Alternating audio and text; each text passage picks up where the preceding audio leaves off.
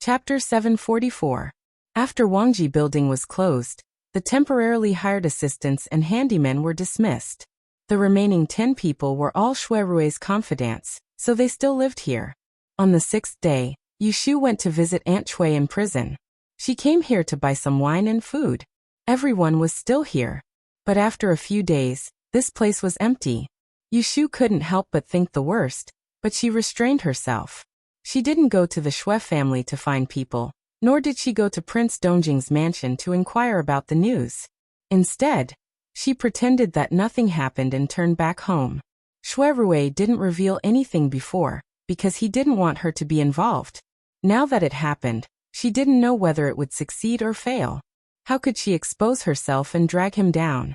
When she returned home, Yushu first used Shuirui's birth date and 8 characters to make a divination. Yet she didn't know why, but all she deduced were empty trigrams, and she was actually unable to calculate his fortune or misfortune. That night she didn't sleep well. She woke up before dawn. As soon as she got up, she asked someone to find Bairan, and asked him to go to the city gate to inquire about the aftermath of yesterday's riot. I guess that after such a disturbance, the city guard will prohibit people from giving porridge outside the city. You go and inquire about the situation and how those victims were dealt with. I asked Lu Zhong to prepare a carriage for you. You can go directly from the front door. Bairan didn't say much and left. Outside the north gate, he suddenly quickened his pace. While there was no one around, he ran away like a gust of wind. After passing through the door of the backyard, he suddenly stopped. Panting slightly, he opened the curtain and was about to go out. But he saw a person coming in through the door, followed by Steward Zhou. Lord Shui, please sit down and wait for a moment. I will send someone to the backyard to inform you.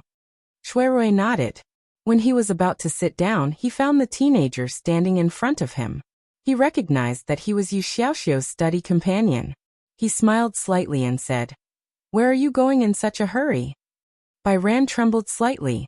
He buried his head in his chest and replied in a hoarse voice, "Master ordered this lowly one to go out. This lowly one really deserves to die for offending young master." Hearing this, Zhou, who couldn't help but look at him, his heart puzzled. This little brother ate and slept with the young master, so he had a lot of face in the house. It was said that he came from a rich family, so he had a bit of arrogance. Normally, even in front of the young ladies, he would still call himself I, so why was he bowing and scraping in front of Mr. Shui? Shuirui waved his hand and said, "It's fine. Since you have something to attend to, go ahead." Bairan complied and withdrew her head. She didn't go through the main hall but went around it. Shuirui's eyes flickered slightly as he stared at Bairan's back. He crossed his fingers on his abdomen, and he quickly recalled that a few months ago, when he brought Yushu to the residential institute to buy slaves. The first time he saw Bairan had been slightly peculiar, and Shuirui could sense that this child had an indescribable fear towards him. This was strange. First, he wasn't a notorious bad person. Second, he had never crossed paths with Bairan. Why would he be afraid of him?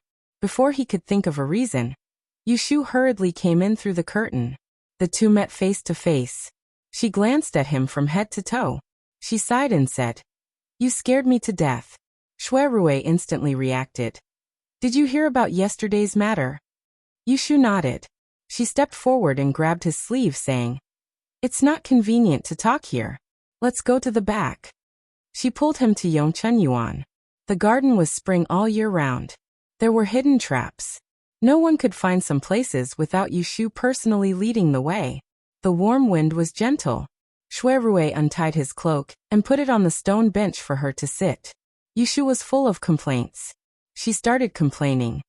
"Yesterday you arranged the riot of the disaster victims outside the city, didn't you? I heard that someone was injured, and I was afraid that you would be exposed. I went to the Wangji Tower at night, but I didn't see anyone. I was so scared that I broke out in a cold sweat." Shuirui looked at her pale face. He knew that she was worried a lot. He raised his hand and put her braids behind her ears. He apologized. "It's my fault that I didn't tell you in advance. The people of Wangji Tower moved to another place 3 days ago. Don't be afraid. It's over. No one will associate it with me." Yushu let out an "ah." Then she realized. The mother and daughter of the Jiang family escaped? Shuirui nodded. They left the city yesterday and fled to the north overnight.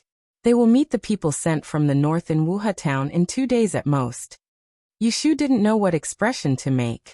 The mother and daughter of the Jiang family successfully escaped. For Shuirui, it helped him and Prince of Dongjing become sworn brothers. But for the imperial court, it was tantamount to a disaster. How did you help them escape? She was very puzzled. The city gate was heavily guarded. Especially after the Laba festival, the number of guards doubled. The mother and daughter of the Jiang family were 2 living people. Even if they left the mansion, there would be a group of people following them. How could they sneak out of the city gate in broad daylight? It's easier said than done. Shuirui told her everything in detail, and Yushu was flabbergasted as she listened to him.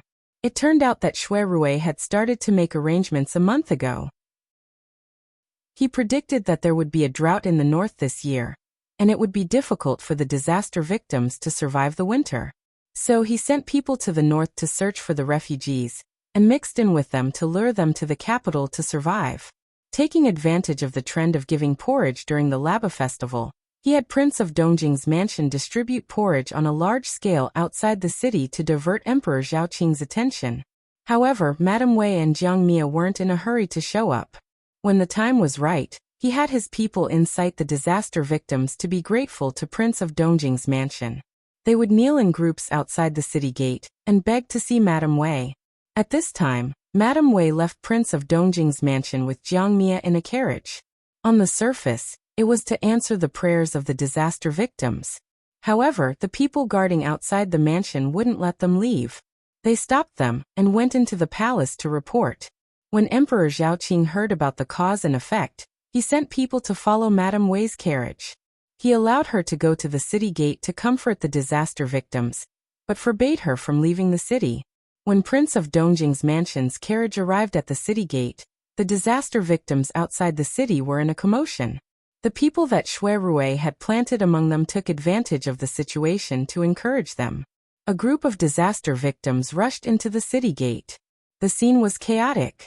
The mother and daughter of the Jiang family took off their embroidered clothes in the carriage, leaving only their tattered clothes inside.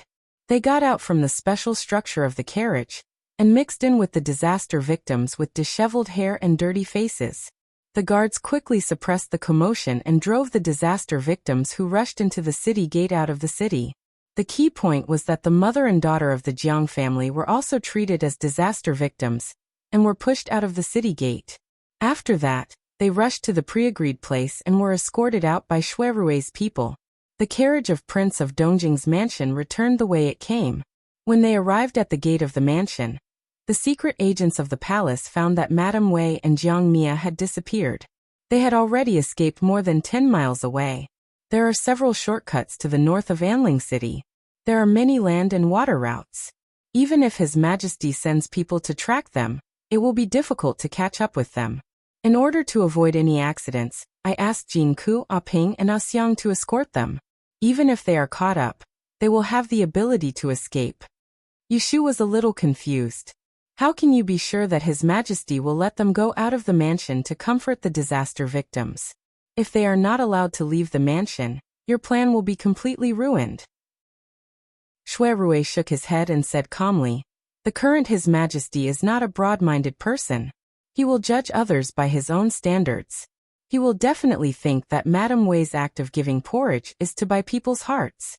He will regard it as a small trick of a woman, and will not take it seriously. Men are born to despise women. His Majesty will not stop them from going out. Only men who have been taken advantage of by women will not look down on women." After she heard the entire course of events, Yushu simply wanted to prostrate herself in worship. Shuirui's analysis of the human heart was extremely detailed, and it was simply as if he knew how to read minds, causing one's hairs to stand on end. So you're saying that only the mother and daughter managed to escape? What about the people left in Prince of Dongjing's mansion? Shuirui's expression darkened. He sighed and said, "Last night His Majesty flew into a rage and captured all the people left in Prince of Dongjing's mansion. He imprisoned them in the Supreme Court Xian prison and tortured them." Yushu was silent. It was easy to imagine how miserable their fate would be. "Ah Shu, do you think that I'm heartless? I was able to save the mother and daughter, but harm these people?" Yushu looked up and saw his self-deprecating expression. She frowned and said, "They are all people from Prince of Dongjing's mansion. Master abandoned them in order to escape. If you want to blame someone, you should blame their master. What do you have to blame yourself for?" Shui Rui was good in all aspects, but he was a little too soft-hearted. Fortunately, he could always distinguish the severity of things at critical moments. After listening to her words, Shui Rui's cloudy face immediately brightened up. He held her hands and brought them to his lips. He gently kissed them and said, "As long as you don't despise me." Yushu smiled and said, "Some people say that my heart is like a snake or a scorpion, but I have never seen you despise me." The two of them chatted for a while, and then got down to business. Yushu asked him, "Why did you move all the people from Wangji Lu?" Shui Rui said, "The restaurant's business can't continue. I plan to sell Wangji Lu's real estate and let them move elsewhere." Yushu was surprised. "You want to sell Wangji Lu?" Not sell. It can be considered as renting it to others." Shui Rui was evasive. Yushu was only concerned about the fact that the business was completely gone. She didn't notice that there was a hidden meaning in his words. "Right, when I came here, I ran into Xiaoxiu's study companion." Shui Rui changed the topic. "I heard that you have something to ask him to do. Isn't it to inquire about the news?" Yushu said that she had assigned by Ran to give out porridge outside the city. "No wonder you heard the movement last night." Shui Rui nodded knowingly. He then asked in doubt, "Why did you think of using him?" Bai Ran was only 1 or 2 years older than Yu Xiaoxiu. In his eyes he was still a child. Yushu laughed dryly. She was at a loss for words and could only blurt out, "I see that this kid is reliable and quick-witted, so I wanted to train him so that I could have someone to work with. Ah right, I want to tell you something good. His Majesty granted my mother an honorary title." The speed at which these two people changed the topic was really fast. They sat in the garden for 2 hours and talked endlessly. In fact, they hadn't seen each other for 3 to 5 days, but they were reluctant to part when they saw each other. "Do you think that after Jiang family's mother and daughter left, Dongjing Wang will rebel?" Yushu and Shui Rui sat side by side on the stone bench, looking into the near future. Yes, he is not willing to lead the troops to battle. He is bound to resist the imperial edict. There is no turning back. Then, won't the world be in chaos? Chapter 745. Emperor Zhaoqing had fallen ill overnight. The news of the escape of the Jiang family mother and daughter had reached the palace. Emperor Zhaoqing was furious and executed the secret agents on duty on the spot. The Yulin royal guards sealed off Dongjing Wangfu at night and captured dozens of Jiang family servants. They were all thrown into the death prison for interrogation. The great advisor was urgently summoned. Prime Minister Yin, Prime Minister Shui, Prince Yang and the other important officials entered the palace and held a secret meeting in Tian Hall. At the fourth watch, 6 secret edicts were sent out of the palace. Until the early hours of the morning, the officials all left the palace. The great advisor was the last to leave. Emperor Zhaoqing had been furious and had an unbearable headache. He summoned a Tai to take a look. He brewed a medicinal soup and drank it before falling asleep. Who would have thought that he would sleep until noon? When he woke up, he kept vomiting. He had a fever and was delirious. Ing Jioping hurriedly sent someone to Perching Tree Palace to invite the empress to make a decision. He summoned the Tai for a consultation. They did all they could but were unable to alleviate the emperor's illness. Empress Rui showed her authority at this time. She first ordered for the mouth to be sealed, and the people of Tian Hall to enter and leave. She imprisoned the imperial hospital. She captured Tai Yifeng, who had prescribed medicine for Emperor Zhaoqing last night, and handed him over to Ing Jioping for interrogation. Then she used the name of Emperor Zhaoqing to summon the great advisor to the palace. As for Prime Minister Yin and Prime Minister Shui, she didn't tell them. However, she secretly sent a message to the Zhongyong Counts Fu. This was different from the last time when Emperor Zhaoqing had fainted from anger. This time, Empress Rui's intuition told her. The chance she had waited for so many years had finally come. Zhu Muzhao silently retreated from the side of the bedroom. Turning around, he saw the empress sitting under the window. When His Majesty woke up in the afternoon, his illness flared up. The Imperial Physician Academy was at a loss as to what to do. Only your highly skilled doctor was brave enough to prescribe a prescription. After His Majesty took it, his vomiting stopped, but he was still delirious and unconscious. Ben Gong set up a ban in the palace. I don't know what to do. The only way is to invite the great advisor into the palace to discuss. Empress Rui's voice was worried, but her brows were calm, and there was no panic. Zhu Muzhao's gaze paused on her face for a few breaths. He lowered his eyes and said, "In everything, the emperor's health comes first. My son is not talented, but he is skilled in medicine. Let him stay in the palace to take care of medicine until the emperor recovers." Rui Empress wasn't satisfied with his answer and probed again. "You and your son are loyal. That's why Ben Gong will discuss with the chief supervisor.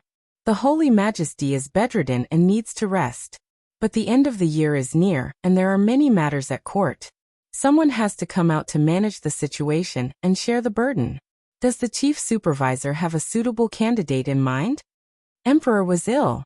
Rui Empress didn't summon anyone and summoned. She summoned Rui. Qing Emperor didn't have. Emperor was. Qing Emperor was emperor. Emperor was that he was emperor. As a childless empress, there was no one more worthy of winning over than an official who was not involved in the back palace and held great power. Rather than wait until Emperor Zhao Qing was beyond cure and a few adult princes jumped out to give orders, she had to strike first to gain the upper hand and control the situation. Everyone knew that the great advisor was Emperor Zhao Qing's most trusted person and the most loyal person. But Empress Rui didn't think so. A new emperor, a new official. The great advisor could only serve one emperor. Before the old emperor passed on the throne, he had to choose the next head of the Celestial Commissioner. She didn't believe that Zhu Muzhao would be willing to give up this position of being below one and above tens of thousands. "Empress, please do not worry about this. The emperor has already ordered this subject." Empress Rui was startled and blurted out, "What decree?" "The emperor ordered this subject that if anything happens, His Highness Ning Wang will temporarily oversee the country." Zhu Muzhao's one sentence caused Empress Rui's efforts to fail. Her brow furrowed, her voice cold. She immediately questioned him. "When did the emperor give such a decree? Do you have an imperial decree in your hands?" Zhu Muzhao was calm and composed. "It is only a verbal edict, not an imperial edict. However, the ones who received the edict with this official are Prime Minister Yin and Duke Jing. If Empress does not believe it, you can summon the two of them into the palace to clarify." Empress Rui gritted her teeth. Of course she didn't want to believe it. Yin Tianhe was Ning Wang, Lu Hao's maternal grandfather, and Duke Jing was Zhu Muzhao's wife's uncle. As long as the three of them spoke in unison, Ning Wang becoming the regent of the country was a sure thing. Damn it. She didn't know when Zhu Muzhao had boarded Ning Wang's pirate ship. "No need. Ben Gong believes that you will not pass a fake imperial decree," Empress Rui said in a deep voice. "The position of supervising the country is not a small matter. It is best if the emperor personally announces it when he wakes up. Ben Gong does not want you to act on your own." Zhu Muzhao nodded and said, "Nyang, do not worry. We have to wait for 3 days. If the emperor doesn't wake up, then this subject will announce the decree. Nyang will have to manage everything in the palace." Empress Rui's fingers dug into her flesh. She knew that she couldn't force the other. In other words, after 3 days, even if the emperor didn't wake up, they would announce that Ning Wang was supervising the country. There is no need to say more. Ben Gong knows what to do. At this time, her heart was in a mess. She didn't have the strength to argue with Zhu Muzhao. With a cold expression, she invited him to leave the palace. Once Zhu Muzhao left, she hurried back to Phoenix Perching Palace. She called her trusted palace maid to dictate to her, and had her go to the Count Fu to pass on a message to tell Count Zhongyong about Ning Wang supervising the country, and for him to prepare early. It would be best if he could stop it. If he couldn't, then leak the news to the Shui family. Zhu Muzhao once again returned to Taishi Tower. After meditating for an hour, he sent someone to find Jing Chen. It was already evening. Jing Chen hurried over from the Princess Fu. The tower was brightly lit, the reflections of the stars in the jade pool. Zhu Muzhao stood at the head of the Nine Turns Bridge, wearing a splendid sun scarf and a crane cloak. He looked like a star lord descending to the mortal world. Jing Chen's footsteps unconsciously lightened. When he came close he called out, "Sherbua." Zhu Muzhao was deep in thought when he turned to look at him. He gave a strange sigh and said, "It's time to break my fate for you." Jing Chen was shocked and hurriedly asked, "Why is this? Didn't you agree to wait for me to succeed?" In May, during the ancestral worship at the Imperial Mausoleum, it was confirmed that the person who broke the fate was Yu Shu. According to the Great Suggestion, the person who broke the fate was a woman. The Great Calamity and the person who broke the fate needed to marry and have children before the fate could be broken. Yu Shu had fallen out with Jing Chen because of this. In order to stall for time, Jing Chen gave the Great Suggestion an excuse that he was unwilling to force Yu Shu and obtained Emperor Zhaoqing's approval. A while ago, he had said in private to Yu Shu that the emperor might not be able to wait, but he did not expect this day to come so suddenly. "We can't wait until then." Zhu Muzhao tilted his head to look at the pool of starlight and murmured, "War is about to break out, coinciding with His Majesty's serious illness and the first signs of disaster. If we do not break the fate as soon as possible, our dynasty will be in danger, the world will be in danger." Jing Chen was shocked. His Majesty's serious illness? Last night, Wei Guofuran escaped out of Jing and disappeared without a trace. His Majesty was so angry that he fell ill that night. The Tai could not find the cause of the illness and had no way to treat it. They could only stabilize his condition. Zhu Muzhao told him truthfully. Jing Chen said without thinking, "I want to enter the palace to see the emperor." Zhu Muzhao shook his head and said, "The empress has set up a ban in the palace. Before the emperor wakes up, she will not let anyone enter or leave Taiyan Hall." He was very clear of Empress Rui's ambitions. If she didn't have thoughts of roping him in, she wouldn't have let him enter the palace to visit the emperor so easily. Jing Chen's expression darkened slightly. He knew the severity of the situation. Love is a small matter. How can it compare to the righteousness of the country? Zhu Muzhao saw his unwillingness and urged sincerely, "You and her are fated to be husband and wife. This is the will of the heavens. What are you hesitating for? Are you afraid that she won't marry you? You don't have to worry about this. As long as you nod, she can only marry you." The last sentence was very forceful. Jing Chen couldn't help but ask in response, "What if I'm not willing?" Zhu Muzhao once again turned his head to look at the pond. He didn't look at him, but his expression became cold. "If you are not willing, then there is no need for her, a person who destroys fate, to exist. There is one thing I haven't told you. It's good to let you know now." Having never seen him speak so coldly, Jing Chen's heart felt cold. He felt that what he was going to say next would once again topple everything he knew. He didn't want to hear it, but he had to hear it. "You also know that if the person who destroys fate is male, they will be destroyed if they are killed. If they are female, they don't have to die." In reality, this saying isn't accurate, because the Xian Nu Luren book says that people who destroy fate are often born together, one male and one female. If you find a male, you will get rid of him. If you find a female, you will get rid of him through marriage. If you are not willing to marry her, then you can only kill her. Then come with me to the imperial tomb to see the Yellow Springs. You will see another person who destroys fate. Jing Chen turned pale with fright. So there are two people who destroy fate? Zhu Muzhao didn't care about his ugly expression and continued. "You and Yu Shu were destined to meet, so the first person you saw in the pond of the underworld was her. You haven't seen the other person, but it doesn't matter. When you look at the water of the underworld, you will know." "You lied to me," Jing Chen said in disbelief. "Master told me that there is only one person who destroys fate in this world who can destroy my fate. Before I left the mountain, Master did not hesitate to break into the forbidden area and used the sect-guarding Tianxian formation to make a divination for me. He calculated that the person who destroys my fate is in Yiyang City. It was there that I met Yu Shu, not the other person you said." Zhu Muzhao smiled lightly and said with indescribable sarcasm, "The Xian Nu Luren book is closely related to the dragon vein of our dynasty. Longhu Mountain is just a sect. What right does it have to know about this secret? Your master Taoist Huaxian is indeed brilliant, but he can't know everything in the world. Jingchen actually had no words to refute. Among the elders of the sect, no one had seen the Xian Nu Luren book with their own eyes. Even he himself had only heard of it. How could he judge whether it was true or not? Think carefully. If you don't marry her, you will be harming her. Jingchen lowered his head to calm the anger in his heart.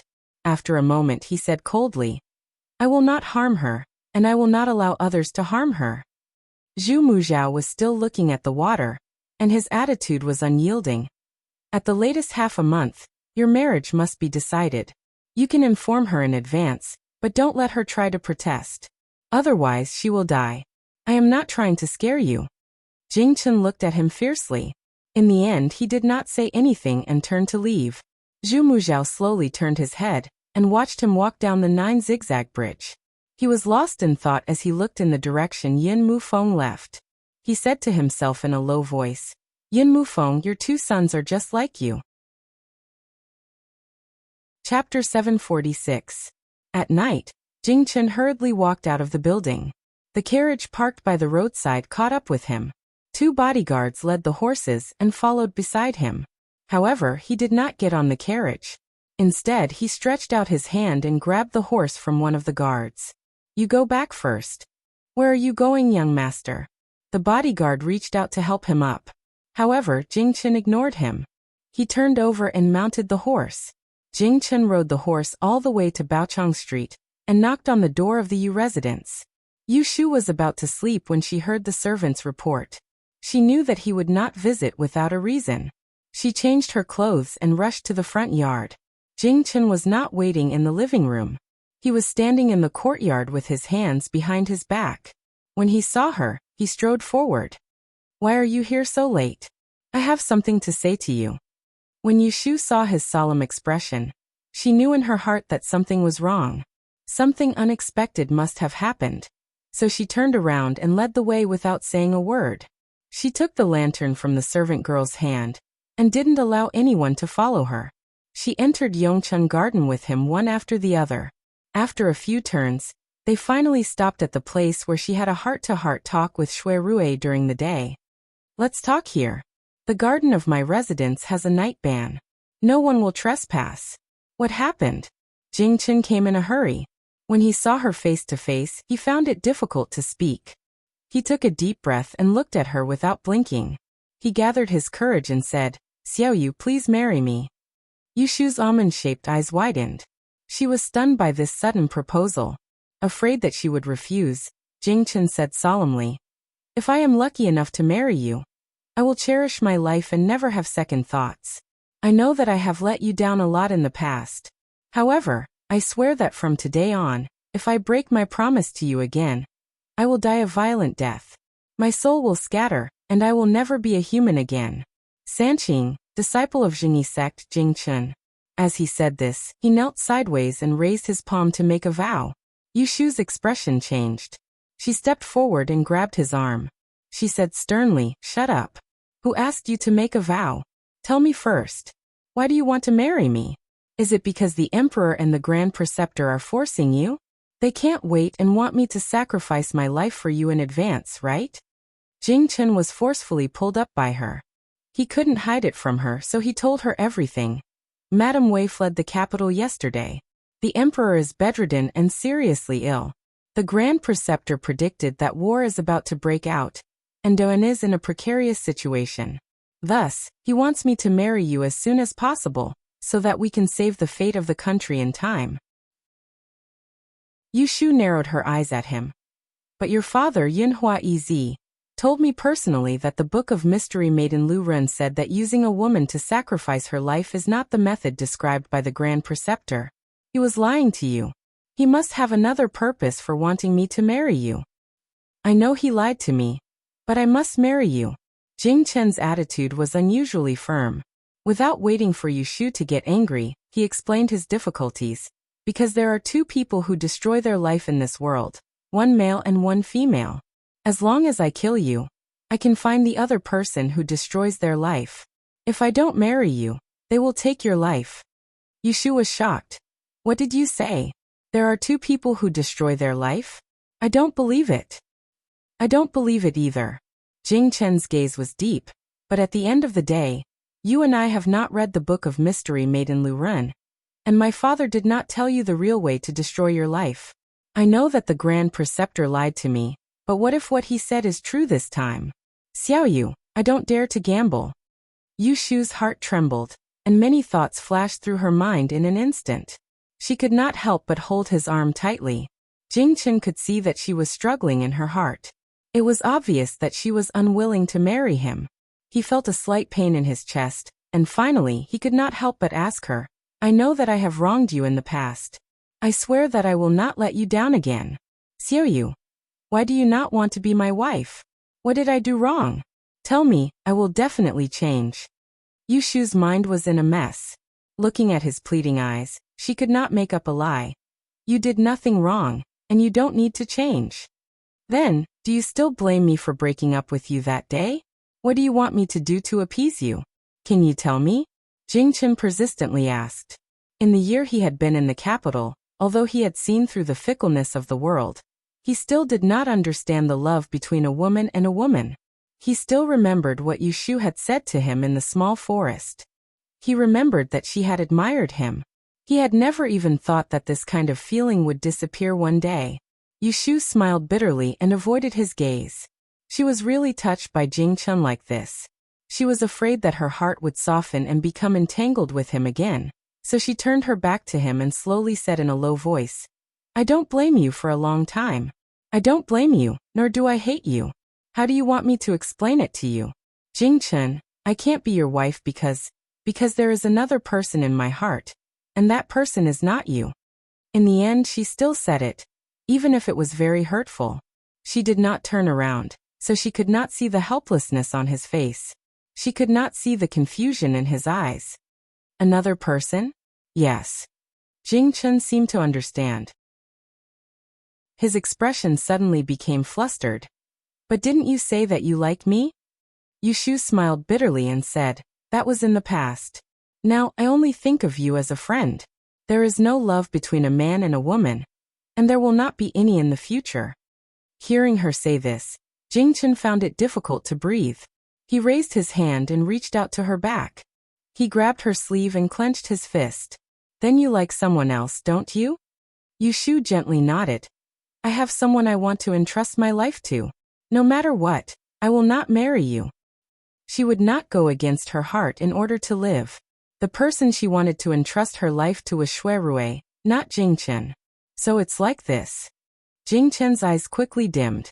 He slowly let go of her fingers and took 2 steps back. He softly said, Can I ask who that person is? Yushu shook her head. I'll go back first. I'll wait for you at the Celestial Commissioner's office tomorrow. Jing Chen left these words and fled. Yushu finally spoke her mind, but she didn't feel relieved. Instead, she felt the burden on her shoulders getting heavier. What should come had finally come. Facing the fate arranged by others, how could she resist? Jing Chen returned to the princess mansion in a daze. He lowered his head all the way to the sushi pavilion, but he did not notice Shuiyun waiting outside the building. Senior brother. Shuiyun called out. Seeing his face was not good, she thought that something had happened. She asked worriedly, Why are you back so late? Jing Chen glanced at her and walked into the building without saying a word. Shuiyun muttered in her heart, I haven't done anything to make him angry recently. She asked someone to push the wooden wheelchair in and carefully asked, Didn't you go to the Celestial Commissioner's office? Why did De Tiandao look for you? Jing Chen sat on the reclining chair, covered his forehead with one hand, and said in a tired voice, Don't ask questions. I don't want to talk to you. Go back to your room and sleep. Shuiyun pouted. 2 months ago, when she and Yushu shook hands and made up, Jing Chen's attitude toward her had improved. He had not been so cold to her for a long time. She was reluctant to leave, so she let the maid leave first. Jing Chen silently recited the mind-clearing incantation more than 10 times. When he opened his eyes and saw that she was still there, he felt annoyed. Why don't you leave? Shui Yun smiled and said, I see that you are not happy. Isn't it good to talk to you? Did you forget that when you were a child, you were the most taciturn, and I had to guess your thoughts every time? I was afraid that you wouldn't talk and couldn't sleep well at night. What did De Tiandao say to you? Can't you tell me? Let me guess, is it about the life breaker? Shui Yun had long known that the life breaker had been found, but she had never asked who that person was. Jing Chen looked at her smiling face, and a string in his head suddenly broke. He suppressed it for a whole night, and had a splitting headache. When he heard that there were 2 life breakers, De Tiandao threatened him to kill Yushu, and Yushu told him that she liked someone else. He had endured it. But now he couldn't bear it anymore. Do you want to know who the life breaker is? He turned sideways, and half of his face was in the shadow. Shui Yun was thinking about the life breaker, so she couldn't see the burning anger in his eyes. She blinked and pretended to be wronged. I care about you. Who told you to keep hiding it from me? I am more curious. Senior brother, tell me, who is the life breaker? Have I seen him? Jing Chen's voice was extremely cold. You have seen him. Not only did you see him, but you also almost killed him. Shui Yun's smile froze on her lips. The next moment, her eyes widened, and she almost jumped out of the wheelchair. She cried out involuntarily. The life breaker you said is Yushu? Yes, it's her. Impossible. Shui Yun's face turned pale in an instant. She didn't want to admit it, but she knew very well that Jing Chen had no reason to lie to her. The life breaker they had been waiting for many years should be Yushu. She had also suspected Yushu, but later she rejected it. She never thought that one day this possibility would become a reality. She couldn't accept it. You kept saying that you forced me to cut off my love, and even plotted to kill her, forcing me to break off all ties with her. You never thought that she was the life breaker, right? Jing Chen looked at Shui Yun's pale face, and felt an indescribable sense of carefreeness. At this moment, he was no longer the great calamity who had no desires, no joy and no sorrow. He was just an ordinary person who regretted losing the person he loved. Shui Yun was unable to explain herself. Jing Chen's questioning was like a sharp blade that pierced through all of her past misdeeds, leaving her with nowhere to hide. I don't know. Regret and fear appeared on her face. She didn't dare to imagine that she had plotted against Yushu and to cross the death tribulation together. If the life breaker had really been killed by her, it would be the same as harming the entire sect. She wouldn't be able to absolve herself from the blame, even if she died 10,000 times. Now you know. But it was too late. This wasn't the first time Jing Chen had tasted regret, but none of it could compare to the pain he was feeling now. He regretted being persuaded by Shui Yun to make a clean break with Yushu. He regretted breaking his promise to her and not protecting her. Instead, he repeatedly made her suffer. It wasn't that she had a change of heart, but that he hadn't grasped the sincerity she had once given him. Senior Marshal Brother, I'm sorry. Shui Yun was afraid that Jing Chen would blame her, so she shrank her neck and tried to defend herself in a low voice. I was wrong, but I didn't do it on purpose. Senior Marshal Brother, don't blame me, okay? Besides, isn't Miss Yu safe and sound? Instead, it was I who suffered. Even now, I can't walk. She never thought that if she hadn't brought Yushu with her when she crossed the death tribulation, she probably wouldn't have been able to keep her life. Don't say any more. Jing Chen tightly closed his eyes and waved her away. I don't want to see you. Chapter 747. The next day, Yushu and Jing Chen met at the Celestial Commissioner's office. Because of what happened last night, they were more or less uncomfortable. Fortunately, Yushu was not as thin-skinned as a little girl, and Jing Chen was not a person who would pester others. Neither of them avoided the question. The emperor is seriously ill. Now the empress is in charge of the harem. I can't ask the emperor for mercy. The emperor has made up his mind. If you don't want to marry me, you can only make other plans. Jing Chen sat by the window. Outside the window, the sky was gray and cloudy. Yushu stood by the desk with her arms crossed. She frowned and said, You said that the emperor will decide our marriage within half a month. That is to say, in this half a month, I must find a way to see Yunhua's son, see the Book of Mystery Goddess with my own eyes, and figure out the real way to break the destiny. Although the emperor and Yunhua might be lying to her, she was more inclined to believe in Yunhua. In the vast sea of people, where are you going to find my father? Jingchen shook his head and said, unfortunately, the contact method he left you last time was fake. Otherwise, when we find him, we will definitely ask him to let us see the Book of Mystery Goddess. Oh, let me think about it. Yushu regretted telling him that she had gone to find Yunhua, but she failed. Now, how could she explain that she had another way to see Yunhua? She touched her chin and lowered her head to think. Jingchen quietly looked at her. He did not rest at all last night. He thought hard all night, and found that they only had two ways to go. One was that she married him, and she was unwilling. The second was that she did not marry him, and she had to escape. Have you ever thought about escaping? Escape? Yushu raised her eyebrows and looked at him. If I ran away, what would you do? Who would risk your life for you? This time Jingchen was not late. He faced her calmly.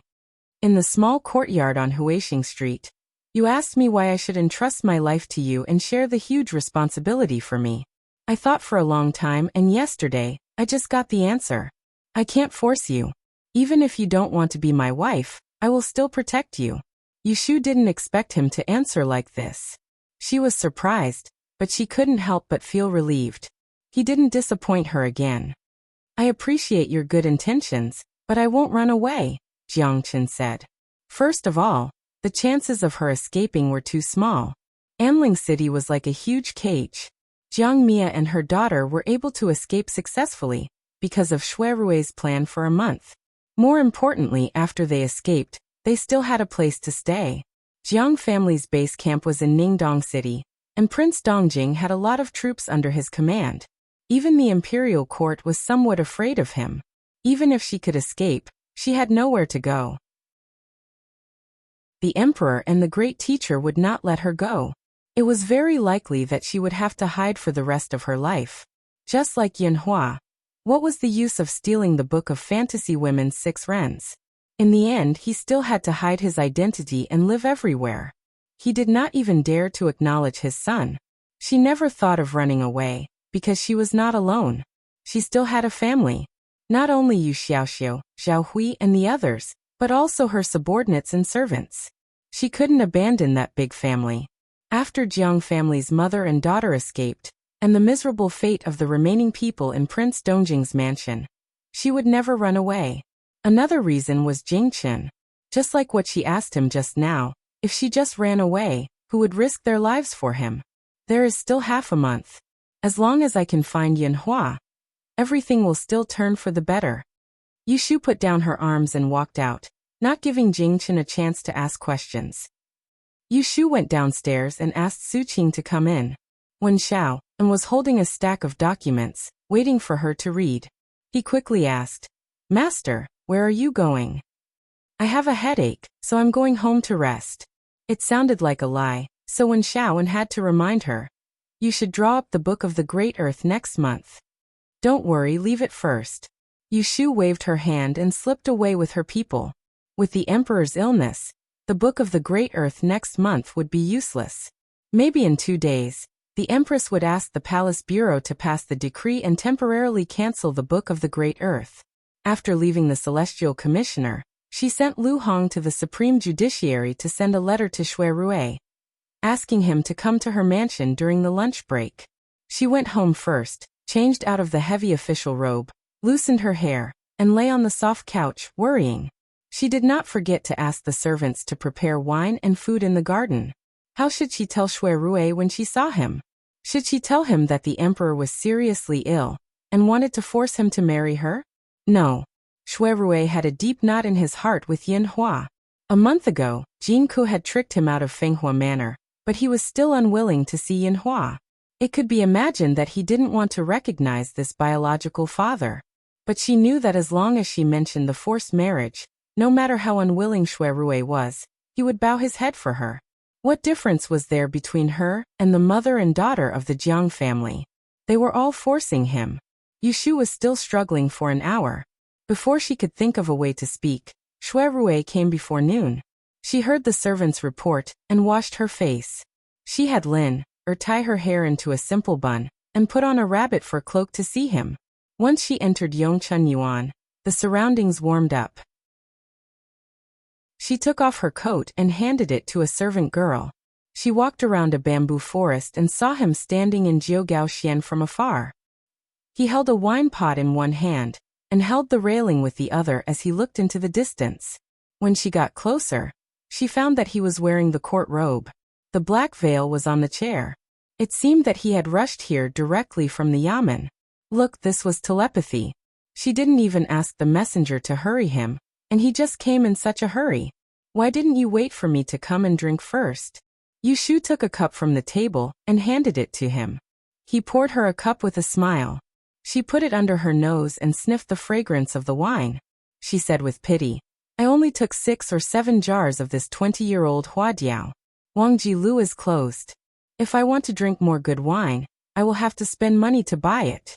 Shui Rui shook his head and looked at her with gentle eyes. Tomorrow, I will send you all the good wine that Wangji Lu has stored. It will be enough for you to drink for 2 or 3 years. Yushu chuckled and led him to sit.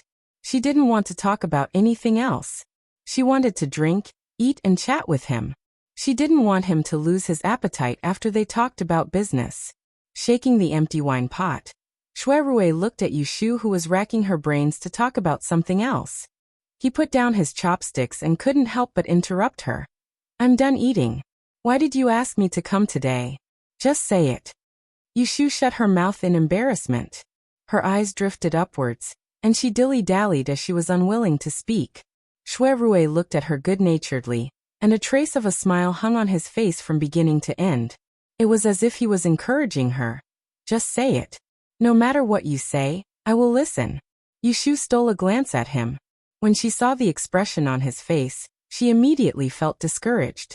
She wanted to stick her neck out and take a stab in the back, so she braced herself and asked, Can you arrange a meeting between me and Yunhua? Okay.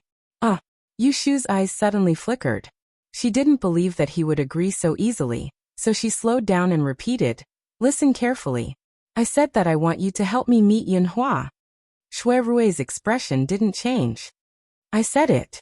Whenever you want to meet him, I will arrange it. Yushu suddenly felt that her previous worries were in vain. Shui Rui didn't ask her the reason at all. He agreed immediately. It seemed that he had already expected that she was looking for him for this matter, and he had already thought about agreeing to her request. Actually, I had a plan after I returned to the capital last time. Shui Rui told her calmly. Even if you didn't mention it, I was going to take you to meet him. Not only for the book of Fantasy Fairies 6 Rens, but I also want to find out the truth about my adoptive father's early death. If Jiang Mia hadn't come to Forgotten Tower to ask him for help, and he couldn't get away for a while, he would have discussed with her to meet Yunhua. But she was more composed than he thought. He had been back for so long, but she didn't even take the initiative to mention Yunhua's name in front of him.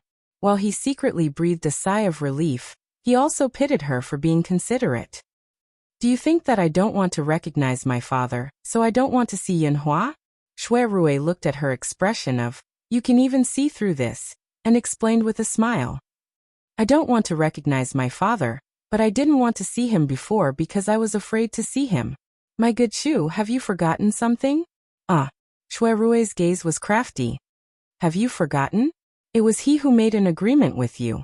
So long as you're able to bring his eldest son that has been lost for many years to him, then he'll give you the book of Mystery Woman's 6 Rens. Yushu's eyes lit up, and she suddenly understood. She couldn't help but jump up excitedly. She went forward to grab his hand and shook it. She laughed and said, That's right, how could I forget? You brought me, no. I brought you to find Yunhua. Even if you don't want to recognize him, he still has to show me the book of Fantasy Fairies 6 Rens. Shui Rui smiled and said nothing. He thought, It's not that you forgot, it's just that you never had the intention to use me. Then when are we going to act? After Yushu's excitement subsided, she thought of the upcoming meeting and quickly calmed down. The Great Commissioner had already given an ultimatum to Jingchen. It was impossible for her to leave the capital. If she wanted to meet Yunhua, he had to come to the capital. There's no hurry, Shui Rui said. Jinka went to escort Madame Wei and Jiang Mia. He will be back in 3 days at the latest. It's chaotic now. It's not appropriate for you to leave the capital rashly. In order to avoid the suspicion of the emperor and the great commissioner, you should stay in the capital. When Jinka comes back, I will ask him to invite Yinhua to the capital. Yu Shu said worriedly. Will Jinka agree? After all, Yinhua is the most wanted criminal in the imperial court. How would he dare to let him come to the capital? Shui Rui's eyes flashed with an unfathomable light. Why do you think he wants Jinka to follow me? Don't worry, he won't not come. The back of Yu Shu's head felt cold. No matter how she looked at him, he seemed to be up to no good. She thought, brother, you're trying to trick me. By the way, I have something to tell you. I don't know if you've heard, but the emperor is seriously ill and seems to be dying. Shui Rui shook his head and said in surprise, it's such a big thing. Where did you hear it? Jing Chen said it. Yu Shu avoided the topic and said, it's true. In the evening 2 days ago, the emperor learned that the mother and daughter of the Jiang family escaped. He was so angry that he fell ill. This time, it's more serious than the time your grandfather offended him. It's said that the emperor is in a coma, and even the Imperial Academy of Medicine can't find the right illness. It's just that Her Majesty the Empress has blocked the news, so it hasn't been leaked yet. At the end of her words, Shui Rui suddenly stood up and said to Yu Shu with a serious expression, it's my miscalculation. Don't mention this to anyone else. I'll go back first. He didn't expect that Emperor Zhaoqing would not be able to withstand the pressure from the mother and daughter of the Jiang family escaping. Yu Shu hurriedly stopped him. What's wrong? Say it clearly. Shui Rui turned around and looked deeply at her. Once the emperor is seriously ill, who do you think will be the one to supervise the country? Chapter 748. When Shui Rui found out that the emperor had fallen ill, the first thing he thought of was to inform Shui Lingnan. However, when he rushed back to the Fu, the front yard steward told him that the prime minister had just left the residence. When asked where did he go, he couldn't answer. He could only restrain his impatience and wait at home. At noon, the sun rose for a while before hiding in the clouds. In the afternoon, a sudden rain came and the temperature dropped. Hataku held an umbrella and ran to the corridor. He breathed on his palms and wrapped his collar tightly. Without lifting the curtain to enter the room, he reported from outside the door. Young master, I saw the prime minister's palanquin return to the Fu. Shui Rui, who was resting on the pillow with his eyes closed, suddenly sat up. He picked up his boots and was about to walk out. Baoda rolled up the curtain and saw that Shui Rui was wearing thin clothes, so he hastily stopped him and said, My lord, you don't dare to go out like this. It's freezing outside. Umbrella. Shui Rui took the umbrella from his hand and walked into the rain. Hataku was so anxious that he jumped. He didn't care about the mud on his shoes. He went into the room to grab some thick clothes and chased after him. Shui Rui found Mumei Hall. Before he reached the door, he was stopped by a servant in the corridor. The prime minister has just rested and ordered that no one is allowed to enter. Please come back later. I have an urgent matter. Move aside. Young master, you can't. Shui Rui pushed the servant away and walked to the door. Grandfather, this matter is urgent. Shui Lingnan hadn't slept at all. He had heard the movement outside and his thoughts were in chaos. He frowned and coldly said, Come in. Shui Rui pushed the door and entered. He saw Shui Lingnan dressed neatly and sitting at the tea table. He had come here to meditate as soon as he returned to the Fu. He didn't know what trouble he had encountered. How could you be so rash? How many times have I taught you not to panic even if the sky falls? Shui Lingnan glanced at Shui Rui's wet clothes in dissatisfaction. This time Shui Rui did not listen to the lecture obediently. He closed the door and walked closer. He lowered his voice and said, Grandson received news that the emperor was bedridden yesterday. The empress is in charge of the imperial palace. She only summoned the great Tiandao. Shui Ling Nansong's wrinkled eyelids trembled, but he did not show any signs of panic.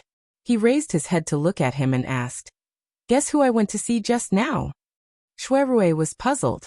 Just as he was pondering, he heard Shui Lingnan coldly say, It was Count Zhongyong. He told me privately that if the emperor does not improve after 3 days, the Great Edict will follow the secret edict and announce that Ningguang will be the governor. Shui Rui was shocked. The situation couldn't get any worse. Historically, when the emperor was ill, the first person to be the governor was always the crown prince. Even though Emperor Zhaoqing hadn't named a successor, this kind of edict was announcing to everyone that Ningguang was the future crown prince, the next ruler. Ningguang being the governor, are you sure it is the emperor's will? He was suspicious.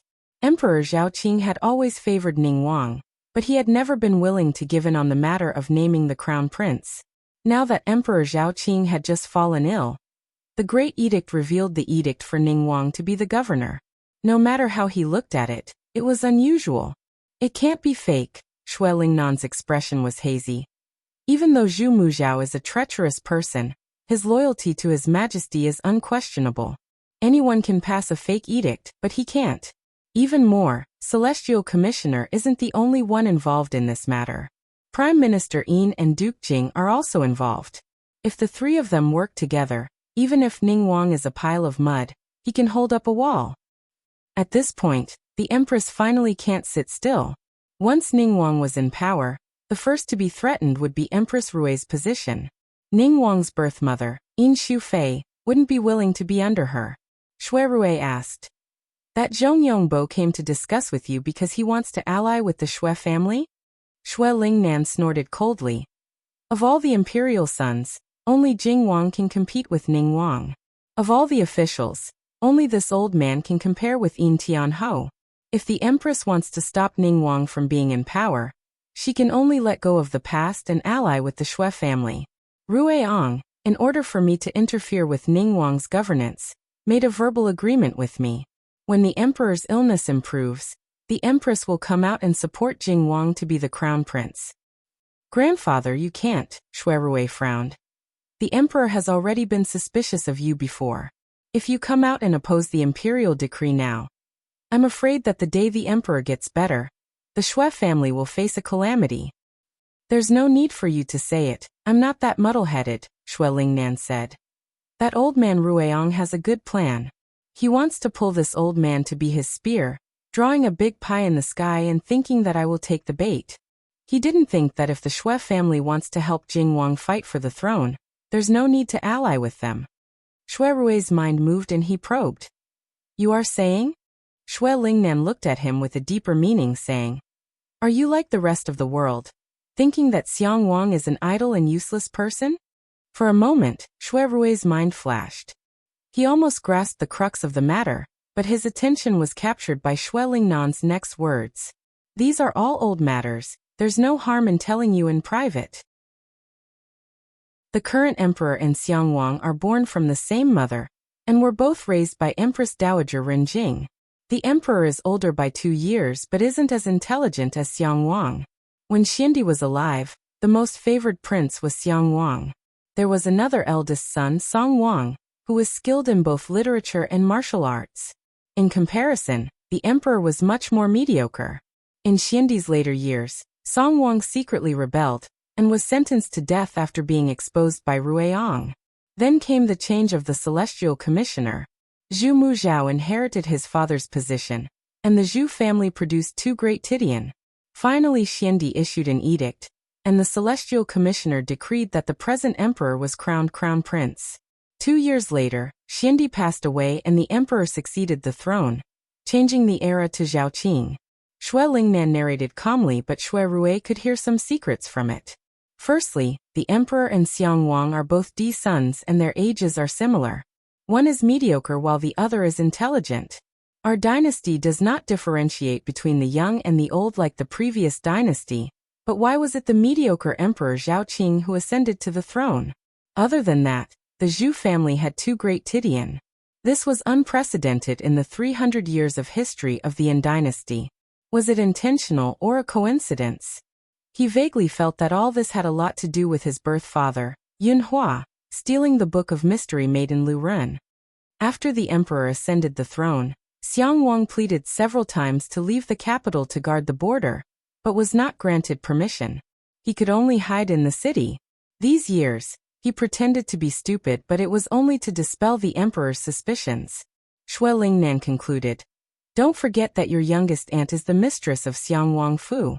Even if Xiangwang doesn't think for himself, he has to think for the Shitzi. With his help, the one laughing at the end may not be Ning Wang."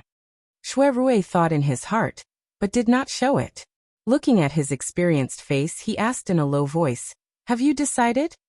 He had decided to bring the entire Shui family to participate in this fight for the throne and support Lu Tan to take the throne. Shui Lingnan's eyes were like torches.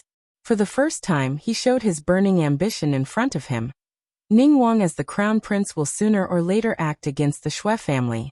Rather than ending up with the destruction of the family, it is better to fight. Now, even if we don't want to fight, we have to fight. The fight for the throne had long quietly begun. Shui Rui looked at the high-spirited expression of the old man in front of him, but felt it was slightly unfamiliar. "That's right," Shui Lingnan suddenly changed the topic and asked, "The day before, Foreign of State Wei used the refugees to escape Jing. Did you have anything to do with it?" Shui Rui denied it. "Since the last time I returned to Jing, I have not seen them." Shui Lingnan was not suspicious. Looking at the rapid rain outside the window, he said coldly, "His Majesty mistakenly believed Zhu Muzhao's slander and forced Dongjing Wang into a corner with no other choice but to rebel. His Majesty's illness this time can be said to be adding oil to the fire. I'm afraid that Dongjing Wang will take advantage of the situation. He has at least 400,000 soldiers under his command. Once he moves, there will be a fierce battle with corpses everywhere." As he spoke, he stared at Shui Rui. "Do you have a way to secretly contact Dongjing Wang?" Shui Rui shook his head. Shui Lingnan's expression showed disappointment. His eyelids drooped as he thought for a moment before he sighed. "Actually, it is a fortunate thing for our Shui family that Foreign of State Wei was able to escape." Shui Rui was silent. "I have told you everything that needs to be said. This old man is tired and needs to rest. Call your second uncle over tonight. Us three, grandfather and grandson, will discuss further." Shui Rui retreated and closed the door. Hadaku stuck his head out from the entrance of the courtyard. Seeing him come out, he hurriedly hugged a bundle of thick clothes and ran forward. "Young master, look at how pale your face is from the cold. Quickly put it on, quickly put it on." Shui Rui's icy cold fingers retracted into the fluffy fur, but the chill in his heart could not subside. From the moment he understood his parentage, he decided to repay his foster father's kindness. If the Shui family needed him to help them rise to the throne, he would definitely risk his life to accompany them. But if Shui Lingnan wanted to kill the person who broke his life and his ultimate goal was to usurp the throne, where would he go? On the 15th of the 12th month, the palace announced that the emperor was ill and the court meeting was not held. On the 16th of the 12th month, the seriously ill Emperor Zhaoqing finally woke up after being unconscious for 3 whole days. He immediately summoned a number of officials into the palace. On the dragon couch, he publicly announced the matter of Ning Wang regaining control of the country. After that, he once again sank into a state of unconsciousness. On the 17th of the 12th month, the civil and military officials were summoned to the palace. They saw that there was another seat under the steps of the dragon chair in Tian Hall. Just as everyone was bewildered, Ning Wang strode with his head held high and sat down on that seat. The great supervisor appeared to dictate the edict. Prime Minister Yin and Duke Jing also appeared to support him. They informed everyone that the emperor was ill and had moved to the temporary palace to recuperate. From today onwards, Ning Wang would temporarily be regaining control of the country.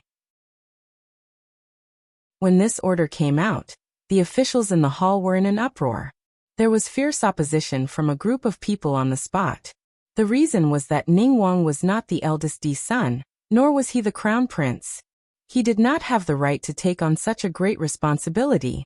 There were also people who questioned the authenticity of this imperial edict and clamored to see the emperor. There were even more radical people who took off their official robes and said that if the emperor was not willing to retract the edict, they would be removed from their positions. With this ruckus, Lu Hao's expression was certainly not good. In the past, whenever there was talk of the succession, he was the loudest voice. Who would have thought that on this day, there would be so many people who desperately opposed it? In the end, it was the great supervisor who appeared and suppressed the voices of opposition. Prime Minister Yin, on the other hand, stood to the side obediently and did not interfere. He had no intention of standing up for Ning Wang. At the same time, Xue Lingnan also dutifully stood to the side, acting as a spectator. No matter how much noise they made, he did not speak. An impromptu morning court session ended on a sour note. Yu Shu stood in an inconspicuous corner and watched the entire process. She looked at Ning Wang, who was sitting upright in the throne room. At the same time, she thought that it was bad. At the same time, she was even more certain of one thing. Yin Hua did not lie to her. Without the book of mystery woman Lu Run, there was no way for the succession of the crown prince. Chapter 749. The news from the previous court spread to the Hogong. Yonglu Palace was filled with jubilation. A group of palace maids and Taijian knelt in unison in front of the hall. Yin Shufei, wrapped in a crimson fox fur coat, sat on a large red sandalwood 10,000 fortune treasure chair, smiling as she listened to them report the good news. Congratulations, Nyang Nyang. His Highness Ning Wang has been ordered to supervise the country, and will soon enter the Eastern Palace.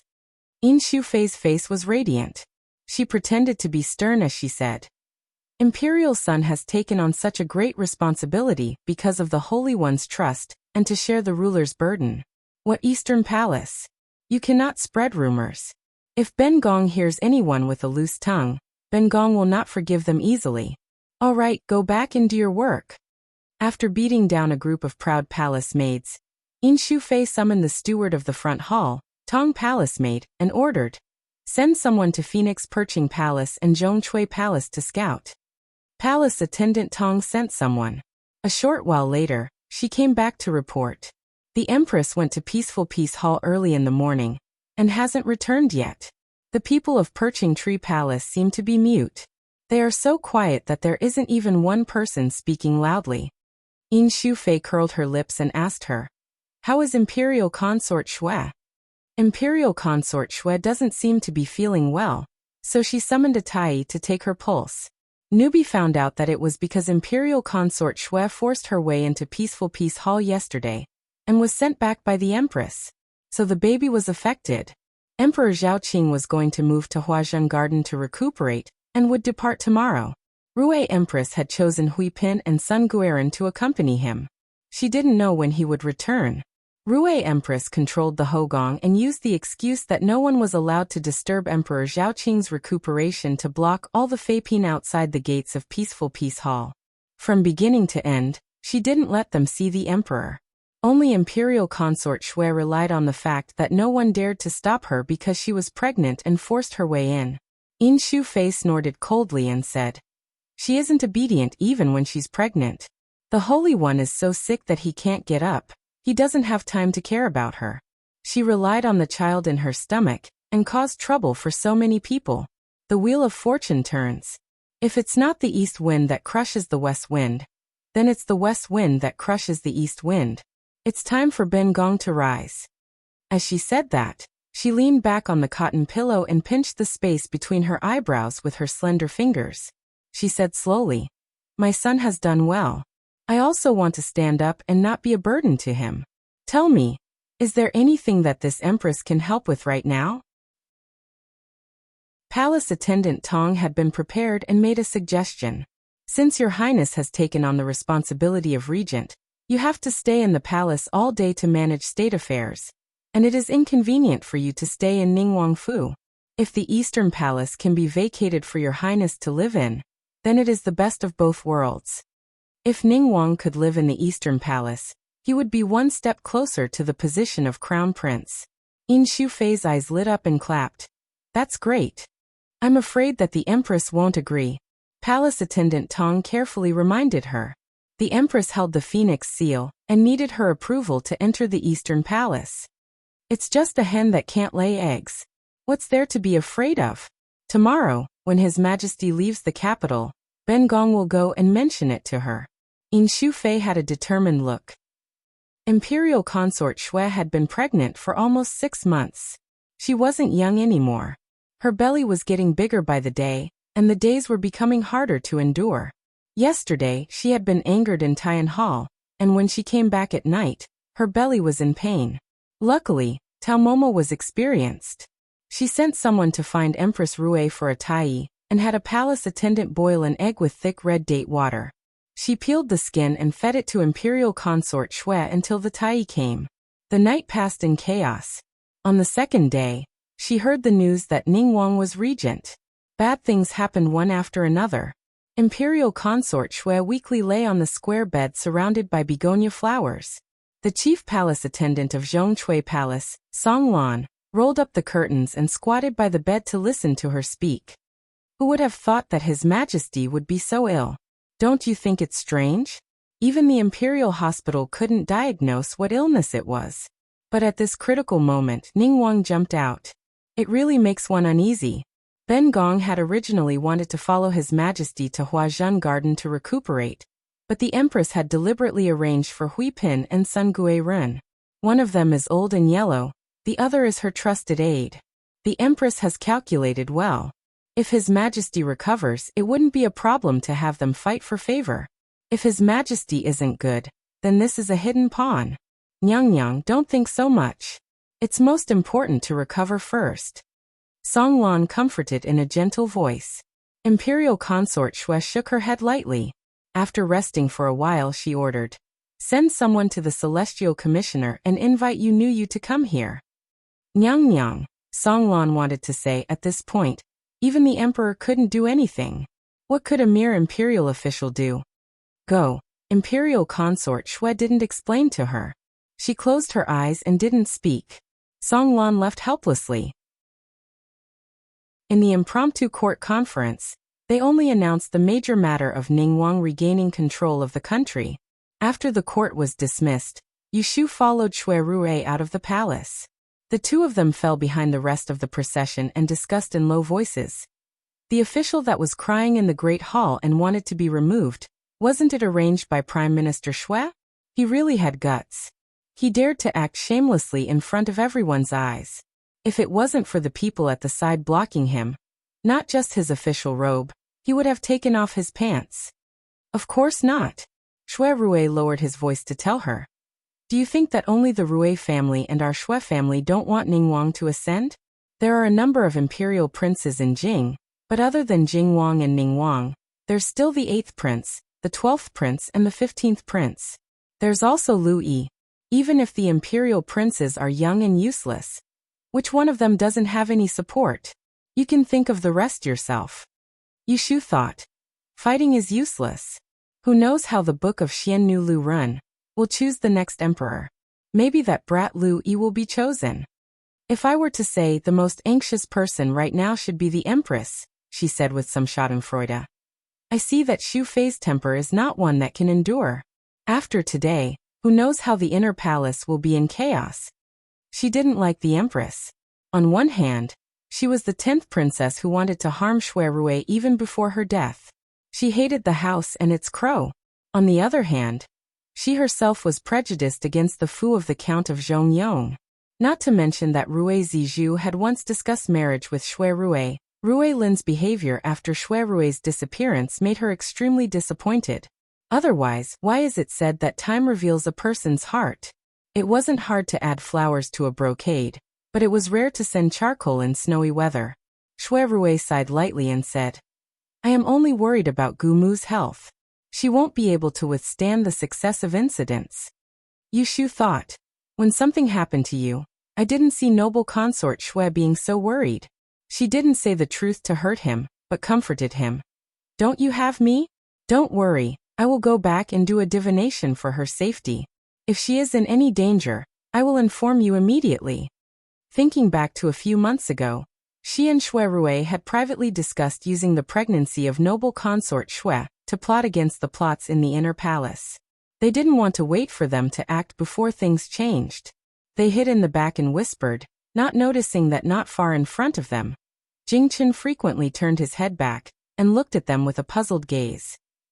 Not long after Yu Shu returned to the office of the Celestial Commissioner, someone from the palace came to summon her. When she heard that it was noble consort Shui who invited her, she muttered in her heart. Why was she looking for her at this time? With doubts in her mind, she tidied up her clothes and followed the person into the palace. It had to be said that going to the imperial palace twice a day was really a torture for someone who didn't have the privilege of riding a horse or sitting in a sedan chair. When she arrived at Zhongsui Palace, the palace maid Song Lan, who had received her the last 2 times, greeted her with a smile at the door. Seeing Yushu sweating and lifting her robe to step over the threshold, she quickly reached out to help her up and kept saying good things. Official Yu, thank you for making this trip. Her Highness is not feeling well and has just taken some medicine to sleep. Please wait in the side hall for a while. Yushu said politely and followed her to the side hall to drink tea and rest. After waiting for about an hour, noble consort Shui woke up and asked someone to invite her over. Yushu had been to Zhongsui Palace several times. This was the first time she stepped into noble consort Shui's bedchamber. She had a good nose and smelled a faint medicinal fragrance as soon as she entered. Putting aside how magnificent the bedroom was, the first thing she saw was noble consort Shui, who was bedridden. She was really shocked. It hadn't been long since they last saw each other, but the beauty of the past had turned into yesterday's yellow flowers. Her yellowish face, swollen eyes, and gloomy complexion had turned noble consort Shui into a different woman. This subject greets your highness. Yushu didn't show any abnormalities and lowered her head to greet her. Dispense with the formalities. Come to me and talk. Noble consort Shui raised her hand to let Yushu come over. She also signaled for everyone else in the room to leave, leaving only Nanny Tao to serve by the side. Looking at noble consort Shui like this, Yushu felt pity in her heart. She obediently walked to her bedside and sat down on the embroidered stool that Nanny Tao had brought over. Noble consort Shui looked at her with gentle eyes and asked softly. Chapter 750. Ben Gong wants to ask you to calculate a person. Are you willing? Yushu had not thought that noble consort Shui had come for the death-ending strange art. After a slight hesitation, she answered cautiously. This subject is bold enough to ask who Nyang is calculating. Noble consort Shui nonchalantly said. You and Chengbai have known each other for so long. Has he ever mentioned the matter of the 10th princess? Yushu stared unblinkingly at the ground. She said, supposedly my brother almost became the son-in-law of the 10th princess. Later, because the 10th princess died of typhoid, the marriage was called off. Noble consort Shui faintly smiled. You did not speak the truth. Has no one told you that the 10th princess was killed by someone? Yushu's heart shook. She did not understand what she meant by this question. Did she want to say that it was rumored that Shui Xiaomei had pushed the 10th princess down the stairs? Or was she implying that the 10th princess had actually been killed by Ning Wang? I've heard of it. Noble consort Shui tilted her head to look at her. You really know how to play dumb. Fine, Ben Gong doesn't care if you know or not. If you help Ben Gong calculate the truth of the 10th princess's death, Ben Gong will reward you greatly. Yushu complained inside. This matter was not difficult. She had long calculated the cause of the 10th princess's death for Shui Rui. But for her to tell the truth to noble consort Shui in full detail, it was impossible. She understood. At this time, noble consort Shui wanted to investigate the cause of the 10th princess's death and point the spearhead at Ning Wang. If she calculated something, noble consort Shui would most likely use it to make a fuss. Yushu was slightly displeased. Noble consort Shui was clearly making it clear that she was going to be the one to stick out. Reporting to Nyang. Yushu rose from her seat. She lifted the hem of her robe and knelt down. This subject is willing to give it a try, but this subject has to say that the death-ending strange art is not flawless. If it is not accurate, Nyang, please forgive me. Noble consort Shui slowly straightened and reached out to put a hand on Yushu's shoulder. She said in an amiable tone, if you cannot make a decision, why don't you go back and discuss it with Chengbai? Ben Gong believes that you will not disappoint. Yushu suddenly felt a great deal of pressure and agreed submissively. She didn't want to stay a moment longer and immediately stood up to leave. Noble consort Shui didn't urge her to stay and asked Nanny Tao to send her off. When she walked out of the sleeping quarters, she realized that it was unreasonably warm inside. It was freezing cold outside, especially deep inside the palace. Everywhere was cold and cheerless. Nanny, please go back. There's no need to send me off. In the hallway outside the sleeping quarters, senior servant Tao stopped in her tracks and suddenly said, "Does official you know the imperial scholar of the Wenhua Palace, official Kong?" Yushu paused and looked back at the amiable face of the old nanny. Her heart was beating like a drum. Lord Kong of the Hall of Civil Splendor. Wasn't he the Tanhua who had an affair with the 10th princess? Noble consort Xue even found out about this? I have seen Lord Kong before. Why would Nanny mention him? Yushu pretended to be confused again, but Granny Tao did not continue. She beckoned for Songlan, who was not far away, to send Yushu out of the palace. It was already late when she walked out of the palace. Yushu didn't return to the Celestial Commissioner's office. Instead, she went to the Supreme Court. In the evening, Xue Rui came out of the yamen. When he turned his head, he saw the carriage parked by the side of the road. A trace of doubt flashed in his eyes, and he quickened his pace to walk over. "Didn't I say that I would go find you tomorrow? Why did you come again?" Xue Rui sat in the carriage. Yushu sighed and said, "I told you that Her Highness asked me to enter the palace in the afternoon, and gave me an errand. This isn't the place to talk.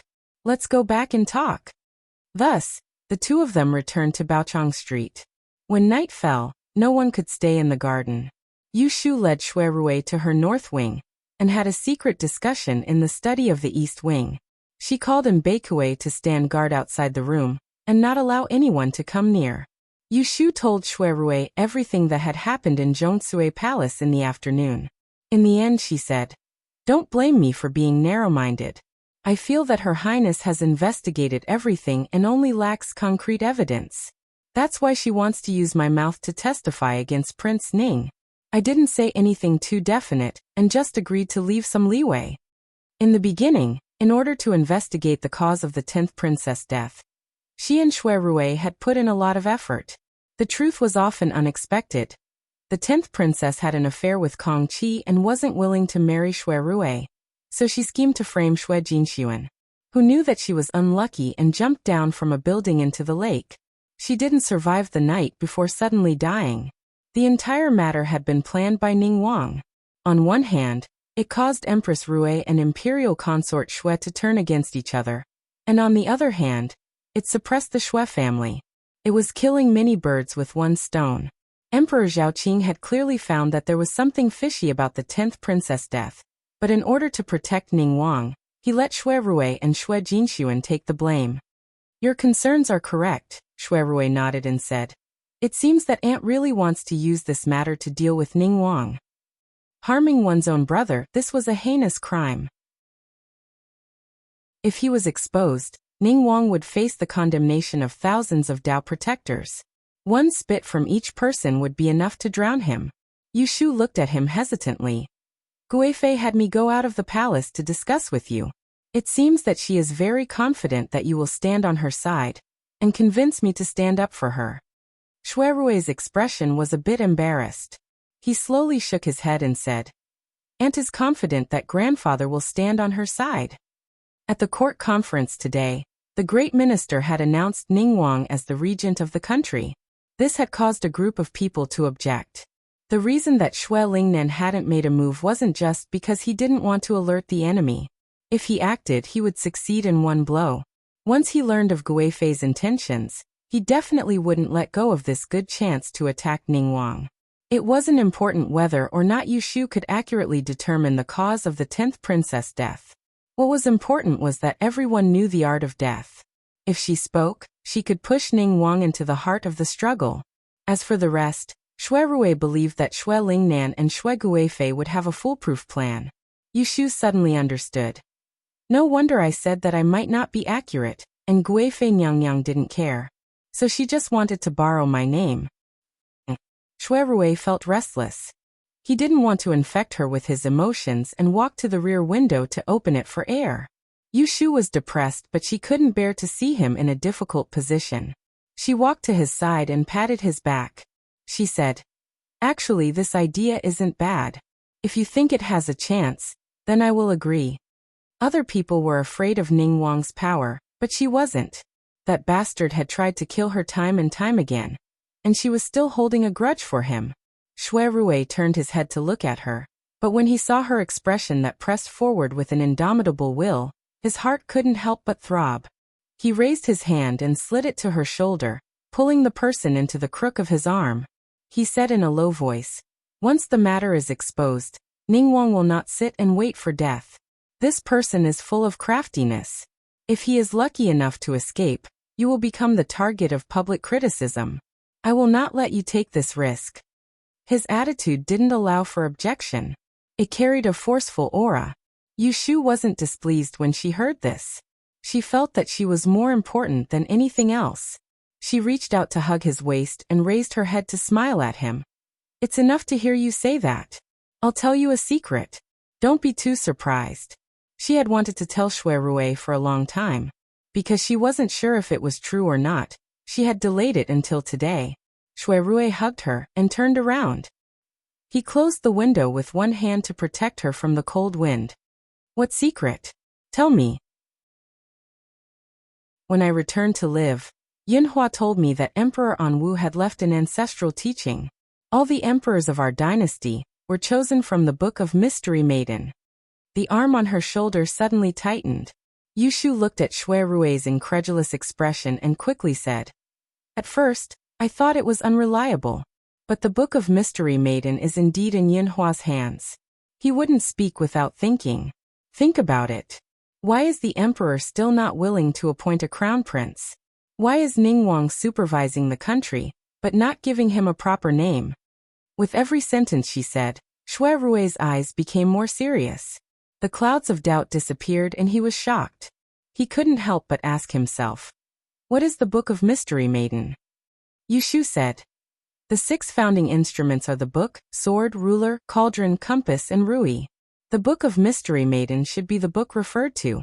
We have seen the magic of the Tai Ching cauldron and the 7-star ruler. Now, even if someone told me that this book is a heavenly book, I would believe it." Yet Xue Rui had never clearly understood why Yinhua would flee all over the place after he stole the Book of Mystery Woman's 6 rens. Yinhua was clearly aware that Xue Rui had been adopted by his foster father. Yet Yinhua was able to endure and not reveal himself. "Let's wait. Jinke has already invited him to the capital on my behalf. When we see him, we must ask him this time." Jinke returned to the capital yesterday and brought the news that the mother and daughter of the Jiang family had left safely. Xue Rui persuaded him to look for Yinhua, so he left the capital without stopping, thinking that they would soon be able to see the true appearance of the Book of Mystery Maiden. Yu Shu and Xue Rui seemed to be impatient. "I will go back to deal with grandfather first. If aunt summons you to the palace again, you can pretend to be courteous to her for the time being. We will make plans after we see Yinhua." Yu Shu nodded and agreed. Xue Rui reluctantly let go of her and picked up the cloak that was hanging on the hanger. When he saw that she was following him step by step, he turned around and hugged her once more. Chapter 751. As Xue Rui had expected, when he left Baochang Street and returned to the Prime Minister's Fu, Xue Lingnan was already waiting for him. The grandfather and grandson talked for a long time in the study. They couldn't help but disagree on whether or not to use the 10th princess's death to suppress Ning Wang. Xue Lingnan had found out the truth 2 years ago. It wasn't that he didn't collect evidence that pointed to Ning Wang, but because Emperor Zhaoqing wanted to protect him, he had no choice but to give up.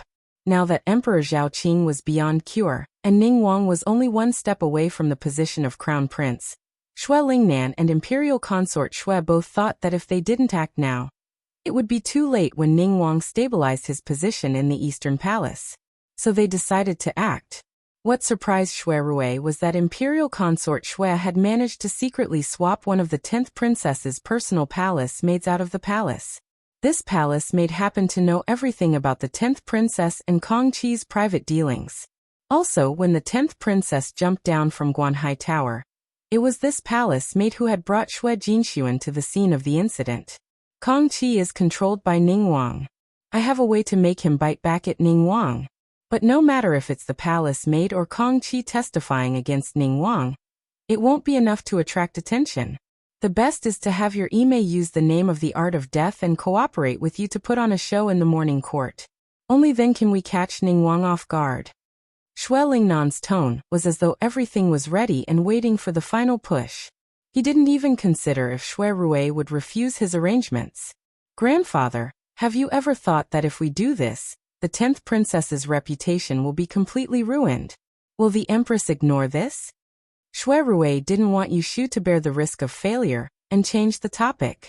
Xue Lingnan said coldly, "Do you think the empress didn't detect the 10th princess's strange death? In order to protect her daughter's innocence, she caused your aunt to lose her child. It was the empress who was heartless first. Now I don't have to worry. Will she stop us from targeting Ningguang to protect the 10th princess's reputation?" Xue Rui felt the irony. Just as Xue Lingnan said, if it was to suppress Ningguang, even if the scandal of the 10th princess having an affair with another person was exposed, the empress would probably bite her teeth and swallow it. It seemed that his grandfather and aunt had already discussed this in secret. They were just waiting for him to act as a lobbyist and use Yushu's reputation to increase their odds of success. Xue Lingnan's eyes were vicious. Xue Rui hesitated. What's wrong? Is it that the young lady is unwilling to take the lead? Xue Rui quickly retracted his expression. He lowered his head and said, "Why is she unwilling?" Ningguang sees her as a thorn in his side because of the death-ending wondrous art, and wants nothing more than to get rid of her. It wasn't that she didn't want to have a chance to help, but she wasn't alone. Her entire family depended on her. If she couldn't expose Ningguang's crimes this time, the one who would suffer the most would be her. She and I are like siblings. I can't let a girl like her take this risk. Xue Lingnan stared at Xue Rui for a while and suddenly sneered. He said, "Like siblings? You really think that my old eyes can't see? You and that Yu Lianfeng clearly have an affair, right?" Xue Rui's back stiffened slightly. When he raised his head, he revealed a face of shock. "How can this be? How can you misunderstand me and her?" "Enough!" Xue Lingnan impatiently interrupted his sophistry and almost bluntly exposed him. "Last time, you lied to me and said that there was a girl you liked. You lied that it was Princess Chunwei of the Prince of Dongjing's residence, and I believed it. But when you learned that the Jiang family mother and daughter had escaped Jing, you didn't show any worry or abnormality. I could see that you were wrong. Also, you have always been steady in your conduct, but for a girl, you used your position to take revenge. You beat Yin Zhorong's youngest son into a cripple, and you still dare to say that you didn't have an affair with that girl?" Xue Rui grimaced inwardly. So he had given himself away during the escape of the Jiang family mother and daughter, and his grandfather had discovered the clues. You don't have to hide it. Today is not the past. If it was 2 months ago, if I knew that you liked a wild girl of shady origins, I would not have agreed no matter what. But now the situation has changed. As long as she agrees to expose Ningguang, I will no longer interfere with your matters. After the matter is over, if you want to marry her, I will send someone to her family to propose." Xue Rui had never thought that Xue Lingnan would say such a thing. He was speechless as he listened to the magnanimous tone. He confirmed that the other was not joking and instantly became suspicious. He had originally thought that his grandfather knew the secret of the Great and Calamity, and suspected that the 2 murders in Taisher Library were secretly instigated by him, in order to assassinate the Fate Breaker and disturb the imperial family of the Greaten. But why did his grandfather act as if he did not know that Yushu was the Fate Breaker, and did not know the power of the Fate Breaker? What was the explanation for Chief Steward Su, who was wanted on the imperial list, and the sudden disappearance of the Taisher Library? Was his grandfather deliberately confusing him? Or did he have a misunderstanding? Many thoughts flashed through Xue Rui's mind, but it was only a matter of an instant. When he met Xue Lingnan's hawk-like gaze, he reacted quickly, revealing a surprised and doubtful expression. He said, "You really agreed to let me marry her?" Xue Lingnan expressionlessly asked him. "Is this old man someone who doesn't keep his word?" Xue Rui clenched his fists, unable to disguise his excitement as he said, "I know, I will go find her tomorrow." Xue Lingnan pursed his lips in a satisfied smile, and then exhorted him with a few words. It was nothing more than telling him to be careful and not reveal his tracks. Shui Rui agreed one by one. Finally, taking advantage of Shui Lingnan's good mood, he asked for permission to visit Shui Lingnan's mother in the backyard. When Shui Rui walked out of the study room, it was already the middle of the night. The courtyard was very quiet.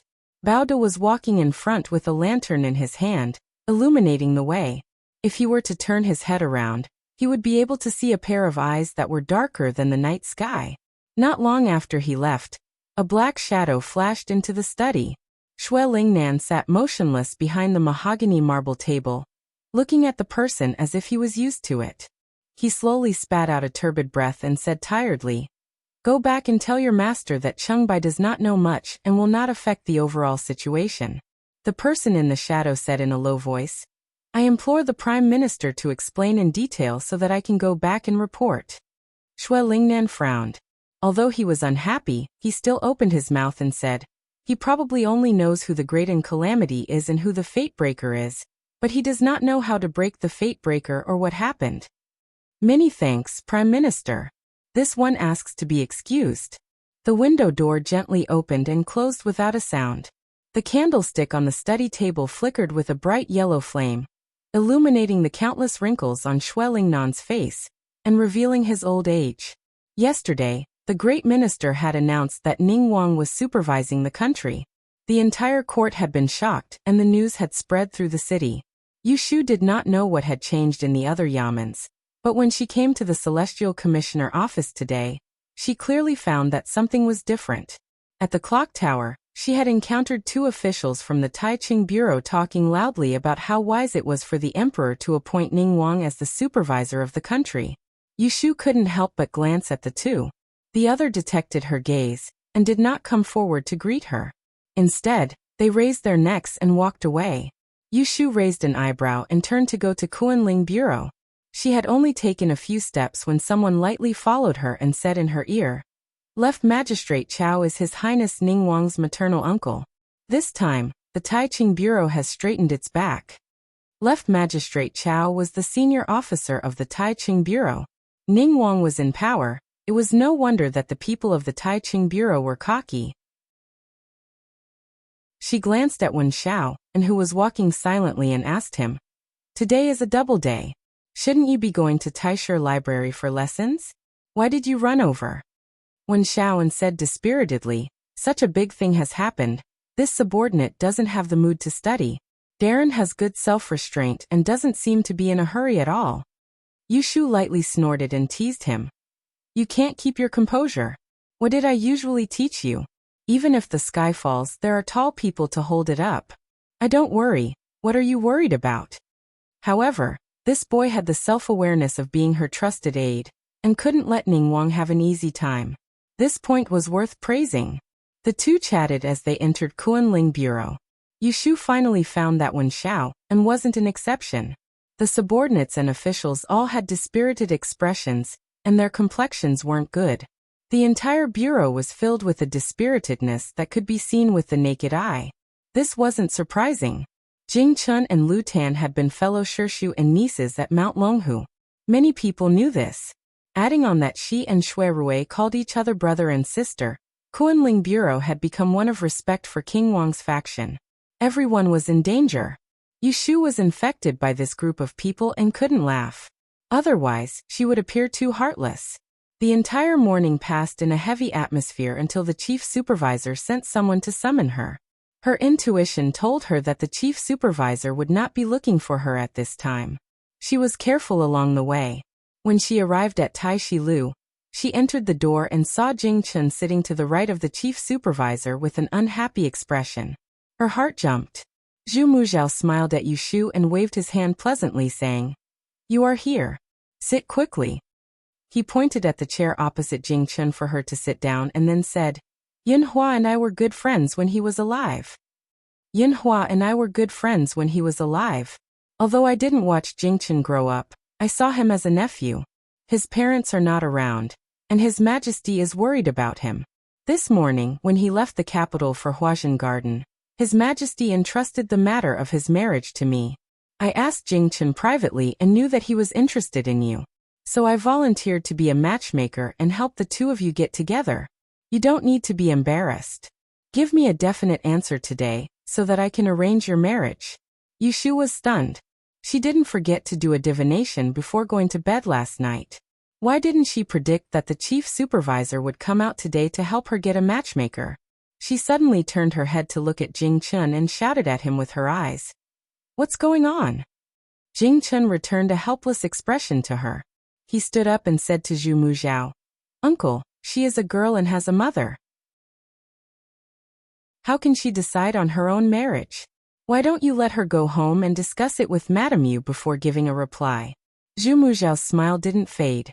He glanced at him and then looked at Yushu again. That's fine. Go back and talk to your family and give me a definite answer tomorrow. Yushu opened her mouth to refuse, but Jing Chun turned his back to the chief supervisor and stopped her with his eyes. Yushu jumped over his shoulder and saw the chief supervisor slowly put away his smile and his eyes that seemed to be covered with fog. Her heart trembled and she swallowed her saliva. I'm afraid I can't explain it clearly in one night. Let me go back and think about it. I will give you an answer the day after tomorrow, okay? Zhu Muzhao looked at her indifferently and said, Okay. To be continued. Chapter 752. Yushu and Jingchen walked out of Tai Shi Lu one after the other. The former had a gloomy expression while the latter had a forbearing expression. No one spoke until they entered Kuanlingju. Yushu slowed her steps and let Jingchen walk in front. Under the furtive glances of several pairs of eyes, she followed him to the second floor.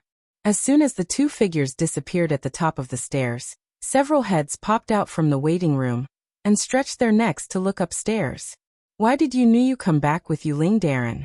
What were the two of them talking about upstairs? Yushu closed the door and turned around, almost bumping into Jing Chen's chest. Xiao Yu, don't be angry. Listen to me.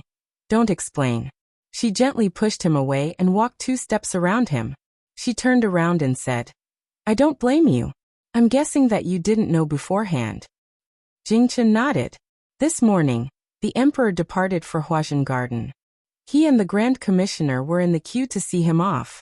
After the imperial carriage left Anling City, they returned to the Celestial Commissioner.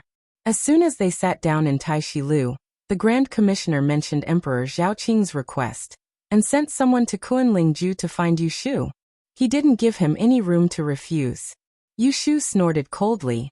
The Grand Commissioner definitely knows that you told me the secret of the Great Calamity, so he doesn't need to hide it in front of me. If the soft approach doesn't work, then use the hard approach. She dared to say that when the Grand Commissioner proposed the marriage at Tai Shi Lu, if she refused in front of him, it would break the last remaining layer of window paper. The Grand Commissioner would definitely not be polite to her. Jing Chen worriedly said, When he asks for your answer the day after tomorrow, what will you do? Yushu paced back and forth. She couldn't come up with an idea after thinking about it. Just as her mind was in a mess, Jing Chen hesitantly said, If it really doesn't work, just agree first. Just agree to it first. It will take some time to prepare for the wedding. We can drag it out as long as we can. You make it sound so easy. Yushu mumbled. She had hidden this from Shui Rui. If she agreed to help him, what would Shui Rui think if he heard about it? Which man in this world could calmly face the news that the woman he loved was going to marry his rival in love, even if it was fake? No matter how she thought about it, no matter how she answered the question, it was best to report this to Shui Rui in advance. Are you afraid that that person will misunderstand? Jing Chen suddenly asked. Which person? Yushu was absent-minded. He didn't understand. The person you like. Jing Chen slowed down his tone. Haven't you told him about what happened between you and me? Yushu's eyes darted around. She turned her head to hide her guilty conscience. This is a matter of life and death. How could I tell him? She could only quietly apologize to Jing Chen in her heart. It wasn't that she deliberately lied to him. It was that she didn't want to expose Shui Rui. After all, Jing Chen and Shui Rui were brothers. She couldn't be sure that Jing Chen wouldn't hold a grudge after knowing the relationship between her and Shui Rui. The two brothers didn't wait for the day to recognize each other before they became enemies. Thinking about it, she felt guilty, even though she was the most innocent person. I'll go back and think of a way. You stay here, Yushu said and left in a hurry. She didn't notice Jing Chen's probing eyes behind her. Yushu left early from Kunling Bureau with her 2 inseparable followers. She worried about how to confess to Shui Rui that she was forced to marry. When she walked to the gate of the Celestial Commissioner, she saw a familiar carriage parked on the opposite street. She couldn't help but want to turn around and hide. This person really can't be nagged. She walked over with a gloomy face. The coachman, Lao Chue, quickly put down a small stool for her to step on. He opened the heavy leather curtain with one hand. Yushu stuck her head in. Half of her body was still outside the carriage. She saw the person sitting next to Shui Rui. She was so surprised that she opened her mouth wide and hurriedly went into the carriage. Jingke smiled and said, "Little sister, why are you so happy to see me?" In the beginning, when Shui Rui introduced Yushu to Jingke, he addressed her as his sworn sister. Jingke had always considered himself as Shui Rui's older brother, so he followed suit and addressed her as little sister. Yushu was so excited that she couldn't close her mouth. Seeing Jingke at this time was like seeing her savior. "Jin Daxia, you're back so soon." She moved closer to him and said in a low voice, "Is Mr. Yinya here too?" It was inconvenient to mention Yinhua's name outside, so she addressed him by his wild name. Jingke said with a stern face, "Don't call me master. Just call me big brother like little brother." "Yes, big brother." Yushu readily accepted his advice. She didn't care that Shui Rui had never called him that before. She asked with a shy face, "You came back alone?" Jingke also moved forward like she did. He pouted at Shui Rui's direction and winked at her. "Godfather also came." Yushu followed his gaze and looked at Shui Rui. It was not difficult to notice that even though Shui Rui pretended to be indifferent, he was actually the same as her. He was happy for Yinhua's timely arrival. "Where is the master? Are we going to see him now?" "Don't worry, he is staying in the south of the city. That place is not easy to find. It is also not convenient to go during the day. When it gets dark, I will send you there quietly. I guarantee that no one will know." Jingke patted his chest and guaranteed. Yushu nodded repeatedly. It was not convenient to move during the day. If they were followed, it would be harmful to Yinhua, Shui Rui said to her. Jingke came back this morning. He first walked around Baochang Street and found that there were more than 10 spies lying in ambush around your house. They surrounded the inside and outside of your house. There are people watching your every move. Don't let your guard down. When it gets dark, change into clothes that are easy to walk in and wait in your room.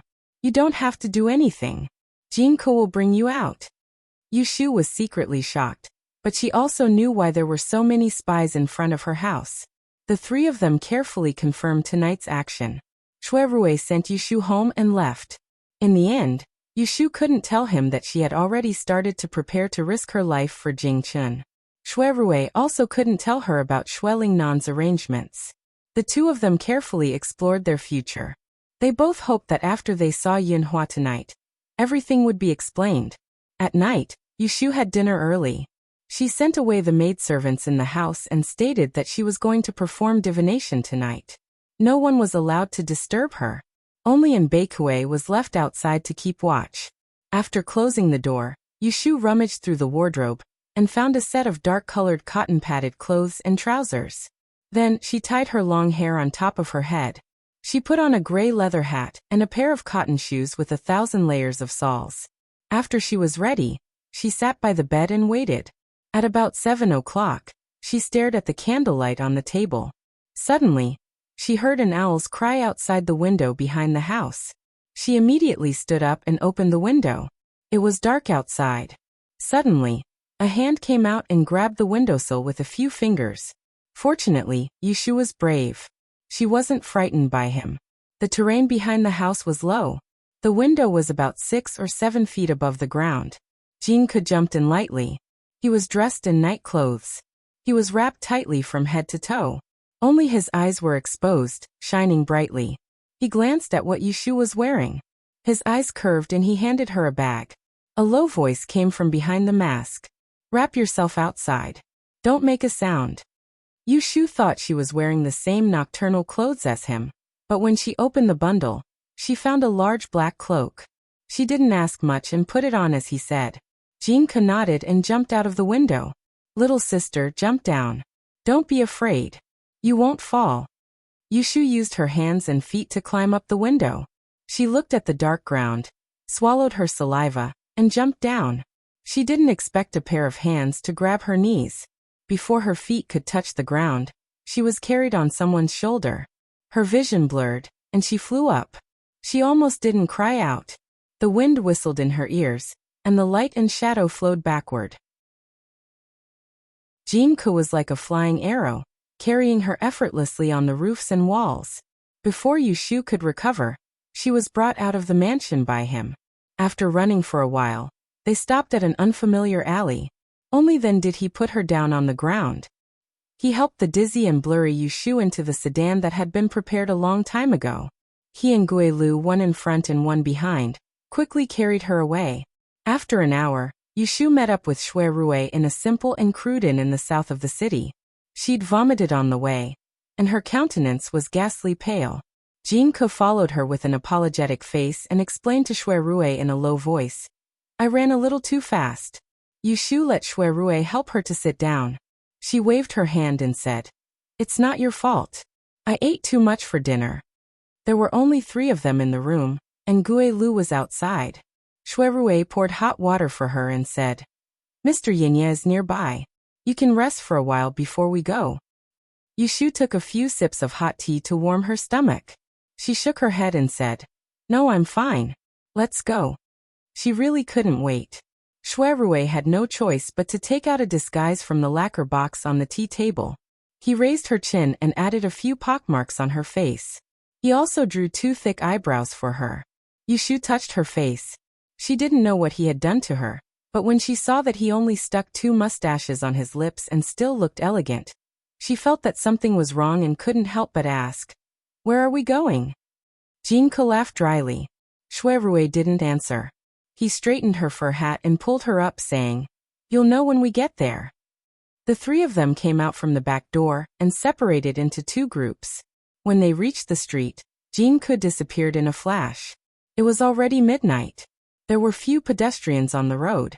Most of the shops on the street were closed. Only one tavern was still lit. In a daze, Yushu followed Shui Rui and walked for a while, turning left and right. Suddenly, she heard the sound of music from afar. She didn't know how many street corners they had turned, but the scene suddenly changed. She was intoxicated by the fragrance of colorful flowers. Oh my, there was a brothel hidden in this place. Oh young master, come to our sky fragrance courtyard. Sir, please come in and have a drink to warm your body. How about I sing a song for you? The street was so narrow that not even a carriage could enter. But there was a group of enchanting women squeezing in front of their doors and giggling. Colorful handkerchiefs fluttered in the air, dazzling Yushu's eyes. If she wasn't careful, she would almost be pulled in. Shui Rui pulled her back imperceptibly, and with a cold expression, he waved away a few prostitutes that were blocking his path.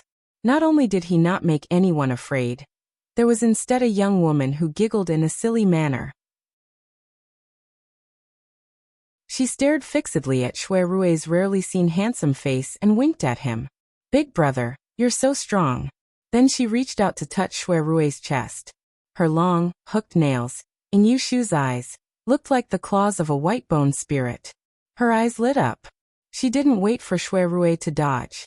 She slapped the claws away and squeezed in front of him. She pushed him with her hands. No matter if she touched the girl's chest or shoulder, she only cared about moving forward. She slapped left and right, and she didn't know how many hands she hit. She opened a path for Shui Rui. Along the way, she didn't let any seductress touch him. Shui Rui looked at her, and didn't know whether to laugh or cry. Seeing that she was about to go too far, he hurriedly grabbed her and whispered, We're here.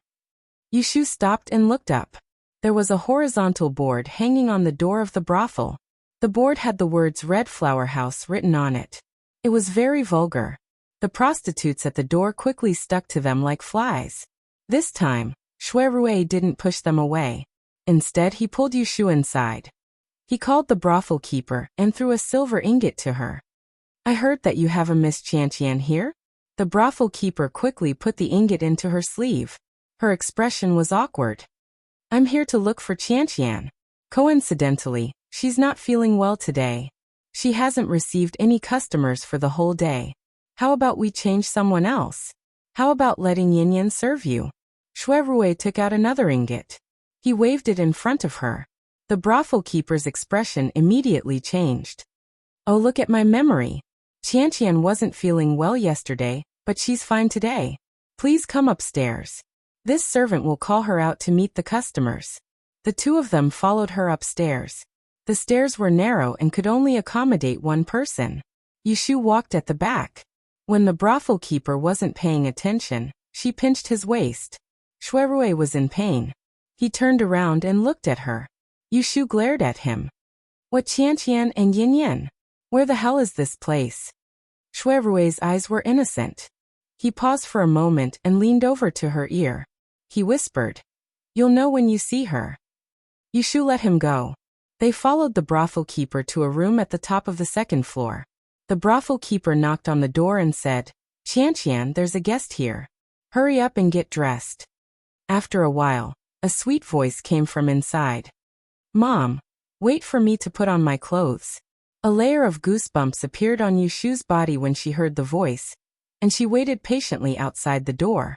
During this period of time, she stole a few glances at Shui Rui, and she noticed that his chin was tightly clenched, so she knew that he wasn't completely looking forward to their next meeting. She could completely understand that this time was different from the last time.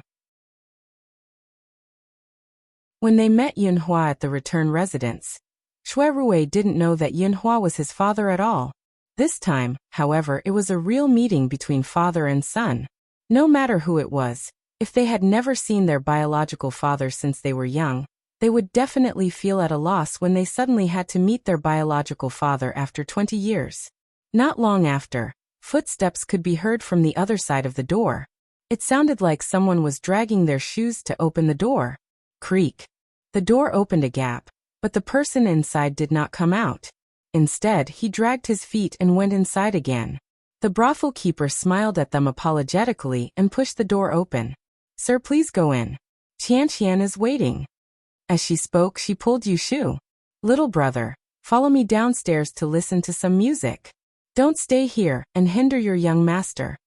It turned out that the brothel keeper treated Yushu as a servant. Before her face darkened, Shui Rui separated the brothel keeper and sent her away with a few words. He then pulled Yushu into the room and closed the door from the inside. Yushu stepped on his foot indignantly and took the lead to walk in. When she raised her head, she was stunned. The room was not big. There were 2 partitions inside and outside. A layer of gauze hung on the wall, and 2 screens blocked the door. There was a low couch on the opposite side of the room, and it was covered with a rose-red mattress. A person was sitting cross-legged on the mattress. He was wearing a red coat and a fluffy shawl. His hair was tied up, with red hairpins and jade rings.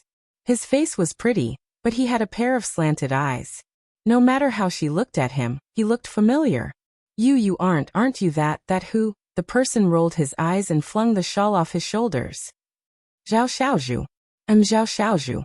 What kind of memory do you have? Yushu suddenly understood. Wasn't this brothel girl called Qianqian the boy they met in Xian? So you're a girl. Ba. Zhao Xiaozhu grumbled unhappily. Who's a girl? I'm a man. I guarantee you're the real deal. Yushu clicked her tongue in wonder. She stared at him and said, Really? I can't tell at all. Zhao Xiaozhu glared at her. Same here. I couldn't tell you were a girl the first time I saw you. The two of them started bickering the moment they met. Shui Rui stood at the side. He was much more at ease than when he entered the room. He looked around, and his gaze finally fell on a door in the inner room. As if in response to his gaze, the door was gently pulled open from the inside. The bead curtain was moved, and a black marten coat came into view. First was a pair of brand new boots, then a pearl belt, and finally a pair of amorous peach blossom eyes. His whole person walked out of the darkness. There was suddenly no sound in the room. Yushu's words were stuck in her throat. She looked at the man who suddenly appeared. Her mind was a little slow. Yinhua was dressed much more neatly than the last time they met. His hair was no longer disheveled, and he was no longer dressed in linen clothes and cloth shoes. He looked very spirited. If it were not for the white hair at his temples that revealed his age, he would have mesmerized many young girls. Yushu guessed that he probably changed his clothes to give a good impression to Shuirui. She turned to look at Shuirui, and then compared him to Yinhua. She had to admit that although the father and son did not look alike, if they stood together, based on their temperament alone, no one would deny that they were father and son. "You're here." Yinhua nodded gently at Shuirui. There was an indescribable heat in his eyes. Yushu blinked and suddenly reacted. She looked at him in surprise. You can speak?" Although Yinhua's voice was hoarse and unpleasant to the ears, and one could not even hear what he said if they did not pay attention, he did make a sound. He was not a mute like she previously thought. Shuirui frowned. Yinhua stared at him intently. Zhao Xiaozhu was afraid that they would misunderstand, so he quickly explained on Yinhua's behalf. "Foster father's throat is indeed burned. It's not that he can't speak, it's that he can't speak. I haven't heard him speak for many years. Who knew that he would ignore all of you the moment he saw you?" As he spoke, he turned around to support Yinhua. He wanted to help him sit down and rebuked him in a low voice. "Don't make a sound. You'll cough up blood again later. I'll go and prepare a pen and paper." Yinhua gently pushed Zhao Xiaozhu's arm away. He shook his head and refused his support. He took a step forward and stood in front of Shuirui. He met Shuirui's deep gaze and smiled. He said slowly and stubbornly, "Shining, this is the name your mother gave you. She hoped that you would live up to your name and live a peaceful life." Chapter 753. Yin Mufeng's original name was Lu Yan. He was from Yiyang. He and his first wife, Han Ling, were childhood friends. Han Ling's father was a scholar. He failed many times, so he opened a private school to teach and educate people. Because Han Ling's mother died early, he raised his daughter alone. When Han Ling was 5 years old, the neighbors moved, and a pair of master and disciple moved in. They called themselves the Jianghu. The little disciple was Lu Yan. He was only 3 years older than Han Ling. The master and disciple made a living by selling fortunes on Wanxiang Street. In the blink of an eye, more than 10 years passed. Lu Yan and Han Ling grew up together. Gradually, they developed an extraordinary friendship. However, Lu Yan's master's whereabouts were uncertain. He often traveled outside for a year and a half. Han Ling's father originally looked down on Lu Yan, who had no parents. However, because he was ill in his later years, he was afraid that one day he would pass away and no one would take care of his beloved daughter. Seeing that Lu Yan sincerely wanted to marry him, he entrusted Han Ling to him and arranged the marriage for the two. In the 11th year of Baotai, in the 7th month, Lu Yan and Han Ling got married. In the autumn of the same year, Lu Yan went to the capital to attend the Dian examination. He changed his name to Changzhou's Yin Mufeng. After he left, Han Ling found out that she was pregnant. She happily asked someone to send a letter to the capital to share this good news with her husband. However, she didn't know that there was no Lu Yan in Anling City. There was only Yinhua, who was appointed as the princess's husband by the emperor. You must have heard what happened next. After they met, Yinhua insisted on using his hoarse and deep voice to personally narrate to Shuirui the story of how he and Madame Han got to know each other 20 years ago. He didn't describe the deep relationship he had with Madame Han in detail, nor did he repent of his mistakes in front of Shuirui. But from the perspective of a bystander, Yushu was able to sense his reminiscence and guilt towards Madame Han. It wasn't only because he'd let her down, but most importantly, it was because he'd truly and deeply loved this wife of his who'd been close friends with him since they were young, so he revealed his true feelings. Yushu looked at Shuirui. Shuirui was listening to Yinhua attentively from the beginning to the end. He paid attention to every single word that Shuirui said, and he did not pretend to be indifferent because of his prejudice against Yinhua. After a short moment of being absent-minded, Shuirui recovered his initial calm, and he stared fixedly at Yinhua as he said, "After returning to the capital from Ancienne, Shu told me about the agreement between you and her. At that time, I guess my identity. Later, I sent people to Yang County to investigate and finally confirmed that I was the person you wanted her to find.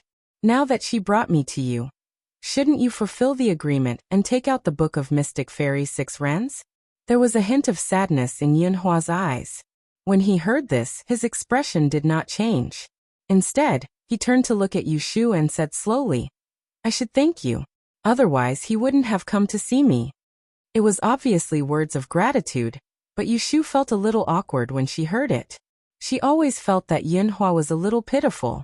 She tried to speak for a long time, but she still could not divert Shui Rui's attention. What followed was not a plot of a father and son reuniting and crying, but a transaction with a clear price tag.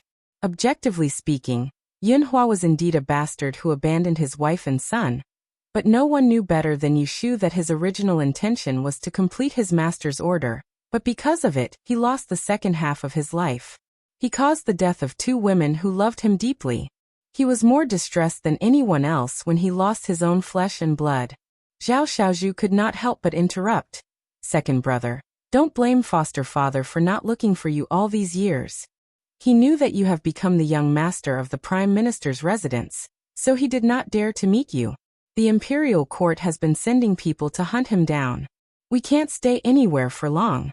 If it weren't for eldest brother coming out of isolated cultivation last year and achieving great mastery in martial arts, we would still be in hiding. Shui Rui was unmoved. He said, let's talk about these things later.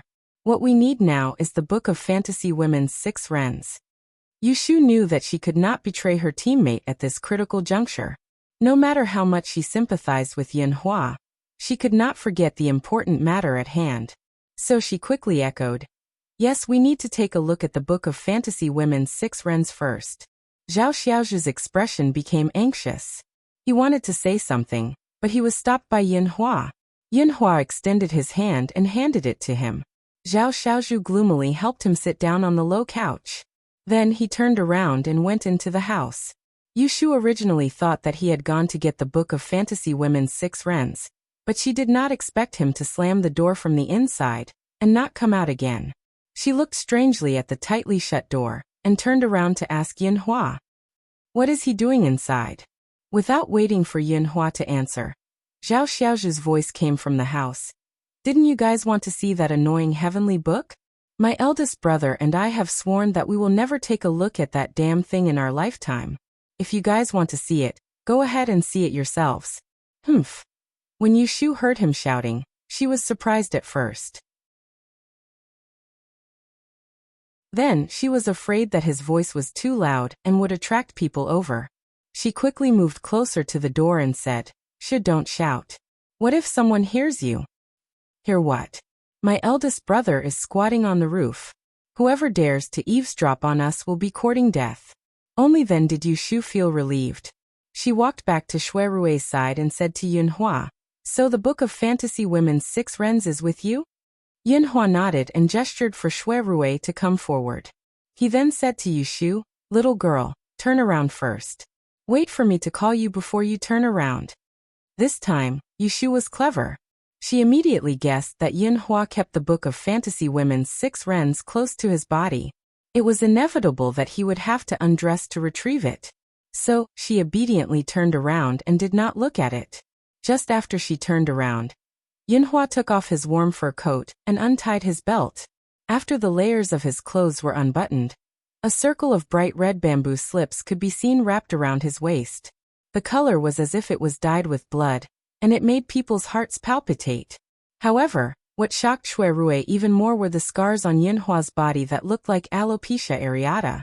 The ugly brownish-red scars occupied his entire chest. How did you do this? Yunhua turned around and asked Shui Rui to untie the nylon rope that bound the bamboo slips from his back.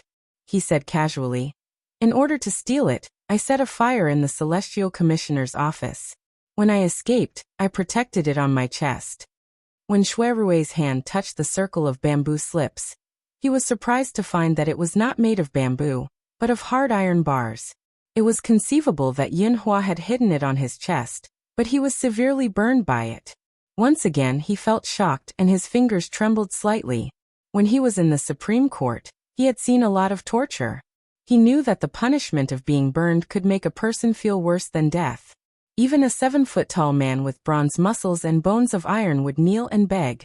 In order to obtain the Book of Fantasy Women's 6 Rens, Yinhua could even endure the pain of being burned. How precious was this legendary head of the 6 artifacts that founded the nation? Shui Rui silently helped him take down the heavy iron book. He held it and stood to the side. He watched Yinhua slowly put on his clothes. From the corner of his eyes, he saw a circle of cotton cloth wrapped around Yinhua's waist. Yinhua's pale skin was exposed at the corner. He could not help but ask, "Have you always been carrying it on you?" Yinhua lowered his head and fastened his belt. When he heard this, he said, "I take it off when I take a bath." He paused and suddenly realized something. He raised his head and happened to see Shui Rui's worried gaze. He instantly smiled and said to him, Chapter 754. Yushu turned around and listened to the conversation between the father and son. She didn't know what Shui Rui had seen, and what the Book of Mystery Maiden looked like. She was extremely curious in her heart, and there were a few times when she couldn't help but want to turn around. Yet she was afraid that she would see something she shouldn't see. Right when she was about to make a move, she heard Shui Rui calling her. "Shu, come here." Yushu felt as if she had been pardoned. She turned her head and saw Shui Rui holding a dazzling red light in his hand. Yinhua had put on his clothes and was sitting behind him. He was pouring tea and drinking water.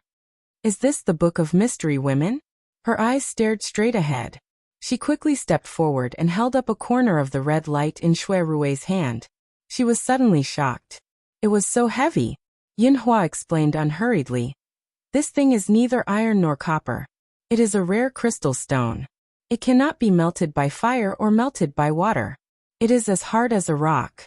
I flipped through ancient books and did not find anything similar, so I took the liberty of naming it Mysterious Crystal Stone.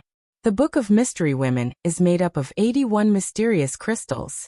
Each mysterious crystal stone is about 5 inches and 7 centimeters long and 2 and 8 centimeters wide.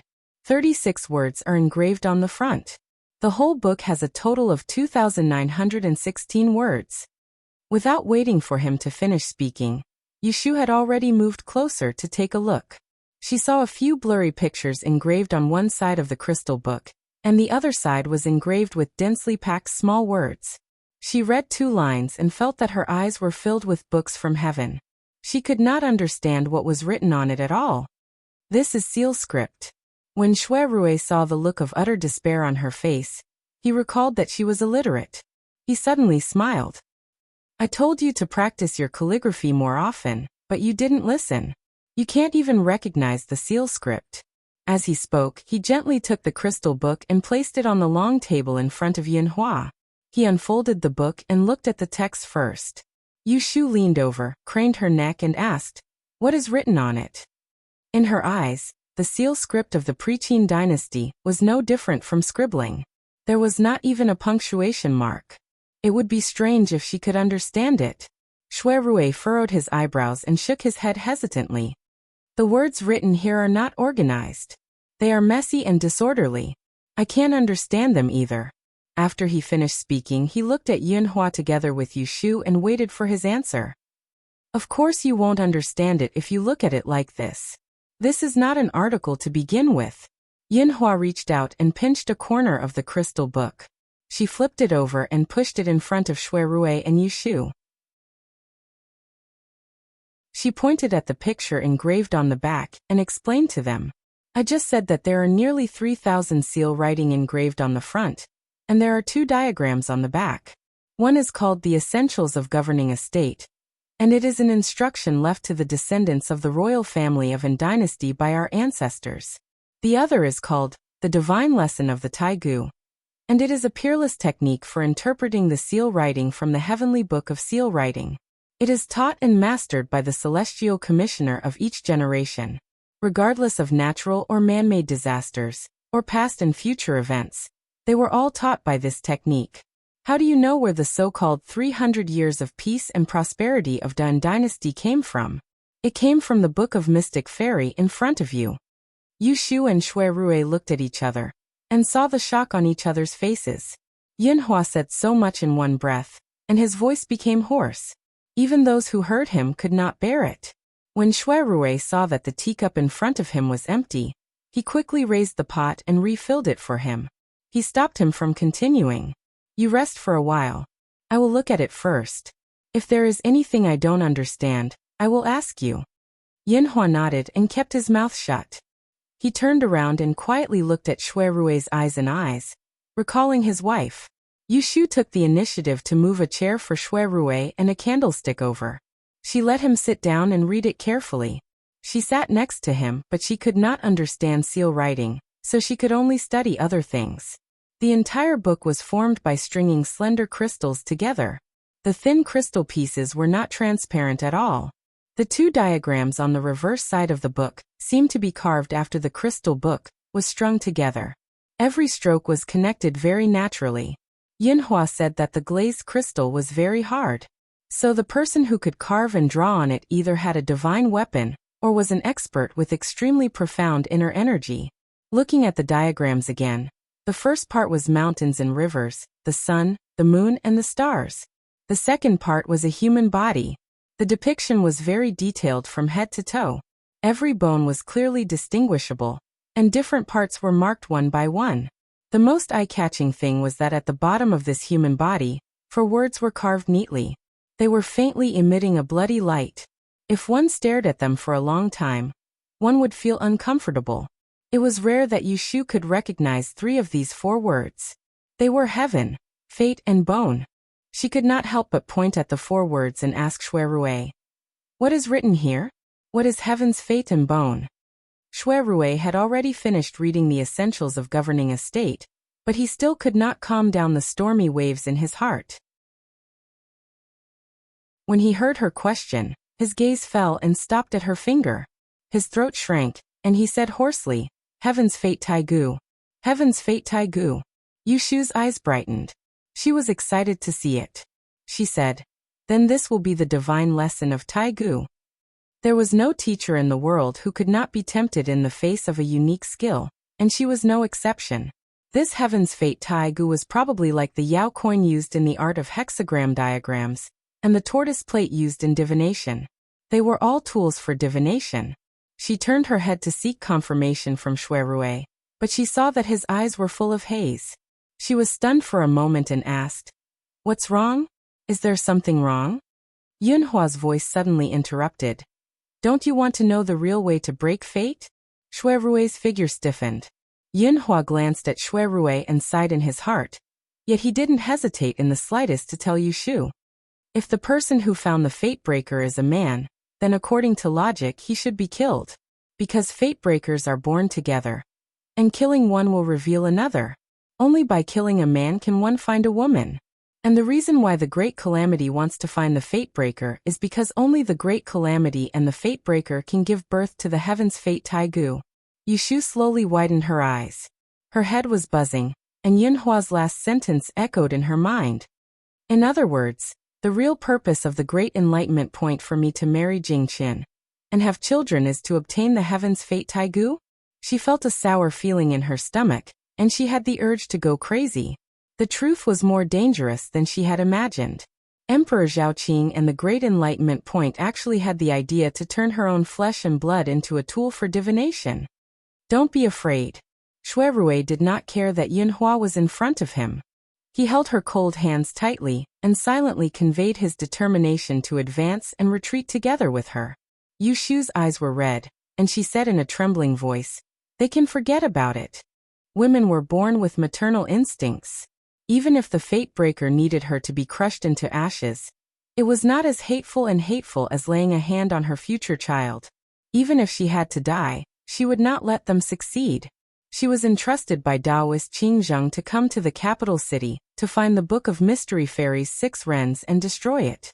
It was only at this moment that she had a strong desire from the bottom of her heart to destroy it. Yushu raised her head and said to Yunhua with a sullen face, "Without the heaven's fate Taigu, the Book of Mystery Fairies 6 Wrens is almost useless. Why do you have to hide from place to place with it? Why don't you give it to me and let me find a way to destroy it? Yinhua shook her head. She was not convinced by her words. Who said that it is useless? As long as it is with me, Zhu Muzhao and that incapable emperor will not be able to rest in peace. They can't get the Book of Mystery Fairy's 6 rens. Even if they have the Heaven's Fate Taigu, what can they do? Yu Shu pointed out the doubtful point in an unusually calm manner. There are only 3,000 seal characters and 2 pictures on it. You only need to copy it. What is the use of it? Yinhua shook his head again. If you want to use the divine lesson of the Taigu for divination, you must use the seal characters on the crystal. It is useless to copy it. If you don't believe me, you can ask your big brother and let him see what is written on it. He pointed at a line of words on the picture. Shuirui lowered his head and looked at it. His expression changed a few times. He helplessly told Yu Shu, he did not lie to you. The divine lesson of the Taigu is very powerful. With the Heaven's Fate Taigu, you can only use the seal characters on the crystal to pry into the secrets of heaven. Yu Shu's expression was unsightly as she struggled free of Shuirui's palm and pressed down on the heavenly book on the table. And then she stared straight at Yinhua as she said overbearingly, "Why aren't you willing to destroy it? Could it be that you want to seize the heavens will grandbone after obtaining the 6th ren book of the Goddess of Mystery? You told me privately before you returned to the residence that you came to the capital city under the orders of your master. Didn't your master ask you to destroy the Book of Mystery Fairy immediately after you found it?" Yinhua's pupils contracted. Suddenly, his expression changed and became fierce. "What did you say?" He was very sure that during the private conversation he had with her when he returned to the residence, he did not mention anything about destroying the book to her from the beginning to the end. He had also never revealed a single word to anyone else. Yu Shu did not back down. She stared at him and repeated word by word. "I said, didn't your master ask you to destroy it?" Yinhua looked at her in bewilderment. "Who exactly are you?" Yu Shu held her breath. She had to let it out. She forcefully pulled out the ring on her index finger and raised it in front of Yinhua's eyes. "You don't recognize me, but you should recognize this token. This was personally given to me by my master. To tell you the truth, I am the same as you. I followed my master's orders to come to the capital city to destroy the Book of Mystery Fairy." Yinhua stood up abruptly and snatched the ring from her hand. After carefully examining it, he said in disbelief, This is the 7-star child." The black ring that Taoist Qing Zheng gave to Yu Shu before they parted was the same as Yinhua's Zhuge Ai.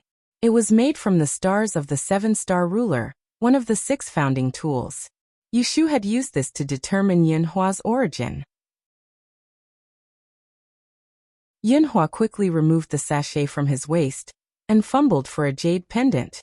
He forcefully knocked it on the table and crushed it. He picked up one of the round balls and compared it to Yu Shu's black ring. His eyes gradually became moist, and his hands trembled slightly. "It's the 7-star child. It's my master. It's my master." Yu Shu did not expect him to be so excited. Her anger disappeared and she looked at Shuirui helplessly. She regretted provoking him so much. Shuirui shook his head at her and signaled her to wait. He had already heard Yu Shu confess her purpose of coming to the capital city. He also knew that she and Yinhua were from the same master. Because of this, he could rest assured and boldly bring Yu Shu to see Yinhua. Speaking of which, it was a little ridiculous. He had always been on guard against Yinhua. Compared to his biological father, who had suddenly appeared after 20 years, he would naturally stand on Yu Shu's side. He would worry about her worries and worry about her.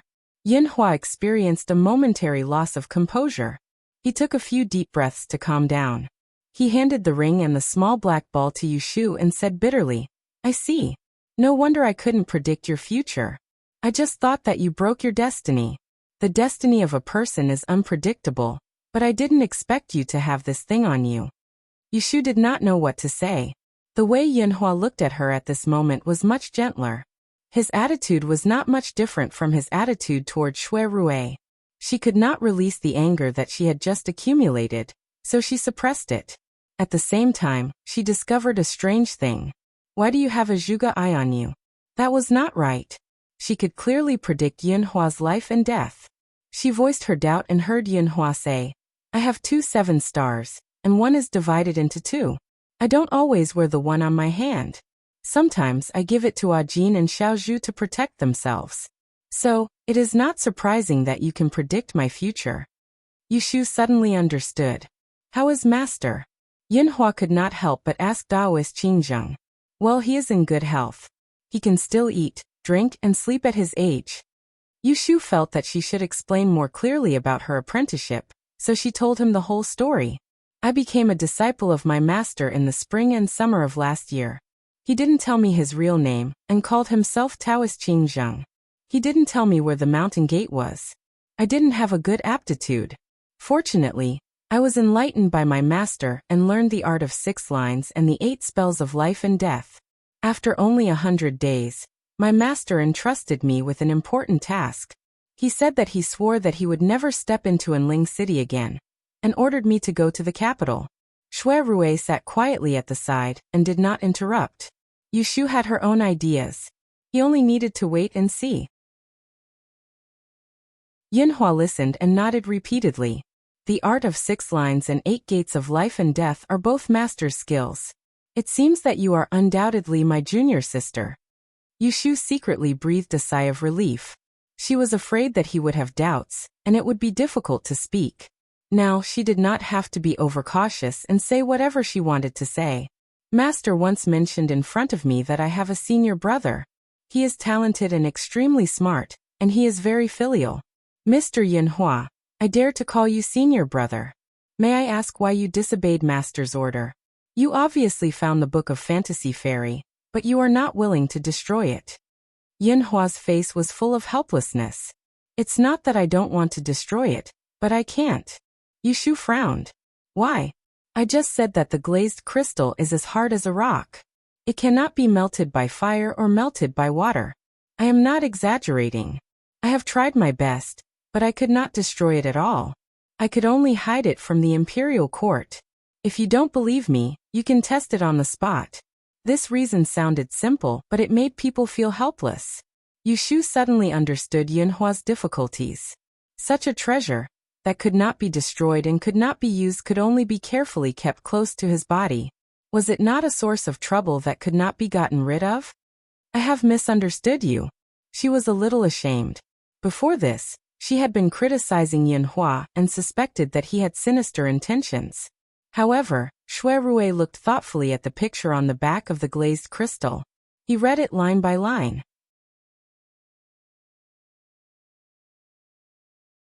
Chapter 755. Then how did Daoist Qingzheng learn about the Book of Fantasy Maiden's 6 Rens, and why did he want to destroy it? There were too many suspicious points about Daoist Qingzheng, but what people cared about the most was his identity. Why did he have such a strong obsession with the Book of Fairy Woman's 6 Rens? In order to destroy it, he didn't hesitate to put his 2 disciples in danger. They were both disciples, but Yushu knew almost nothing about Taoist Qingzheng. They had been together for less than 3 months, but Yinhua was different. He and Qingzheng had been together day and night, and they were like father and son. He must know more than she did. Didn't Master tell you about his origin? Yinhua did not answer Shui Rui's question directly, but asked Yushu. No. Yushu keenly heard some clues from Yinhua's tone, so she tentatively said, I think he must have an extraordinary origin. Senior brother, can you tell me about it? Yinhua shook his head and said, if you have the chance to meet Master again, you can ask him in person. This was a disguised rejection. Yushu was unwilling, but she also knew that she could not pry anything out of Yinhua's mouth, so she secretly kicked Shui Rui with the tip of her foot. When it came to a battle of intelligence, the main force should be on the field. Shui Rui understood and immediately said, you are not willing to say, but we can guess. To be able to get access to the secrets of the Book of Fantasy Women, if he was not a high official in the Celestial Commissioner, he must be a member of the royal family. Taoist Qingzheng can teach such an outstanding disciple like you, so he must be the former. I heard Xu describe that Taoist Qingzheng is at least 80 years old, but he has sharp ears and eyes, and he is still strong in old age. It is impossible for such an immortal-like person to be unknown in the past. According to his age, it reminds me of a person. Yushu listened attentively and almost blurted out, "Who is it?" Fortunately, she shut her mouth in time and did not drag Shuirue down. Who? Yinhua was quite cooperative. 60 years ago, the famous Qingyang Yitzi. Yinhua's eyes flickered, but the slight strangeness was caught by Yushu. She was happy and continued, "Yes, master claimed to be Taoist Qingzheng, which is only one word different from Qingyang Yitzi. If it is not a coincidence, then he is Qingyang Yitzi." The title of Ez was bestowed by the emperor of the dynasty. It usually had two characters. The first character was the surname, and the second character was a good metaphor. For example, 100 years ago, the Xiajiang aristocratic family in the south had the surname Xia, and the Wenqin aristocratic family in the north had the surname Wen. Qingyang Yitzi himself had the surname Qing, which was a rare surname. It was entirely possible that Taoist Qingzheng and Qingyang Yitzi were the same person. Haha. Yinhua suddenly laughed. It sounded like a cough that was squeezed out of his throat. If it were not for the smile on his face, Yushu would not have been able to tell that it was a laugh. "That's what you say," he said, refusing to admit it. Yushu didn't want this kind of ambiguous answer. She got angry and stretched her neck forward. She put her hands on the table and put them in front of his face. She said straightforwardly, "Senior brother, don't beat around the bush with me. We are now grasshoppers tied on a rope. If something happens, no one can escape. Is it interesting to hide it from us?" There was a smile in Yinhua's eyes. She did not move at all. "No matter who my master is, I admit that you are my junior sister. Our goal is to destroy the book, and that is enough. I told you last time that it's not a good thing for young people to be too curious." Yushu retreated angrily. She snorted in her heart. "Even if you don't admit it, I know that the old Taoist Qingzheng is Qingyang Yitzi." Shuirue refilled Yinhua's cup of tea. He no longer cared about the identity of the Taoist Qingzheng. He changed the topic. "There is something I don't understand. Taoist Qingzheng asked you to destroy the Book of Fantasy Goddesses, but didn't he teach you how to destroy it? Or did he not know that the glazed crystal is an indestructible item, so he didn't tell you? He didn't believe that there was really something indestructible in this world. Everything had its weakness. There must be a specific way to destroy it." Yinhua stopped smiling and looked deeply at Shuirue. He felt a little proud, but also a little sad. This was his and Hanling's child, his flesh and blood that he had been looking forward to for 20 years. In a place that he couldn't see, he had already grown into an outstanding young man. He was smart, bold, and careful. He had inherited all the advantages of the couple. "Yes, my master did tell me the way to destroy it." "What?" Yushu raised her voice. She was confused by their words. Just now, Yinhua said that he tried to destroy the glazed crystal with fire and knives, but he could not destroy it. Why did he say that he had a way now? Receiving her questioning gaze, Yinhua sighed. "It's not as simple as you think. To tell you the truth, to destroy the Book of Fantasy Goddesses, you must use another of the 6 founding devices." Yushu's thoughts changed rapidly. She went through the 6 devices in her mind. Shuirue lowered his head and quickly searched for the few lines of words on the essentials of governing a state. The two of them shouted in unison, "Chunjun sword? Chunjun sword." Yinhua nodded. "That's right. It's the Chunjun sword." Yushu looked at Shuirue. She saw him moving his fingers on the glazed crystal and muttering, "The finger and palm of the world is the Book of Fantasy Goddesses. The Big Dipper is the 7-star ruler. The perfect wisdom is the Tai Ching cauldron. The stone Rui scepter is the stone Rui scepter. The Fushi plate that can suppress mountains and rivers is the Chunjun sword that can destroy everything. So that's how it is. This is the power of the 6 founding devices. It's really shocking." Yushu listened attentively, thinking that the 6 founding tools mentioned in the essentials of governing a country had been matched by him one by one. This was also the first time she had heard the names of the 6 founding tools. She felt her blood rushing to her head, and her heart couldn't help but tremble. Yinhua saw that the two of them had lost their composure, but he was not surprised. It was his first time seeing the records on it, and the impact he received was not any weaker than theirs. Thinking back to the time when Emperor Anwu was the proud son of heaven of his generation, he led an army of millions, and he had the 6 founding devices in his hands. How monstrous was his momentum! The origins of the 6 founding devices are extraordinary, and they cannot be easily determined. Rumor has it that the Chunjun sword was buried in the imperial mausoleum, along with Empress Ningxin. Back then I tried my best, but I still could not sneak into the imperial mausoleum. Later, I stole the Book of Mystic Fairy and escaped from the capital. I tried many ways, but I could not destroy it. Only then did I confirm that the Chunjun sword was the only one that could be used. However, the imperial mausoleum is full of traps. Even though Ah Jin's martial arts were excellent, he was trapped in the bewitching array once and almost lost his life. Yushu thought to herself, "Oh my, you are already very awesome to be able to steal one of the 6 founding devices, but you are still thinking of another one. So we have to get the Chunjun sword no matter what." Shui Rui muttered to himself. The imperial mausoleum of Dongshan is indeed heavily guarded. There are thousands of imperial guards guarding the perimeter alone, and they rotate day and night. There are traps everywhere in the mausoleum. If we want to sneak in and escape unscathed, we can only do so if we have the ability to fly.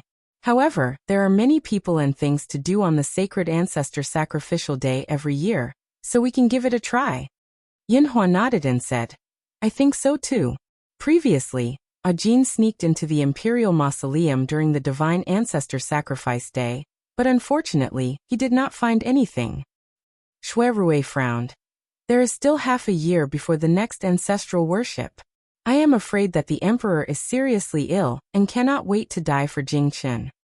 Hearing the other son's name, Yunhua's expression changed, and he said hesitantly, "I predict that the world will be in chaos, and the Lone Star evil spirit will rise in the north.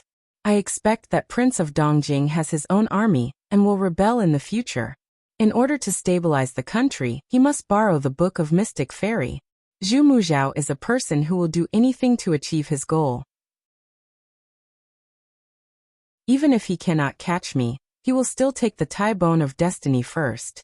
When the father and son reached the same point, their expressions became serious. At this moment, Yushu weakly interrupted, "Well, I know where the Chunjun sword is." 2 pairs of eyes swept over her, and Yushu hurriedly confessed, "Jingchen told me that the Chunjun sword is no longer in the imperial mausoleum. It is said that many years ago, a rebellious prince appeared in the Da'an royal family. He broke into the forbidden area of the imperial mausoleum on the day of ancestral worship and stole the Chunjun sword. Then, the prince ran to the mountain to become a Taoist priest. Before he died, he offered the Chunjun sword to his sect. Oh, it is Jingchen's sect. Not long ago, Jingchen's junior sister from the same sect brought the Chunjun sword to Datidian. It seems that the current emperor promised the leader of the Zhengyi sect some conditions before they were willing to return the sword to its original owner. So the Chunjun sword should be in the hands of Datidian now." She glanced at Shui Rui and added, "It's something that happened before you disappeared. I didn't have time to tell you about it before you disappeared. After that, you returned to the capital, and I forgot about this matter at the back of my mind." In fact, when Jingchen told her about this matter, she did not take it to heart. Now that she thought about it, she only hated herself for not having foresight. If she had known that the Chunjun sword was so useful, she would have snatched it from Shui Yun's hands. Yinhua could not help but smile bitterly. "This is the will of the heavens. I got the Book of Fantasy Fairy, but the Chunjun sword is in the hands of Zhu Muzhao." Yushu had heard him call Datidian by his name more than once. It was not difficult to guess that there must have been a grudge between them in the past. The image of Datidian in her mind changed again and again. When she first met him, she was shocked by him. Now, she did not have the slightest good impression of him. Shui Rui thought about it and said to himself, "Taking the Chunjun sword from Datidian is much easier than taking risks in the imperial mausoleum." Yushu said with a bitter face, "It's not easy. Who knows where Datidian hid the sword? What if he secretly sent the sword back to the imperial mausoleum?" Shui Rui's eyes glowed, and he said with certainty he won't.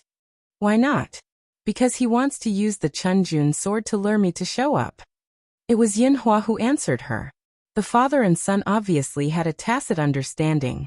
She did not want to admit that her brain was not enough, so she did not continue to ask why. She held her chin and thought for a moment. Her eyes lit up, and she said hurriedly, "He knew that you weren't dead, so he definitely wouldn't allow them to use Jing Chen's child as a tool. He's your biological grandson, and only by destroying the Book of Mystic Fairy's 6 Rens would he be able to end all of this. That's why he deliberately revealed to Jing Chen that the Chunjun sword was in his hands. It was all for your ears."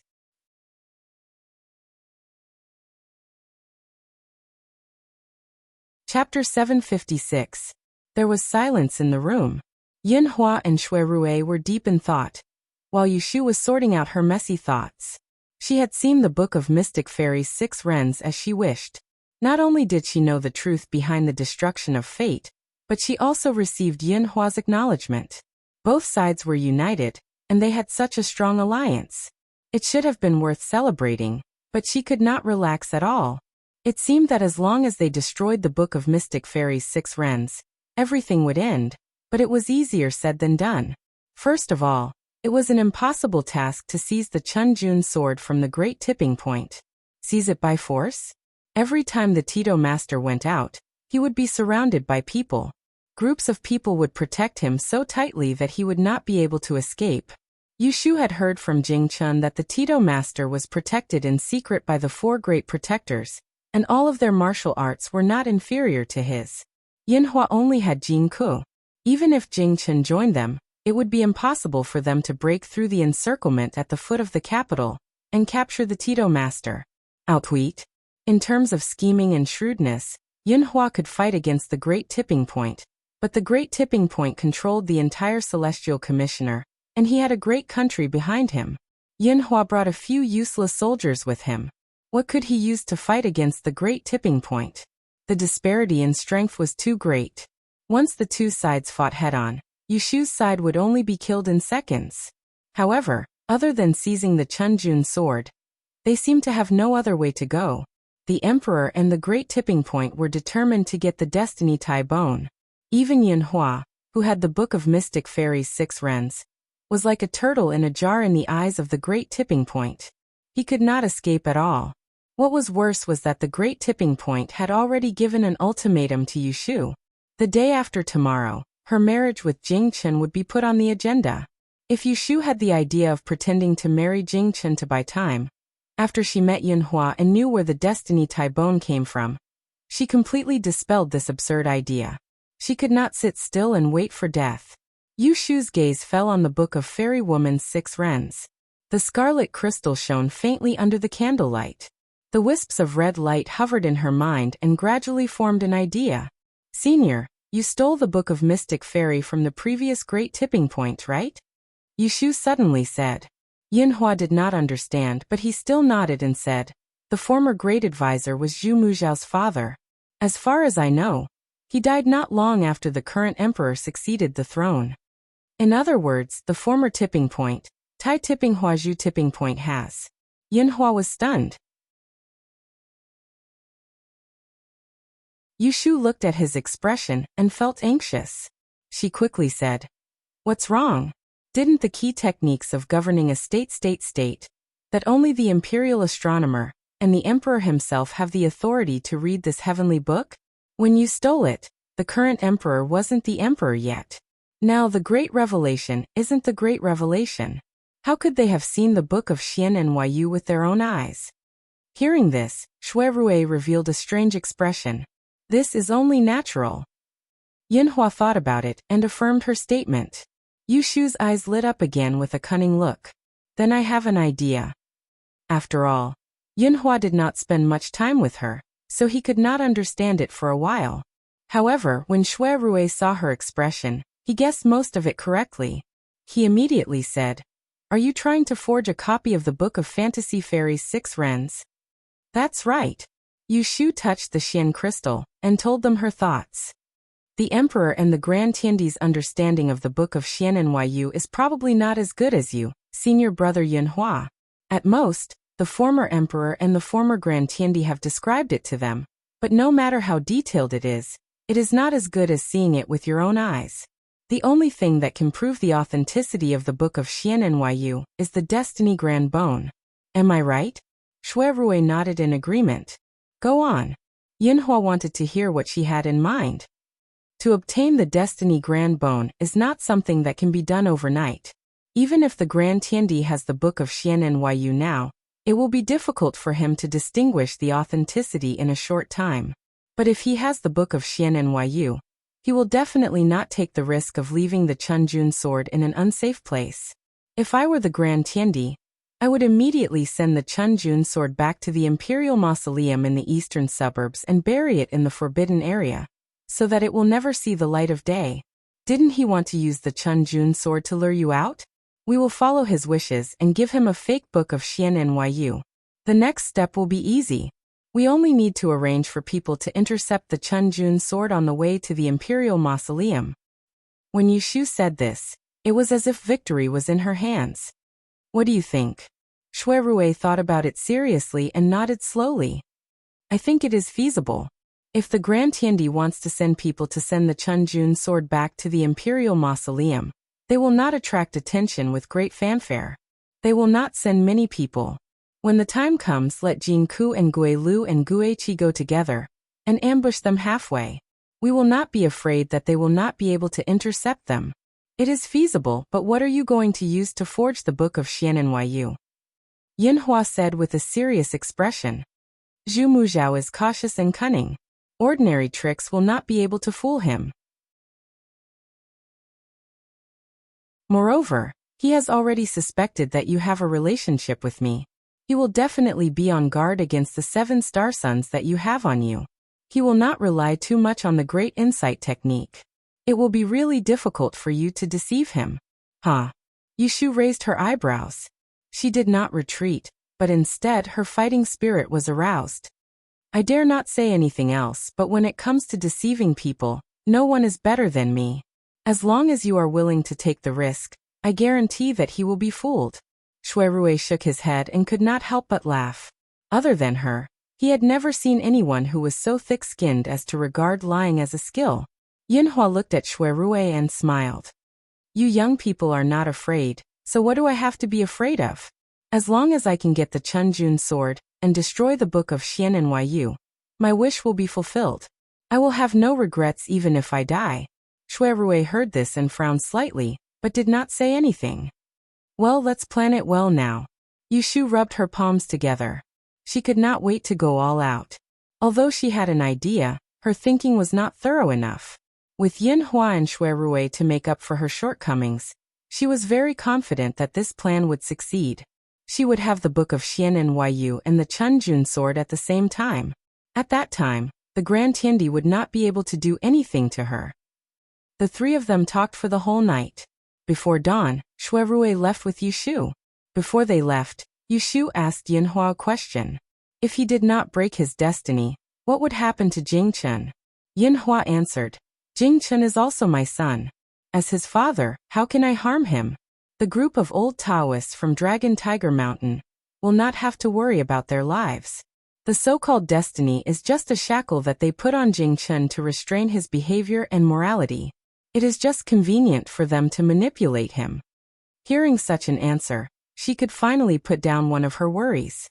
She would no longer feel guilty for not being able to help Jingchen break his destiny. To be honest, even if Jingchen could not break his destiny, and the group of old Taoists from Dragon Tiger Mountain died, Yushu would not sacrifice herself and let her child be skinned and torn apart. As for the rise and fall of the world, whether the Duan dynasty would be destroyed or not, it would depend on the destiny. If there was really no Book of Xian'an and the Destiny Taigu, the Duan dynasty would be destroyed. It could only be said that the destiny of this dynasty was exhausted. What did it have to do with her? This world wasn't her world after all. Yushu was sent back by Jin Ko before dawn. This night of rushing back and forth had tormented her. She fell asleep as soon as she touched the pillow. She had no energy to think about anything else. In the morning, Mbiki called outside. Yushu could not open her eyes. She simply wrapped the quilt around her head and slept until noon. When she woke up, she heard that Jingchen was waiting for her in the front yard. He had been sitting there for 2 hours. Yushu did not stay in bed. She also had something to say to Jingchen. After washing up, she went to the front yard. Jingchen did not see her when he went to the Celestial Commissioner in the morning. He was worried that something had happened to her, so he came to find her.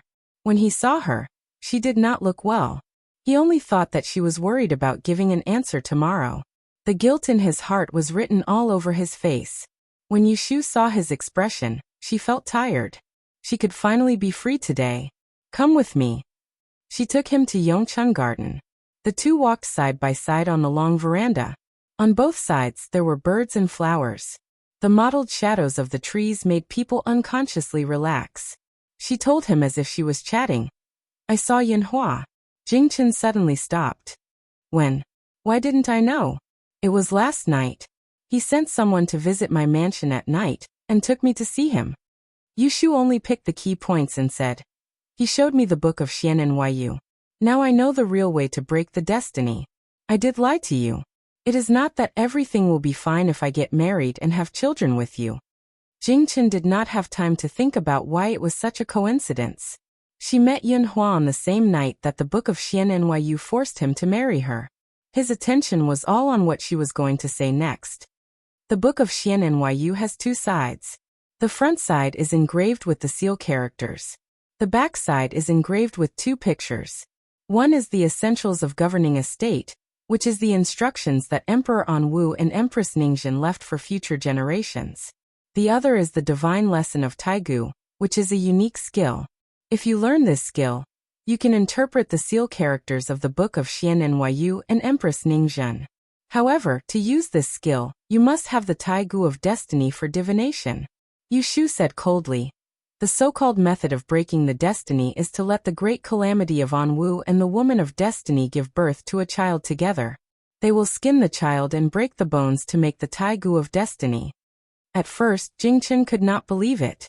Then he felt angry. On the one hand, he was deceived by the book of Xian. What was more difficult for him to accept was that the truth was so cruel. It's absurd to need such outrageous methods to ensure the prosperity of the country and the peace of the people. Jingchen had always had a mild temper. It was rare for Yushu to see him so angry, but she had to make some things clear. This is how the 300 years of peace and prosperity of Anwu were maintained. Every time a new great calamity of Anwu was born, the old Taigu of destiny would lose its effect. The Celestial Commissioner grasped the book of Xian and Yu, and assisted the Emperor to govern the world. If it were not for Yunhua stealing it 20 years ago, the book of Xian and Yu would have arranged for you to find the person who broke the destiny, kill the man and marry the woman, and take the Taigu of destiny. They can forget about it. Jingchen said coldly. If this is the way to break the destiny, then it is fine even if it is not broken. Yushu nodded. We all think so. That is why we want to destroy the book of Xian and Yu. No matter who is in charge of the world. Jingchen, I will give you half a day to think about which side you want to stand on. Jingchen turned to look at her. His eyes shone brightly like a treasured sword that was unsheathed. It was frightening. In an instant, Yushu seemed to see the awe-inspiring and righteous white-robed Taoist priest again, pure as ever.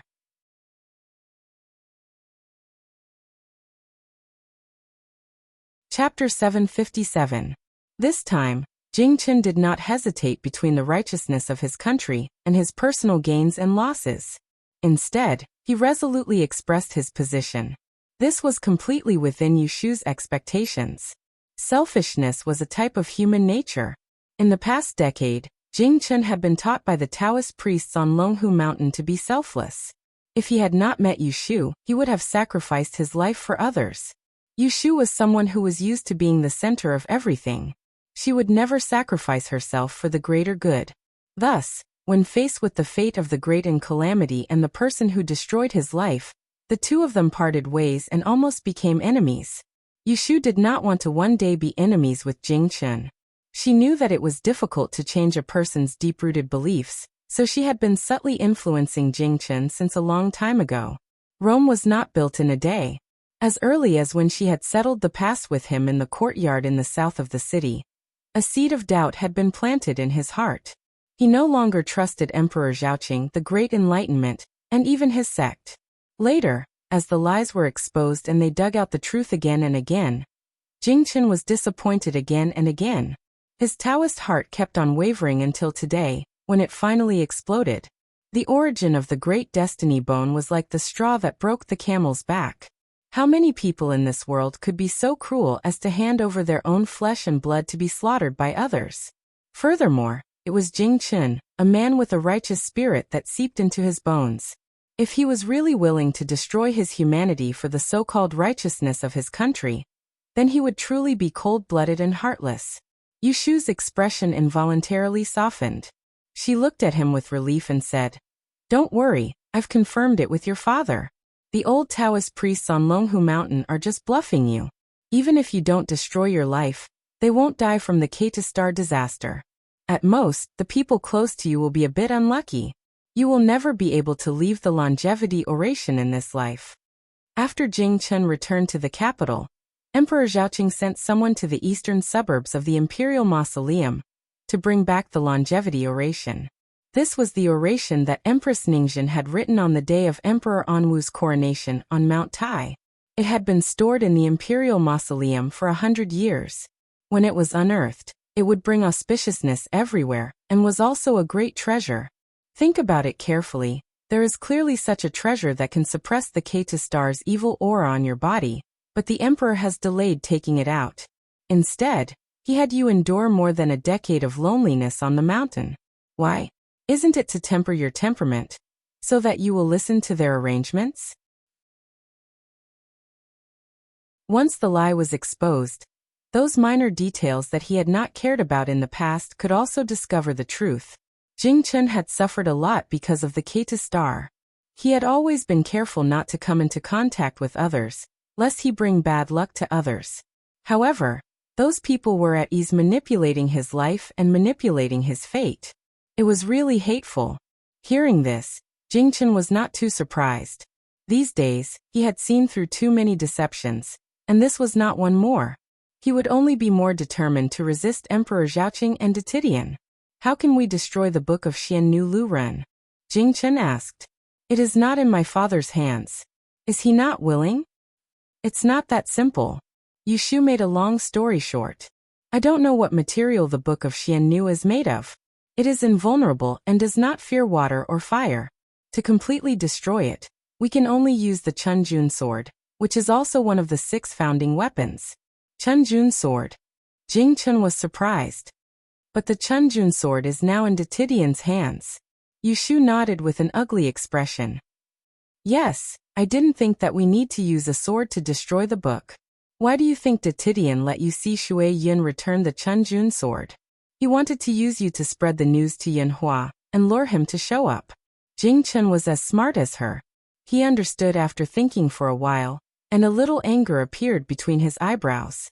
Fortunately, Detidian claimed that he wanted him to see the true face of the Zhengyi sect.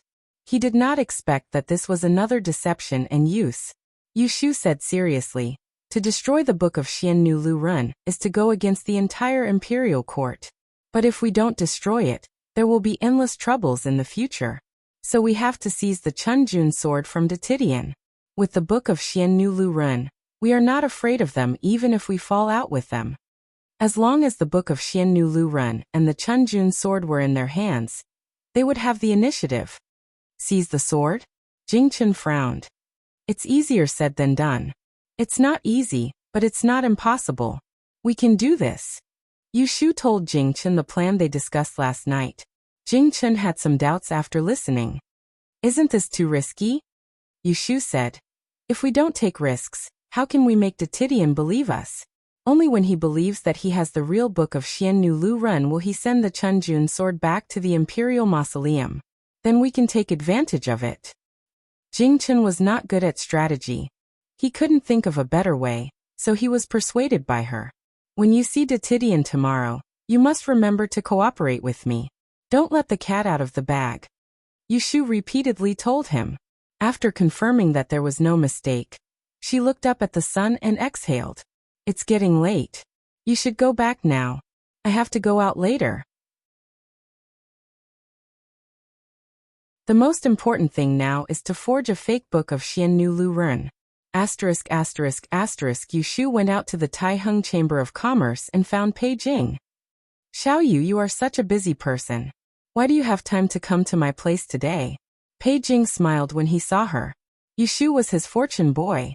Since he had the crystal business of Jubao House, he had gained a firm foothold in the Chamber of Commerce of Enling City, and made a name for himself. In addition, he had Yu Shu as his niece. Ordinary officials and nobles had to respect him. He had gained both fame and fortune. Of course I have business to see, uncle. Yu Shu hadn't seen Pei Jing for some time, but she didn't treat him as an outsider. She immediately explained the purpose of her visit. I remember last time you said that you have a lot of water essence raw materials coming from the south? The crystal jewelry pendants that were produced were always profitable. Pei Jing had long opened up the raw stone import channel. He no longer did small business, but started to make large transactions. Pei Jing knew that she was useful. He said, other than the ones that have not been polished, the rest is enough. Why? Do you want to make something big? How could Yu Shu tell him the truth? She pretended. I have been studying geomancy recently and figured out a trick to change feng shui. I want to try it with crystal stones. If you have a lot, give me 20 caddies of red and white. Pei Jing said generously, I have 40 caddies. I will ask someone to send it to you tomorrow. Yu Shu hurriedly said, if uncle is not busy now, take me to get it. I happen to be free today. I have to go to Master Su's place and ask him to figure out a pattern for me. The end of the year was approaching. Pei Jing was not idle. However, it was rare for Yu Shu to look for him. How could he not agree? The raw water essence was stored in his house. He told the accountant and went home with Yu Shu to get it. Yu Shu smoothly got 20 caddies of raw stones without any carving, and went to find Old Man Su. Old Man Su had a unique skill in making jade. Because he took the crystal carving job in the treasure house, he had been earning money for the past few months. Several apprentices that he had brought up since childhood all benefited from it. The old man was old, so he didn't do it easily. Today when Yu Shu asked him for help, he agreed without hesitation. Please grind these 2 colored crystals into strips for me. Each strip is 5 inches and 7 fen long and 2 and 8 fen wide. I want 90 of each with a hole in the middle. It's best if you do it yourself and polish it more carefully. Yu Shu described it, and asked Old Man Su how many days it would take to finish it. Old Man Su was curious and said, it's easy to grind the strips. I can grind more than 10 of them a day. But why do you need so many stone strips? Yu Shu used the excuse of fooling Pei Jing to brush him off. Can you get a few more people to work on it? I need it in 3 days. You can put aside the carvings in the treasure house. I have told uncle to finish mine first. Old Man Su agreed. Yu Shu gave him an ingot of gold on the spot, and didn't allow him to refuse. I will pick it up in 3 days. Please work hard and be sure to do it well. She had calculated that it would take 3 days for Old Man Su to finish polishing it. It would take 2 days for Shui Rui to find someone to engrave it. Then, it would be put in the Fengqi pond for 7 days. At most, it would take half a month to create a fake book of Fairy Nyu Luren. After Wangji Tower was closed, she moved the feng shui pond on the balcony to the back garden of her house. Except for Pei Jing and Old Man Su, few people knew the huge difference between the water essence stone before and after it was cultivated. The uncarved water essence was the color of chaos. The longer it was placed in the feng shui pond, the more crystal clear it became, and the more magical it was. At first, Yu Shu only found that the white crystal could calm the mind and nourish the brain. The yellow crystal could bring wealth, and the purple crystal could ward off evil spirits. Later, she gradually found other changes. For example, the crystal after nourishment was hard, and the red crystal could not melt in high temperature. Compared to the popular topaz and the popular white crystal, the seemingly useless and opaque red crystal did not have much of a market for it. But when these 2 characteristics were put together, they seemed to be specially used for counterfeiting. Yu Shu thought it was God's will. Otherwise, where could she find a material similar to the black crystal to forge a book of Fairy Nyu Luren, that even De Tiao couldn't find the flaw? The water-refined stone itself was not afraid of high temperature. After nourishing it for 7 days, it would become similar to the color of the black crystal. At that time, it could not be split by a knife or burned by fire. Even if De Tiao held it in his hand, it would be difficult to distinguish the real from the fake. Yushu was probably born bold. Thinking of deceiving a person like De Tiao and fighting with him, she was not timid or afraid. Instead, she was eager to try. After saying goodbye to Old Man Su, Yushu returned to her house, but there was an uninvited guest waiting for her. The carriage stopped at the gate, and the gatekeeper ran out to lead the horse. Yushu didn't wait for Lu Zhong to put down the footstool and jumped down. Just as she took a step, she heard a soft and weak shout behind her. "Miss you, I'm waiting for you." Yushu turned around and saw a sedan chair parked across the street. The cold wind was blowing, and the two sedan bearers' faces were pale from the cold. A head poked out of the window of the sedan chair, and was looking at her eagerly. It was Shui Yin. Yushu pretended not to see her, and turned to leave. She didn't care why Shui Yin came to find her. She didn't have the time to deal with her. "Miss you, wait." Shui Yin didn't care about the wind and shouted. She was expelled by the Celestial Commissioner, and couldn't go in to look for Yushu. She came to Yushu's house twice, but the gatekeeper didn't let her in at all. No matter if she moved out of the princess's estate or Mount Longhu, she would be closed at the door. It wasn't easy to wait for Yushu, so she couldn't let her leave like this. "I'm here to apologize to you. I have something important to talk to you about." Yushu didn't stop walking. She rolled up her sleeves and went through the door. No matter how much Shui Yin shouted behind her, she didn't look back and left her a heartless back view. As soon as Yushu went in, she asked someone to close the door, and didn't forget to tell the gatekeeper. "Ignore her. Don't open the door again. Let her howl."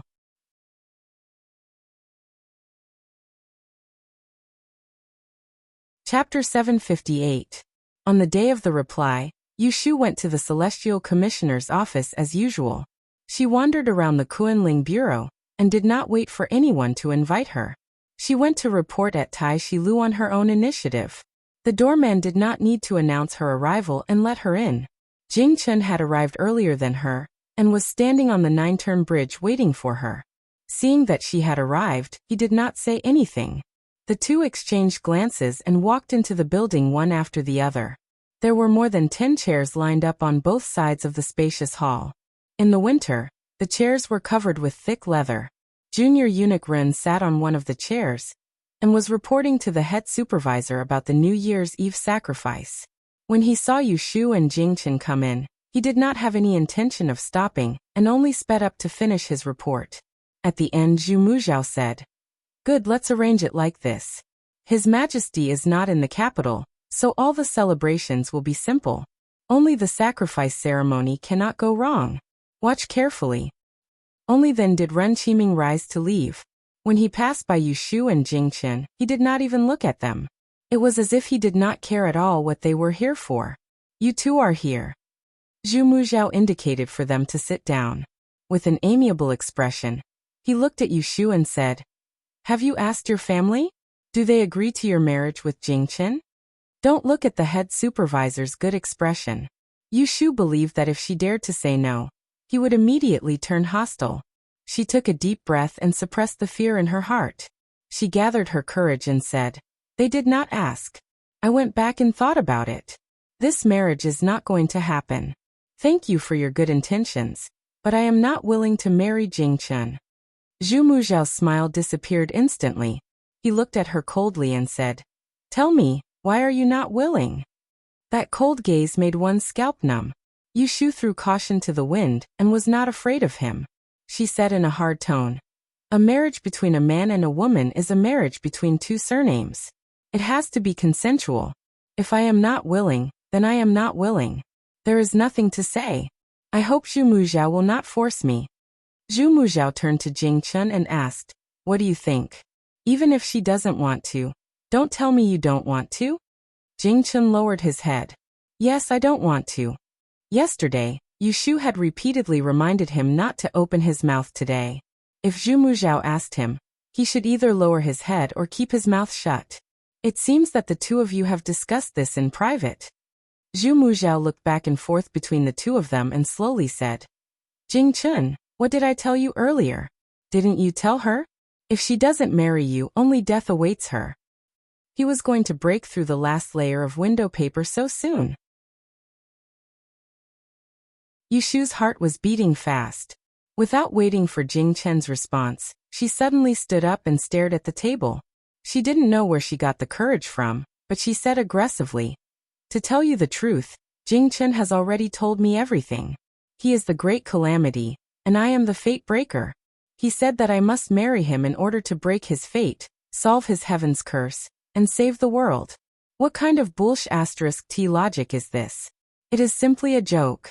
It had been many years since someone dared to speak to him in such a tone.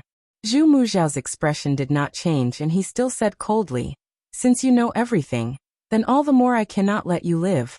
I will ask you one last time, do you want to live or die?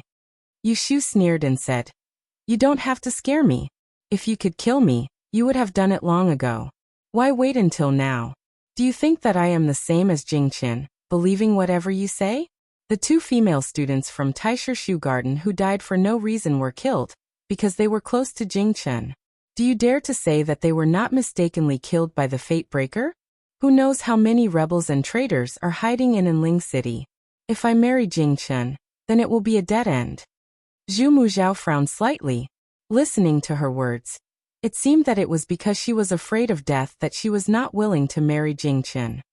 I can guarantee that you will be safe and will not fall into the hands of others. Then I will not agree.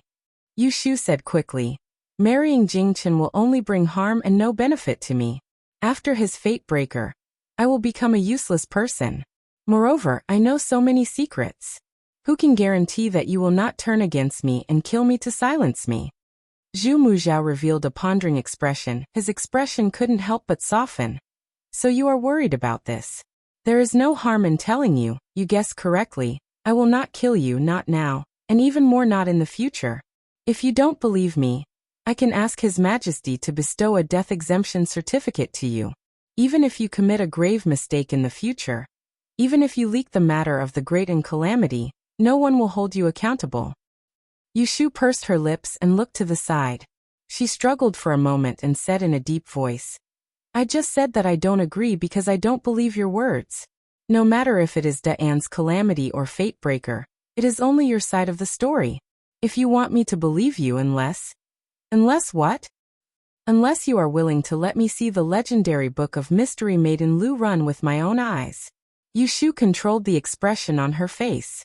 She had the 7 stars, so the great enlightenment technique was useless against her. She was not afraid that he could see through her lies.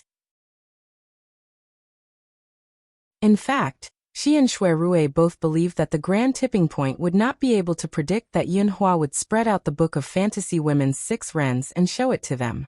At most, he would guess that they had met Yunhua in private.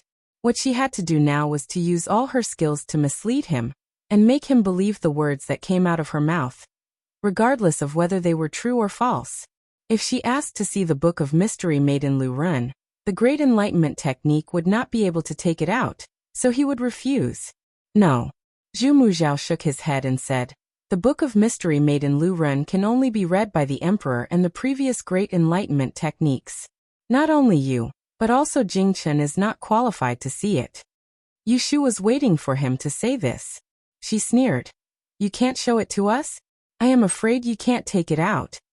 Zhu Muzhao narrowed his eyes. What did you say? I said you can't take it out. Yushu sneered and said, Because the book of mystery Maiden Lu Run was stolen 20 years ago. Zhu Muzhao's face darkened. You have indeed seen Yunhua.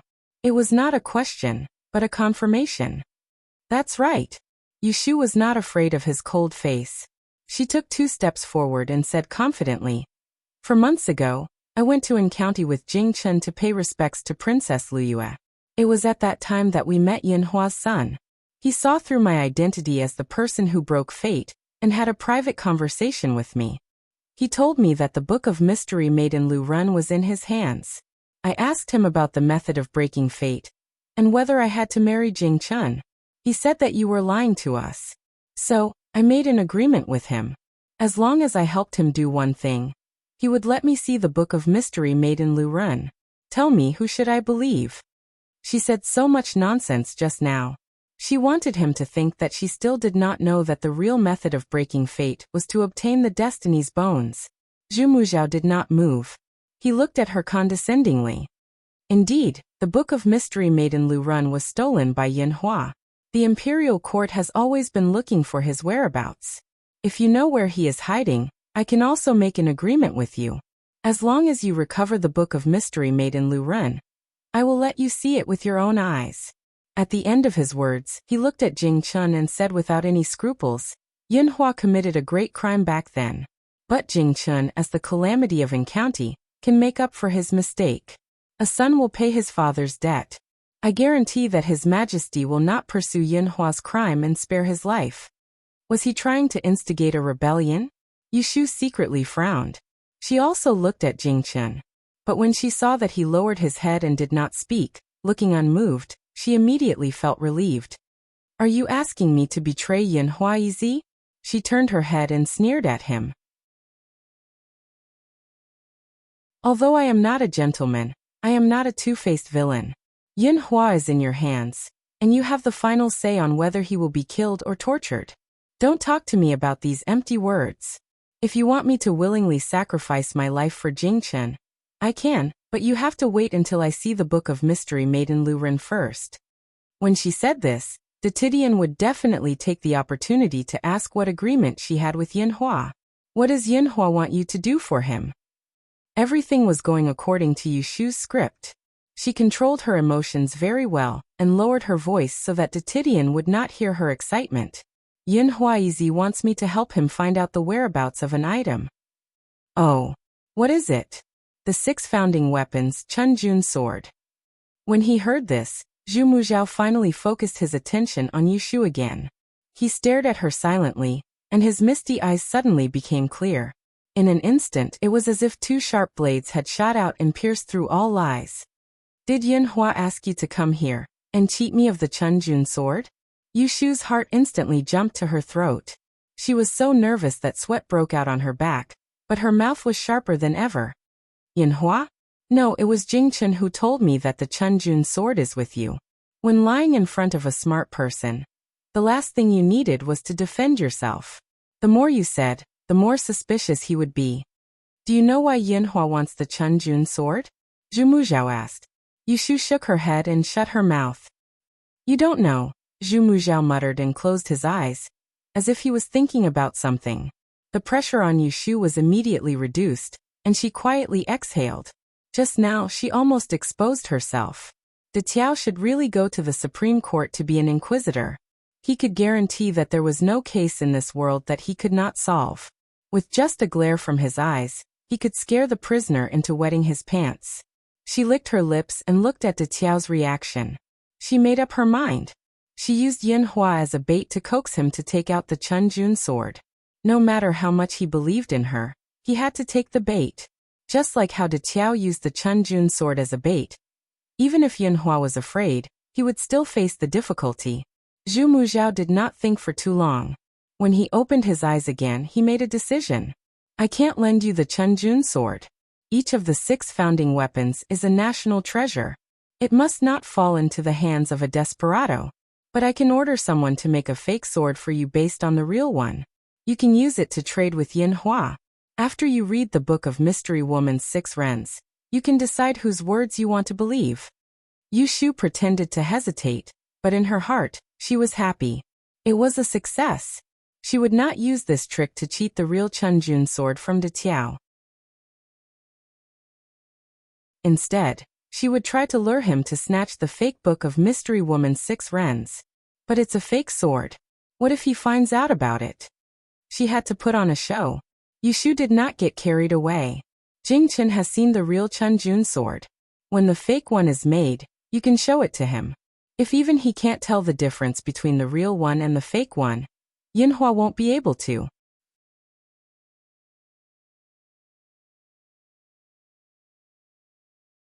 Chapter 759. When Yushu walked out of Taishi Tower, a cold wind blew against her face. She stopped and looked up. The sky was full of flying catkins that were falling with the wind. The 9 zigzag bridge was dyed silver. It was snowing. Snow. Jingchen walked to her side. A paper umbrella appeared in his hand, and he opened it above her head. Yushu exhaled a cloud of white mist. Her nervous mood suddenly relaxed. She tightened the collar around her neck. Let's go.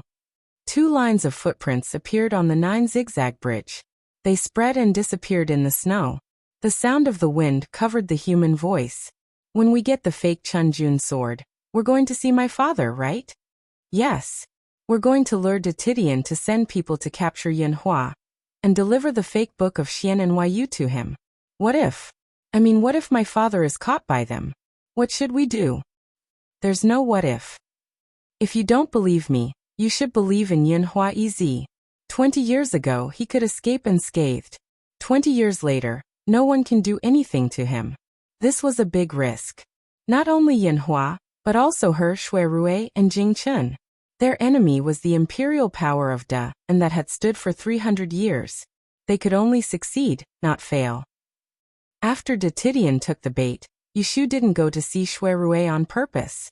From the moment she laid all her cards on the table with Titian, every single one of her actions could possibly affect their plans.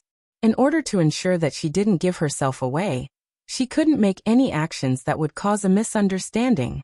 She stayed in Kunling Bureau until the afternoon as usual to deal with the business that piled up a while ago.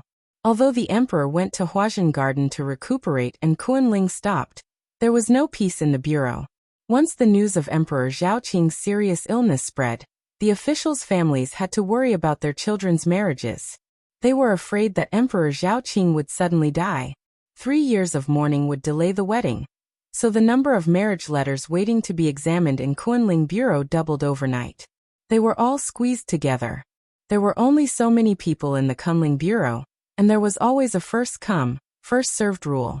Who didn't want to set the wedding date before the beginning of spring? Therefore, it was necessary to open the back door with gifts. Yushu's mind was not on this matter. Moreover, the people who sent gifts to her residence had never stopped, so she did not care about it. However, even if she did not care, it did not mean that others did not care. There was something wrong with Wen Xiaoan today. He was in a daze for half of the afternoon. Yushu noticed it early in the morning, but she didn't point it out.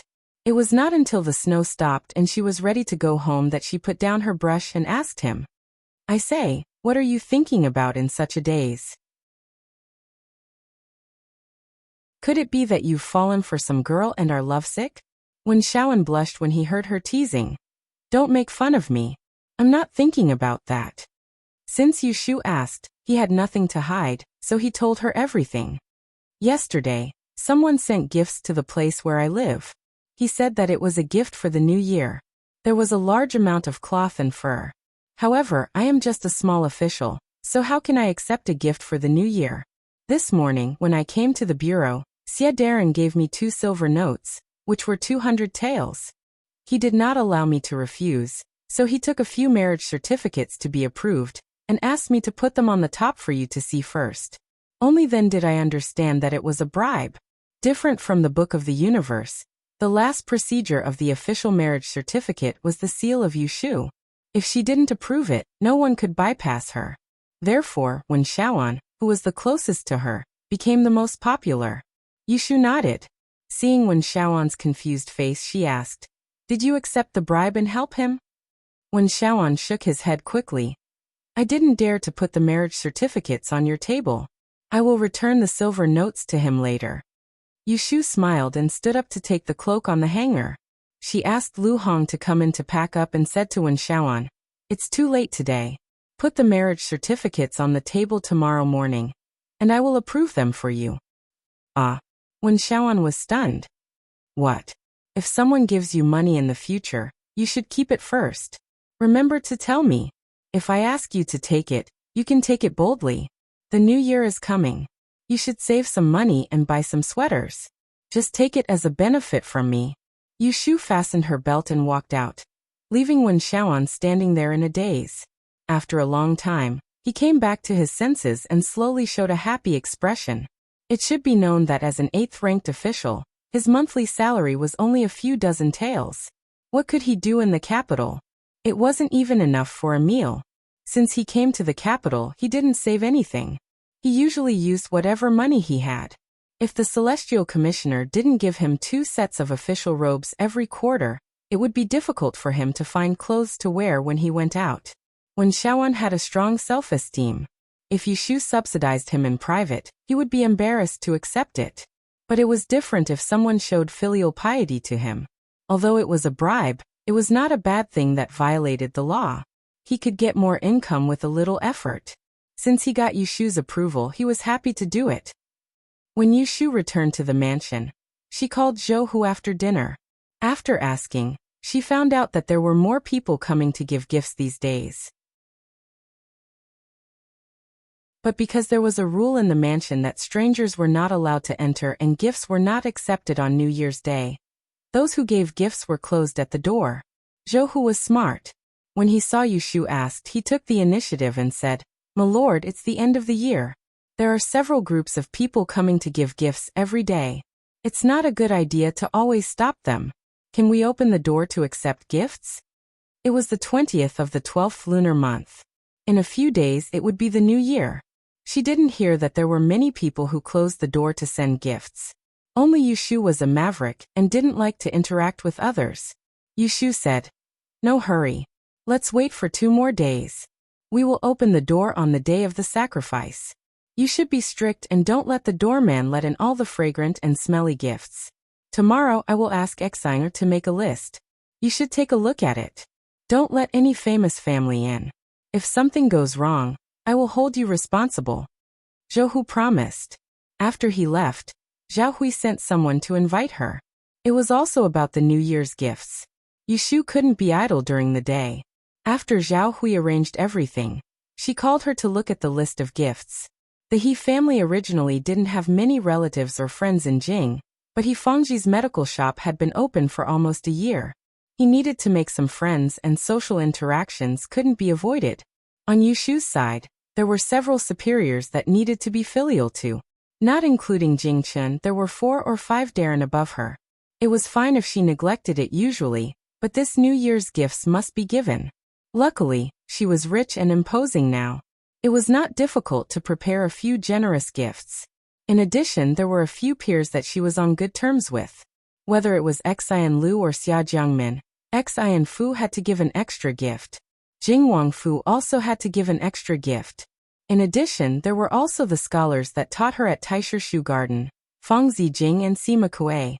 Finally, there were those that had to be given even if they were unwilling, such as Ning Wangfu. Half a month ago, she had handed the money to Zhao Hui and appointed Lin to come over to help her. She had already made a list of gifts and was fully prepared. Just on Yushu's end, she had spent more than 5,000 taels. This didn't even include the ones that she had pulled out from her little storeroom. Zhao Hui's heart ached for her. It's fortunate that you have some income elsewhere. Otherwise, where would you find the money to send gifts? Your annual salary is only 1,800 taels. Usually, you have to eat and drink. Yushu comforted her. It's all money to spend, so you can't be stingy. It's fortunate that I have a place to send gifts. You don't know how many people fight to send gifts but can't find a way. You smile. In a few days, when the doors of our family open, there will be even more people coming to send gifts. At that time, you can take a look. You can choose the good ones first. Zhao Hui couldn't hold back her smile. She lightly patted her and said in annoyance, "How can I be greedy for your things?" She brushed it off and started to talk about the new clothes for the beginning of spring. "Last time, you didn't choose the furs that your Jiujiu sent over. So I took the liberty to leave 2 pieces of fox fur for you to make a blanket. One is fiery red and the other is silver gray. It's good to match the clothes. As for the remaining pieces of dyed fur, I personally sewed a jacket for you. It can be worn when the weather is warmer. After a few days, you must try it on. If it doesn't fit, there is still time to change it." The blanket was similar to a shawl. It was short and did not have sleeves. The front and back of the shawl were made with pearls. It was fastened in front of the chest with gemstones or jade rings. It was made with fur to keep warm and show off the waist. All the madams and young ladies in the capital loved to wear it this way. If they didn't have 2 pieces of fur, they would be embarrassed to go out and meet guests. After talking about clothes, she moved on to jewelry.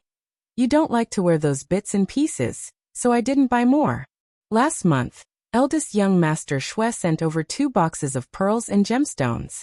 I saw that the color was very good, so I asked your Giorgio to find a goldsmith to make 2 sets of jewelry for you. One set is pearl and the other is jade. The design is simple and elegant. Don't not wear them, and leave them to collect dust. As she said this, she asked a maidservant to enter the room and bring out 2 similar lacquer boxes. She handed them to her with both hands. Yushu was puzzled. She pulled them out and looked at them. Her eyes were filled with flowing colors. The jade was translucent, and the pearls were colorful. With one look, she knew that they were rare and good things. When did my eldest brother send these? Why didn't I know? Zhao Hui was also stunned. She then patted her forehead. I was so busy that I forgot to tell you. Just a month ago, there was a rumor in the capital that eldest young Master Shui went to avoid trouble. Later he didn't come back, but not long after he came back he sent someone to send them here. I still remember what the errand boy looked like. He had big eyes and looked cunning. Shui Rui asked someone to send the box directly to Zhao Hui. He said that it was a gift to show filial respect to Zhao Hui, an elder. But after he left, Zhao Hui opened the box and took a look. She immediately guessed that he was just being polite. Those pink beads that were as thick as a thumb, silver beads, and colorful gemstone pendants were not meant for an elderly woman like her. It was probably because Shui Rui and Yushu acted so well in front of others that Zhao Hui did not suspect that the 2 of them had an affair. She only thought of them as sworn siblings. I'll keep the rest for you first, Zhao Hui glared at her. It's useless for you to keep them. When spring comes, I'll think of some other designs for you. You can slowly save up for your dowry.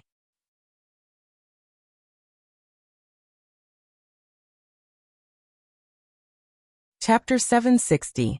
The 23rd day of the 12th lunar month was the Little New Year's Eve. Every year, the kitchen god would be worshipped at this time. The government would do it the first day, and the common people would do it the next day. It was said that the kitchen god was a deity assigned by the Jade Emperor to manage the common people's cooking stoves. He knew every household's problems like the back of his hand. To prevent the kitchen god from reporting them to the heavens, the common people would make offerings to cover his mouth. There would be a sacrifice in the palace that morning. As a court official, Yushu had to be there. She got up early in the morning and put on her court clothes. Before she left, she was stopped by Zhao Hui, who was preparing to offer the kitchen god. Zhao Hui stuffed a mouthful of kitchen god sweets into her mouth, mumbled something, and gave her a small bag of pastries. Go home and eat after the court. Don't run around. We're sending the kitchen god today, so we don't want to visit other people's houses. Oh, I got it. Yushu's throat turned red from the sweetness. Zhao Hui prepared everything and asked Shen Nanny to give her a bowl of tea to rinse her mouth. Only then did she let her go. Yushu went to the front yard and got on the sedan chair. Not far away, she saw the door of Shen Nanny's house open. There was a crowd outside the door. She guessed that they were all here to send the New Year's Eve. So she didn't go through the front door to avoid being blocked. As usual, the Celestial Commissioner presided over the sacrifice in the palace. This year it was better. The auspicious time was 9:15. It was almost noon, so they didn't have to arrive so early. However, Yushu heard that last year, it started early in the morning. All the civil and military officials had to enter the palace at 7 in the morning. It was even harder than the morning court. There was a long queue in front of the Meridian Gate. The snow on the palace road was swept clean, but the ground was still wet and slippery. It was easy for the horse carriages to slip, so everyone took the sedan chair out. It was cold, but it was safe. Yushu sympathized with the hard life of the sedan chair bearers. She gave each of them 2 extra cotton-padded jackets to change into. Even the leather hats, scarves, and handguards were made of solid cotton. She dared to say that among the dozens of sedan chairs, her sedan chair bearers were the thickest. While waiting for the palace gate to open, she sat inside, wrapped in a cotton mattress and drowsily dozing off. Suddenly, she heard a cough coming from outside, and immediately woke up. She lifted the curtain and looked outside, only to see a tin-covered sedan chair parked beside her. Shui Rui's face was revealed, and he was only 5 feet away from her. This was the first time the two of them met after meeting Yunhua that night. Even though Yu Shu had thousands of things to say to him, she could only blink at him, grin, and give him a secret signal. Day. Yu day. Year. Yu yin year. Yin year. Yu yin yu year after year. As for the details, it was not convenient for him to say them now, so he gave her a look of approval and changed the subject. You must be very busy these days. Yu Shu said. Don't mention it. I have to approve dozens of marriage contracts every day. My hands are numb just from stamping them. In the past, she could approve dozens of contracts every day. Now she had to work for 3 days.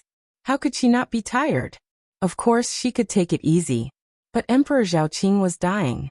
Every family was in a hurry to have their wedding. If she dawdled, wouldn't she be hated? It was better to work harder. At the end of the year, Shui Rui became idle instead. He would not send the unjust and false cases in the local areas to the capital during the new year. He would go to the Supreme Court to take attendance every day. He would read books, drink tea, and handle his personal affairs in passing. The two talked for a while. The procession in front slowly moved. The palace gate opened.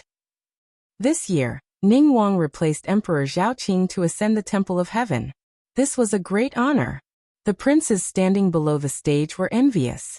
They wanted to replace him. The prayer was recited by the Grand Preceptor. It was very long. Yu Shu didn't understand it, but she knew the main idea was to pray for good weather and peace for the people of Da'an. The civil and military officials participated together. First they burned incense, beat drums and rang bells. Then they sacrificed cattle and sheep. Finally, they bowed 3 times and 9 kowtows to the heavens, the earth, and the gods. For a whole 2 hours, they stood there in the cold and couldn't move. It was suffocating. Yu Shu felt her face was stiff.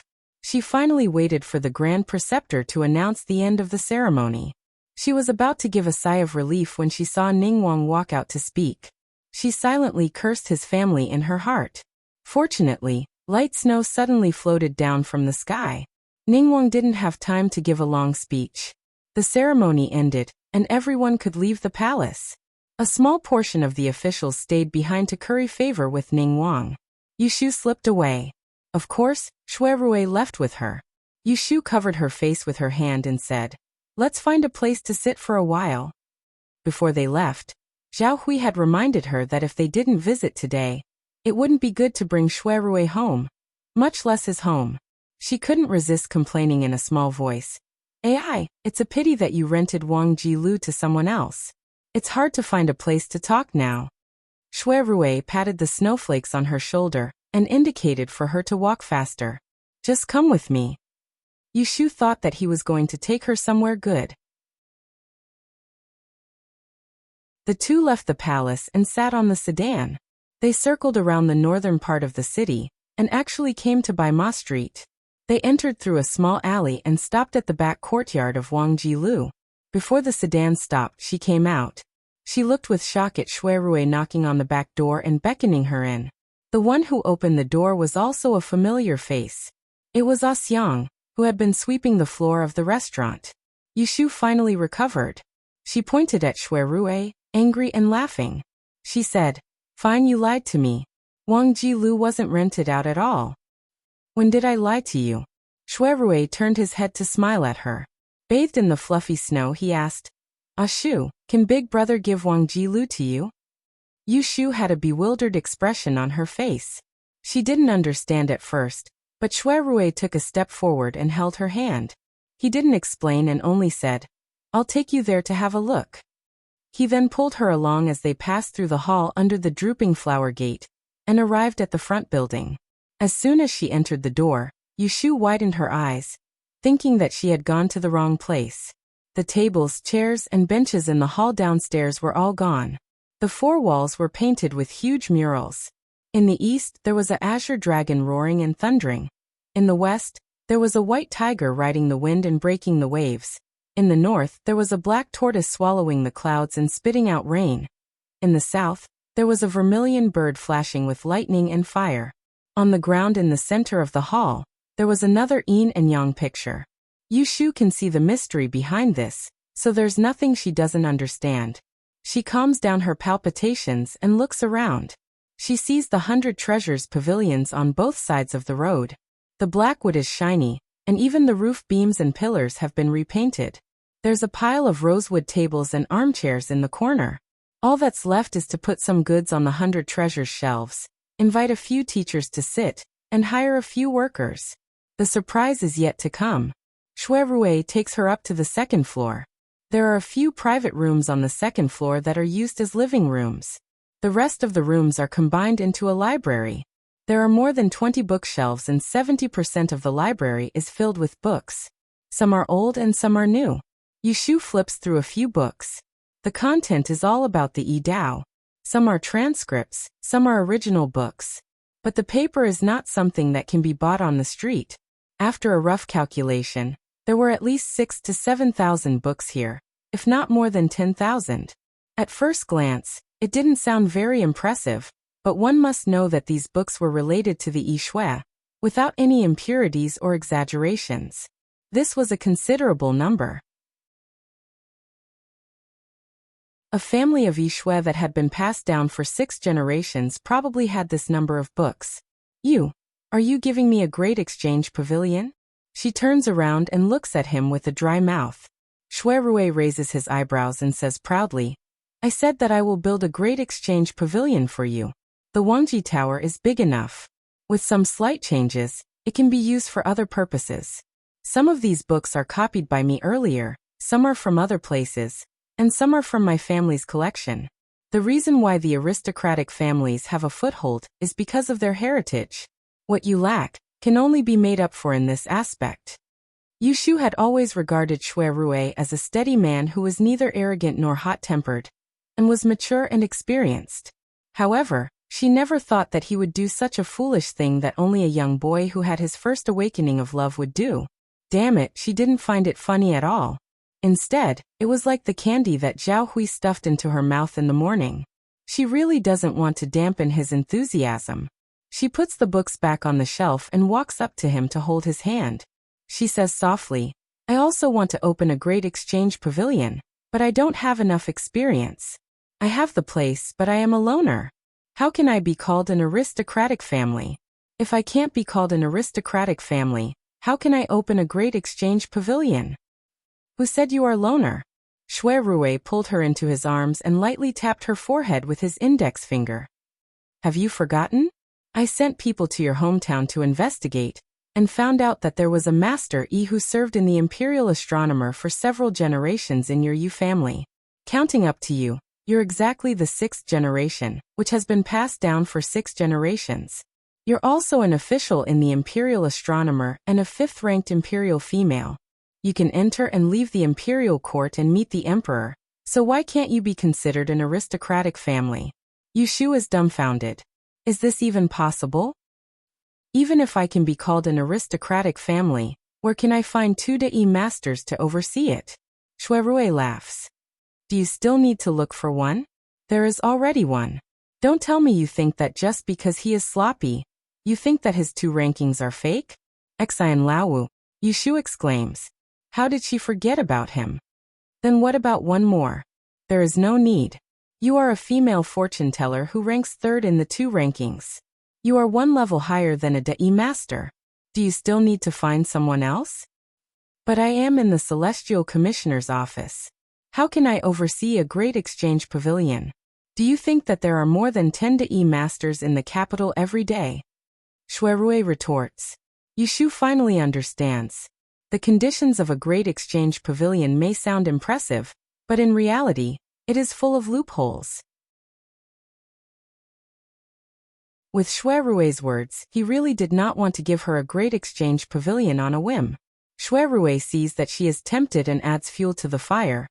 Look at the aristocratic families from the 12 prefectures in Enling City. There are still a few families that have people in the Celestial Commissioner's office, but they are still able to stand strong. Why? It is because they all have a great exchange pavilion. They are good at business, changing their names and standing among the commoners. They are not in the court, but their names are there. You have an undeserved reputation and a weak foundation. That is why there are always people who have ideas about you. The Ji family is like this, the Yin family is like this, and Ningguang is also like this. In the future, there will be more people who covet your talent and reputation. You have to plan early to protect yourself. Listening to the Jun's words, Yushu is suddenly enlightened. She did not understand the deeper meaning of his last sentence. The business of crystal stones cannot always be under the name of the Taiheng Chamber of Commerce. You should have heard of the saying, "A tall tree attracts the wind."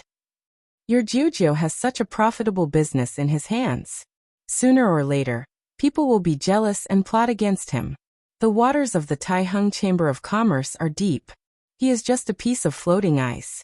When the day comes that you cannot protect him, it will be the day that he loses everything. If you are willing to listen to me, quickly take back the business of crystal stones.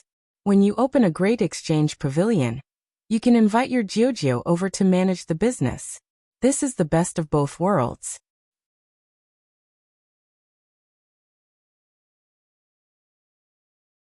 Chapter 761.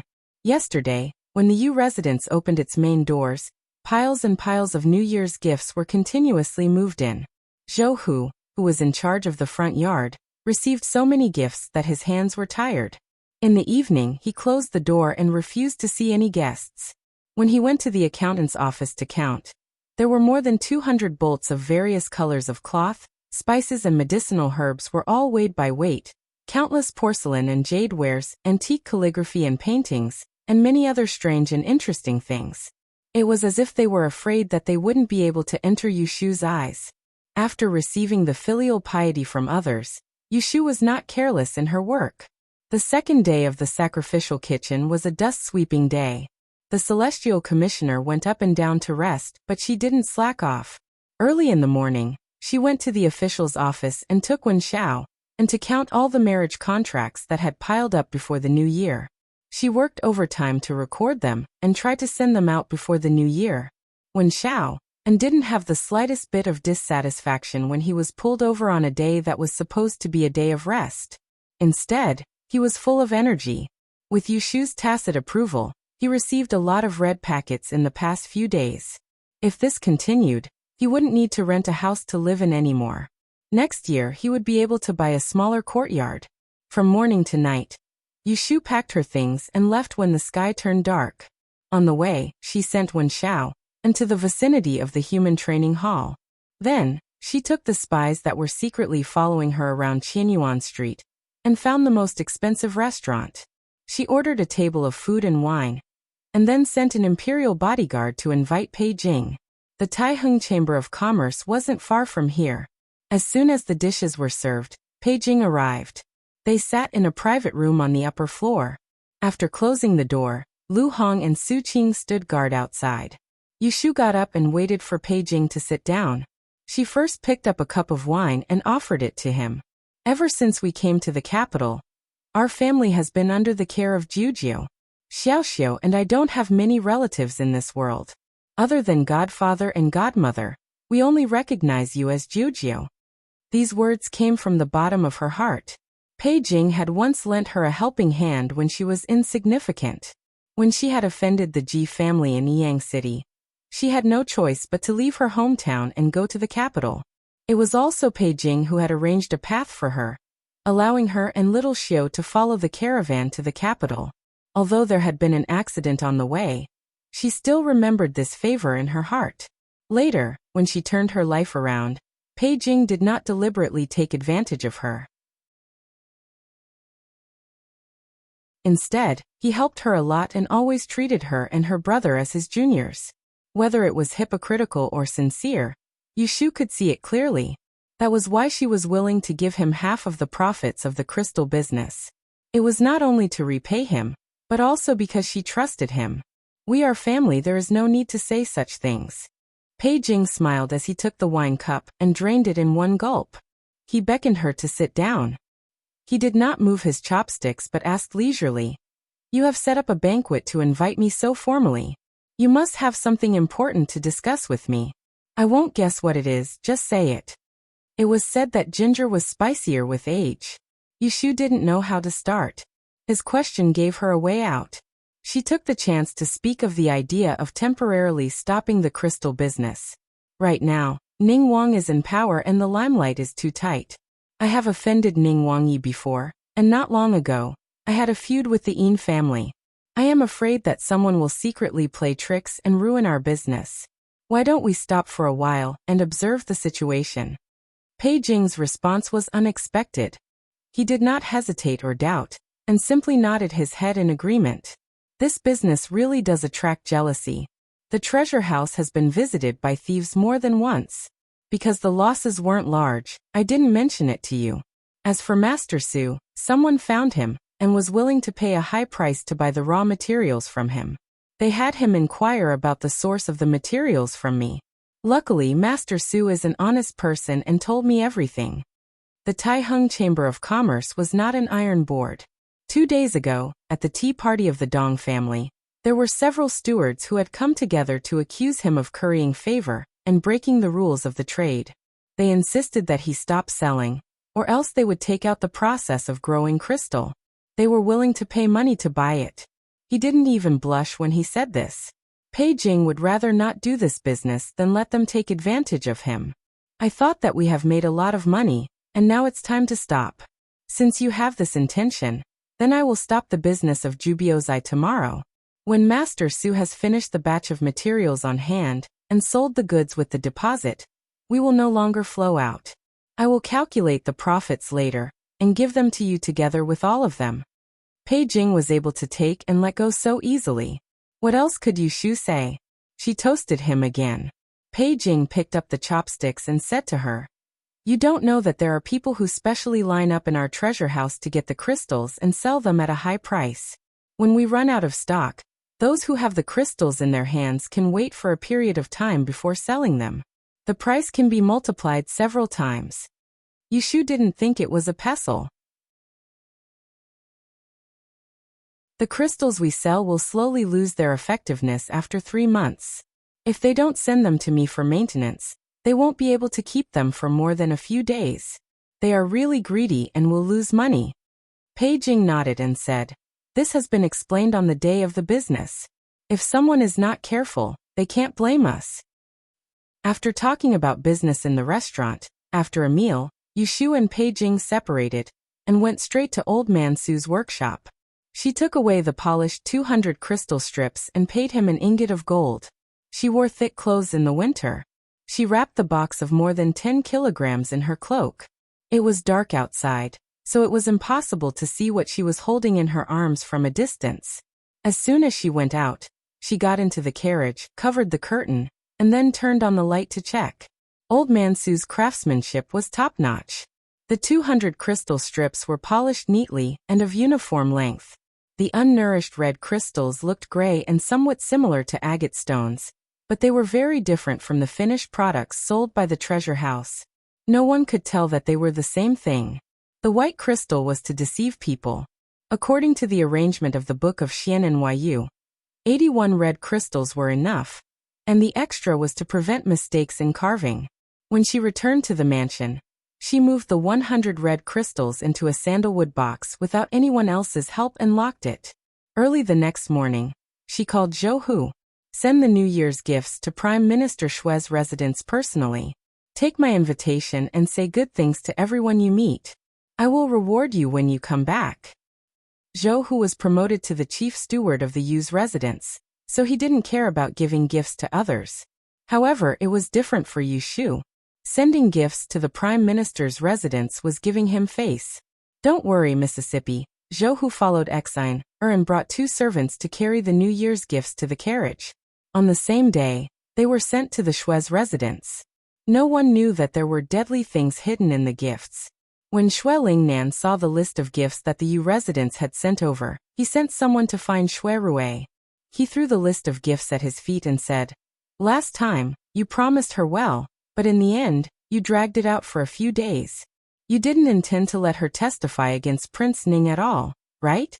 Shui Rui bent down to pick it up and glanced at it.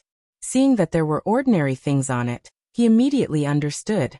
Facing the old man's accusation, he bowed his head and admitted his mistake. For such a big matter, grandson thought it was too risky. Framing the royal family is a serious crime. If the matter failed, she would have to pay with her life. Grandfather, please let her go and find another way. Hearing him change his words, Xue Lingnan laughed angrily. Good, you've grown up. You even dare to disobey this old man's words. A woman outside, compared to the entire Xue family, can't you tell which is more important? Xue Rui bowed his head and didn't say anything. Xue Lingnan saw that he couldn't persuade him, so he didn't waste any more effort. He waved his hand and said, Leave. You don't need to concern yourself with this matter anymore. You just need to remember who raised you all these years, who provided you with wealth and glory. Don't become an ingrate in the end and waste my son's life for you. Humph. Xue Rui was a person who could endure and give in. These years he was ordered to come and go by Xue Lingnan. Despite the resentment in his heart, except for that one time 3 years ago, he never talked back to the old man. Today, he suffered the same kind of humiliation and respectfully took his leave. 3 years ago, he ran away from home in search of his birth. Now that he knew who his birth parents were, he returned to the Xue family in order to repay the kindness of raising him.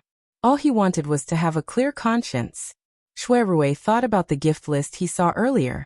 When he returned to the courtyard, he called Hadaku over and quietly reminded him. After dinner, a locked mahogany box was quietly placed on his desk. In the blink of an eye, it was New Year's Eve.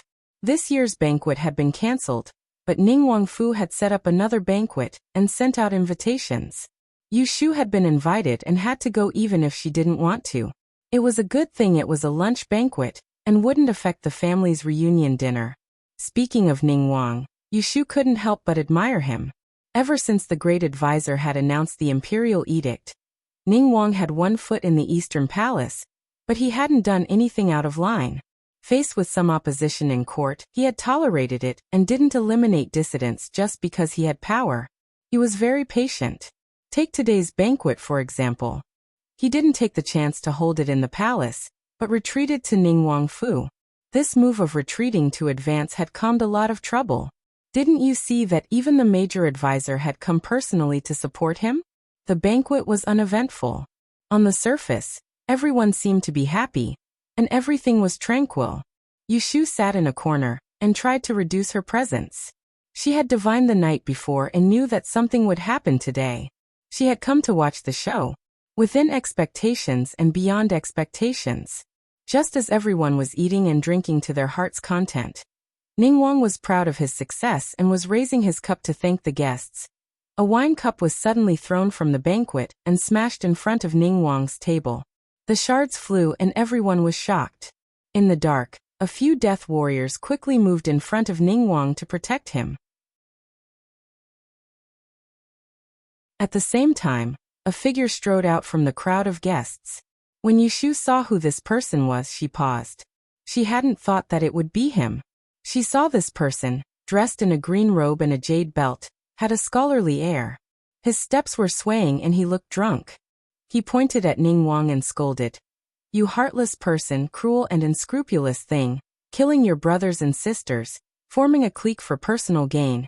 And you have the face to dream of the throne. Lu Hao's expression changed dramatically. He slammed his hand on the table and said angrily, Kong Qi, how dare you? Come, take him down and shut his mouth. But his hands and feet were not as fast as his mouth. Kong Qi did not dodge. Without waiting for people to come close, he scolded loudly again. Back then, you schemed to kill the 10th princess. If he becomes the emperor, will he kill all your brothers and sisters, you bastard? Before he could finish, he was pressed to the ground and his mouth was covered. Kong Qi struggled with all his might and made whimpering sounds, looking as though he wanted to fight to the death with Ning Wang. Lu Hao wanted to have someone kill him on the spot, but he could not do so under the watchful eyes of the crowd. He could only say with a cold expression, such a spoilsport on such a good day. Kong Qi, no matter who ordered you to slander me, you have committed the crime of disrespect. Guards, take him away first and try him again later. He avoided the important and focused on the trivial, trying to cover up this incident. But the person behind the scenes would not let him do as he wished. Wait. The judicial office official Guo Huaiyan stood out and said with a solemn expression. If I didn't hear wrong, did he just mention the death of the 10th princess? This is a matter of life and death. Wang Yi, please hand this person over to the judicial office. Facing this person who had come out of nowhere, Lu Hao's face was ashen. He said, no, this person slandered Ben Wang first. It is clear that someone is behind this. This concerns Ben Wang's innocence. Ben Wang must interrogate him personally. Seeing this, everyone became suspicious. How could the death of the 10th princess be related to Ning Wang? Wasn't it rumored that it was a young miss of the Xue family who caused it? What was going on with Guo Huaiyan? Wasn't the judicial office always in the middle? Why did he suddenly stand against Ning Wang? Huang Xiong's words are reasonable. But if this person stays in your fu, if he is killed, it will be blamed on you. At that time, even if you jump into the Yellow River, you won't be able to clear your name. This time it was Lu Tan who spoke. On the surface, he was thinking for Ning Wang, but anyone with ears could hear the meaning behind his words. At this point, Prime Minister Yin, who had been pretending to be deaf and mute, finally spoke. The Wang Fu is heavily guarded. How can it not be guarded against a single person? Your Highness Jing Wang is exaggerating. Seeing that the two sides were in a deadlock and no one was willing to give in, Grand Tidian, who was sitting on the VIP seat, suddenly stood up and walked to Kong Qi. He lowered his head and glanced at him, then turned back to Lu Hao and Guo Huaiyan. Why don't you hand the person over to me, the Celestial Commissioner? After tonight, tomorrow's trial, Ning Wang and Guo Daren can rest assured. What else could Lu Hao say? He couldn't keep the person. If he didn't hand him over to the Celestial Commissioner, he could only hand him over to the judicial office. So he agreed. Guo Huaiyan also nodded and sat back down. Zhu Mujiao waved his hand and people followed the guards of the Wang Fu to take Kong Qi away. He then bid farewell. With this, no one was in the mood to stay. Ning Wang forced a smile as he sent off the officials and didn't return to the banquet.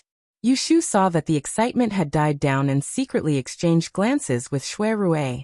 They left Ning Wang Fu one after the other and met up outside the door. The two of them sat in a carriage and let the driver slowly drive back. With this kind of mess, if they talked about it, the spies in the dark would treat it as normal. Today's events were all arranged by Prime Minister Xue? Yu Shu sighed in admiration.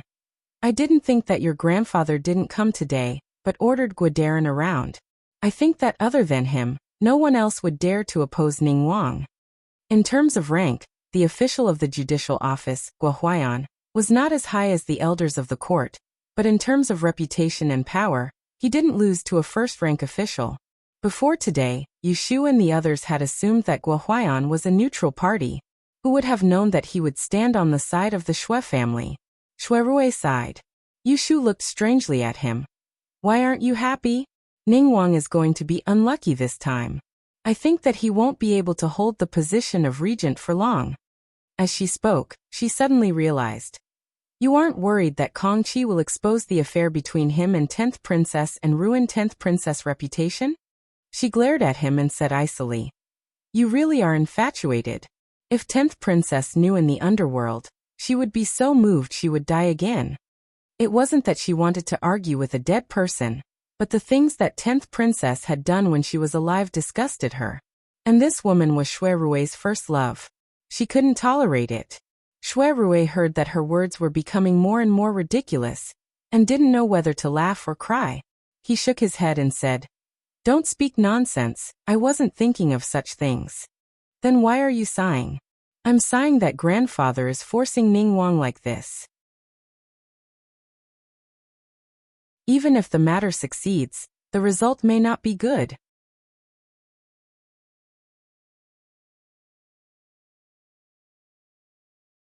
Chapter 762. As Kong Qi was taken away by the Grand Supervisor, Lu Hao was unable to stop him. He managed to maintain his composure as he saw off the officials that had come to support him. Turning around, his face darkened. He kicked the death warrior that was kneeling on the ground and begging for forgiveness. Trash. You can't even stop a single person. In reality, The Wang Fu's death warriors couldn't be blamed for being a beat too slow.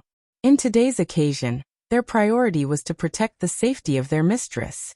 Who would have thought that someone would jump out of nowhere and not to assassinate, but to curse? Wang Yi did not give the order. The people present were all officials of the court. They couldn't just kill someone they saw appear.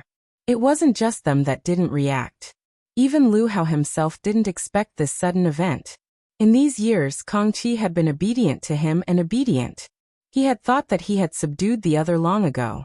He hadn't thought that Kang Qi would suddenly betray him, and even more so, that the Chief Justice of the Judicial Office, Guo Huaiyan, would get involved. Old thief Shui, Ben Wang won't attack you, but let you stab Ben Wang first.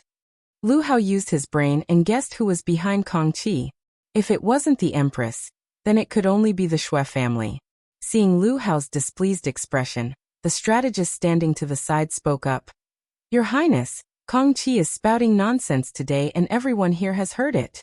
If we don't clarify it as soon as possible, I'm afraid it will attract criticism.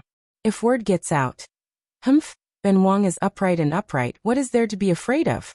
Kang Qi was bribed by someone to slander me, but there is no proof. It is just slander. How many people would easily believe it? Even though he said so, Lu Hao had other concerns. He wasn't afraid that Kang Qi would report him because he was sure that he had done everything cleanly in the past. Even if people were suspicious, they wouldn't be able to find proof. What he was afraid of was the Grand Supervisor personally questioning him. In front of the Great Hole Illumination technique, the truth would be revealed. The crux was that after the Grand Supervisor knew the truth, whose side would he stand on? Lu Hao returned to the Hoyuan with a heavy heart. He dismissed the maid that Ning Wangfei had sent to greet him, and went to the small yard in the western corner of the garden. On the 30th day of the Lunar New Year, the prince's mansion was decorated with lanterns and colored banners, and the ground was full of firecrackers. Only this corner was deserted, and there was only a pair of couplets outside the door to welcome the spring festival. There was a fire burning in the room. 2 maidservants were sitting on a small stool doing needlework. A beautiful, fair-skinned woman was lying on the kong, holding a book in her hand. She was wearing a plain cotton dress, and from head to toe, not a single hairpin or ring could be seen. Her simple appearance was out of place in this painted room. By now, everyone in Ningguangfu knew that this Ru Weiforan was Wang Ye's new favorite. Because she had given birth to the eldest son and had worked hard, even Ning Wangfei didn't dare to be harsh on her. But no one knew that she had another identity. She was actually the once famous hideous Great E-Master, Ji Xingxuan. Lu Hao came in from outside. The Yahuan hurriedly stood and bowed. Ji Xingxuan calmly put down the book and straightened her body. As she looked for shoes to wear, she asked in a gentle voice. At this time, Yi, why aren't you receiving guests in front? Why have you come to Nuja's place? Lu Hao waved his hand for the Yahuan to leave. With a cold face, he walked next to her and sat down. At this time, Ji Xingxuan was still slowly putting on shoes. He frowned and said, just sit. Without a servant in front of her, Ji Xingxuan was too lazy to put on an act. She put her legs back on the kong, and pulled over a brocade blanket to cover herself. She looked coldly at Lu Hao and asked, what happened that made Wang Yi come to find me in such a hurry? Lu Hao narrated what had happened at the banquet. From the moment she had become Ru Weiforan, he had treated this woman as a helper. He knew that her scheming and shrewdness didn't lose to any man. She was also a genuine Great E-Master. So when he encountered something troublesome, he was always willing to come to her place to sit.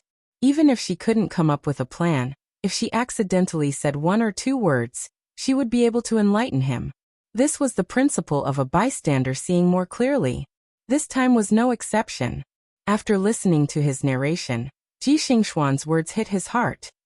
Wang Yi is worried about the Great E-Master's great insight technique. You're afraid that if he finds out that you caused the sudden death of the 10th princess, he will deal with the matter impartially.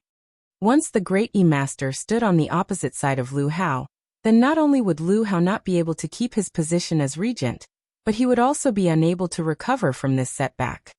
Correct, Lu Hao didn't deny it. The Shui family is like a grasshopper after autumn. They won't be able to jump for more than a few days. With Guo Huaiyan, Ben Wang isn't afraid of them. Only the great master, Ben Wang, can't lose his support if he wants to legitimately enter the Eastern Palace. The great master of the Celestial Commissioner held the most power in his hands. It wasn't in rewarding and punishing the members of the imperial family, but in the matter of choosing a successor. No matter who became emperor in the future, he could veto it with one vote. Hearing Lu Hao's confession, Ji Xingxuan smiled faintly and said in a very confident tone, "Wang Yi, do not worry. Even if the great master knows that the 10th princess death is related to you, he won't oppose you. On the contrary, he will protect you." Oh. Lu Hao looked at her in confusion and looked like he was all ears. "I can tell Wang Yi why, but you have to promise me one thing." Ji Xingxuan took the opportunity to make a request. "You want to talk about conditions again?" Lu Hao wasn't angry and said generously, "As long as what you say makes sense, Ben Wang will promise you." Receiving the promise, Ji Xingxuan's body leaned forward slightly, and she lowered her voice to say, "I have told Wang Yi that the crown prince has always been chosen by the Book of Mystery woman Lu Ren. You must not understand why the emperor has been so slow in making a decision. That is because the Book of Mystery woman was lost 20 years ago." Lu Hao was shocked. He had guessed many things before, but he didn't expect the problem to be this. Ji Xingxuan continued, "That is why the emperor has been so slow in making a decision, and appointing you as the regent of the country is only an expedient measure. It is because other than you, there is no one else among the princes who can take charge of the country. If you are kicked out of this position, no matter which prince is the regent, they will become someone else's puppet. The great master is a pure courtier. He will not watch as the imperial power is lost.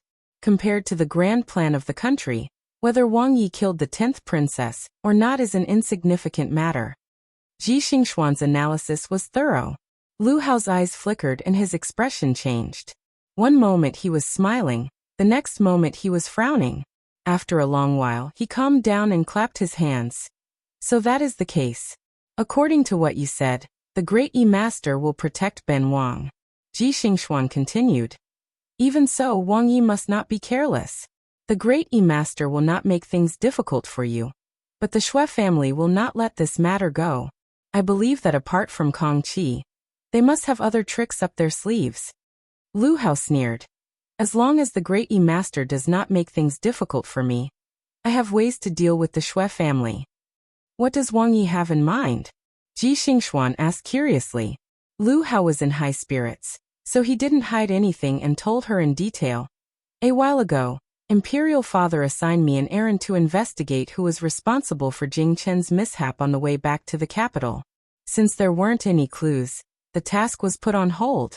Not long ago, the palace issued an order for a wanted criminal to be posted on the Imperial Bulletin, and a chief steward of the Xue family was captured. Afterwards, I found out that it was Jing Chen who entered the palace to present a portrait. It was said that when he was kidnapped, he had seen this person. Only then did I conclude that Jing Chen's danger was related to the Xue family." "Didn't you say that Jing Chen is the so-called Dawn Calamity? His fate is closely related to our dynasty. Once something happens to him, the world will be in chaos. At that time, the traitors will have an opportunity to take advantage of it. There is no doubt that the Xue family has the intention to rebel. Since Xue Lingnan wants to settle old scores with me, there is no need for me to be polite with him. He can let Kong Qi accuse me of killing my brother. Why can't I let others accuse him of treason? At that time, he can't even protect himself. How can he accuse me?" Lu Hao has long thought of using this matter to destroy the Xue family. However, he is worried that if he acts too aggressively, the High Commissioner will intervene. Without the support of the High Commissioner, he will not be able to hold his position as the regent. But now that he no longer had this layer of scruples, he could go all out and do it. "Your Highness is brave and resourceful. There is no need to worry about failure," Ji Xingxuan sincerely praised. Lu Hao looked at her fair and flawless face. He was so close to her that he could smell the faint cold fragrance on her body. An idea came to his mind.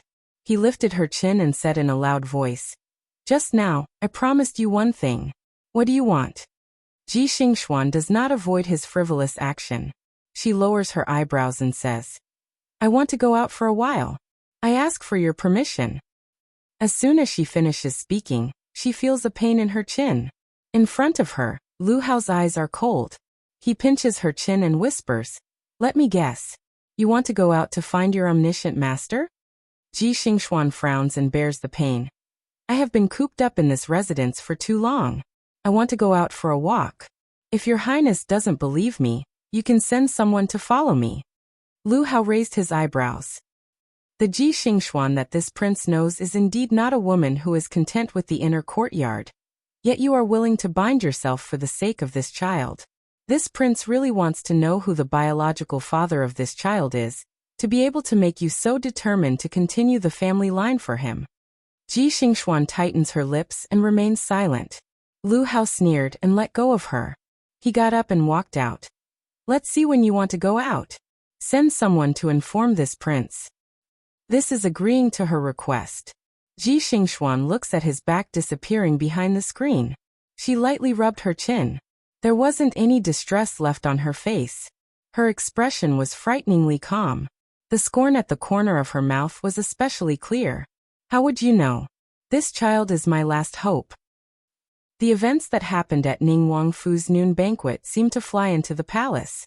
Ruwei Empress received the news before nightfall. She immediately smashed her beloved mutton fat jade cup. Then she sat silently in her bedroom for an hour, until the sky darkened.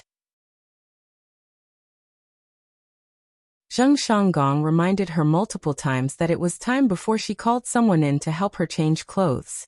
Set up the carriage to Zhongcui Palace. On New Year's Eve, there was no banquet in the palace, but the New Year's Eve dinner still had to be eaten. However, the emperor wasn't present. The Feipin preferred to eat their own, so Ruwei Empress didn't call everyone to her Perqingwu Palace. The empress arrived. Zhongcui Palace had just set up the banquet. Noble consort Xue didn't go out to welcome her. She waited until Ruwei Empress entered the hall before calling a palace maid to help her up. No need to be so courteous. Mimi, sit down. Ruwei Empress looked at noble consort Xue's haggard appearance. Her emotions were complicated. On one hand, she was jealous that this woman had once been pampered, but on the other hand, she felt that she was in the same boat as her. Noble consort Xue sat down with her big belly. She smiled slightly at Ruwei Empress and said, This year's New Year's Eve is unreasonably quiet. Does Jiejie feel lonely and came to find me as a companion? Without responding, Ruwei Empress walked to the side of the table. She waved her sleeve and said to the attendants in the hall, All of you leave first. Half of the people didn't move. At first, they didn't move. Seeing noble consort Xue wave her hand, they retreated. Very quickly, only Ruwei Empress and noble consort Xue were left in the empty hall. They looked at each other. Ruwei Empress was the first to speak. Her eyes were slightly red as though she was trying to suppress her temper. Xuehe, Ben Gong wants you to tell me the truth. Who killed my Yao? Noble consort Xue's maiden name was He. He was crimson red. It had been a long time since anyone called her by this name. Noble consort Xue dazed. She raised her head to look at Ruwei Empress, the smile at the corner of her lips gradually cooling. Who killed the 10th princess? Empress, you shouldn't ask me, you should ask yourself. Ningguang's hands and feet were clean, but Ruwei Empress' own daughter. How could she not know? As long as she investigated, she would definitely find clues. But even if Ruwei Empress guessed who the culprit was, she wouldn't say it. 3 years ago, Ruwei Empress had used the death of the 10th princess to viciously suppress her and taste the sweetness. In these 3 years, Ruwei Empress had also used the death of the 10th princess to step on her head step by step. Now, she had come to denounce her and put on such a sorrowful and angry expression. Who was she showing it to? Ruwei Empress' back froze. She could read the disdain in the eyes of the woman in front of her, but she couldn't get angry. Because she wasn't confident. Because she was guilty. Empress, you really don't know? Noble consort Xue sneered. Even though the 10th princess was deep in the palace, she had an affair with a foreign official. Long before my nephew, she had made a promise to marry him. Who knew that the man had purposefully seduced her? But in order to escape the marriage arranged by the emperor, she listened to someone else's evil plan and jumped into the lake from Sea View Tower, framing my little niece. Who would have thought that the heavens would scheme against her? In the end she died, harming others and harming herself. The hall was brightly lit, illuminating Rue Empress' face as white as paper. Don't say any more. Didn't you want to ask? Empress, does the emperor know what I just said? I guessed that he knew. Was there anything in the palace that could be hidden from the emperor? But he clearly knows who killed your precious daughter, but he still didn't punish the culprit and still doted on her. Even when he was gravely ill, he let that cruel and unscrupulous thing take on the position of regent. Doesn't this mean that the emperor doesn't even care about you, the empress? Shut up. Oh right, there's also the fifth prince who died early. That was the emperor's son. He died so mysteriously. Even now, the murderer hasn't been found. It's so pitiful. I told you to shut up. Rue Empress stared viciously at noble consort Shui. The grace and magnanimity she had in front of others had completely disappeared. It looked like if she said one more word, she would fight her to the death. Noble consort Shui smiled and added one last stab without fear. I heard that Xu Fei went to you a few days ago to ask for the Eastern Palace seal. She said that Ning Wang should be moved in to make it easier for Ning Wang to manage the court. Did the empress agree? Rue Empress' anger reached its peak.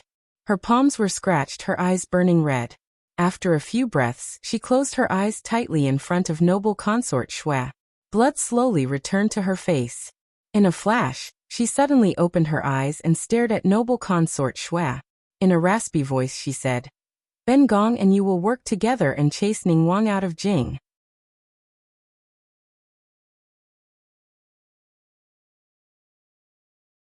Chapter 763.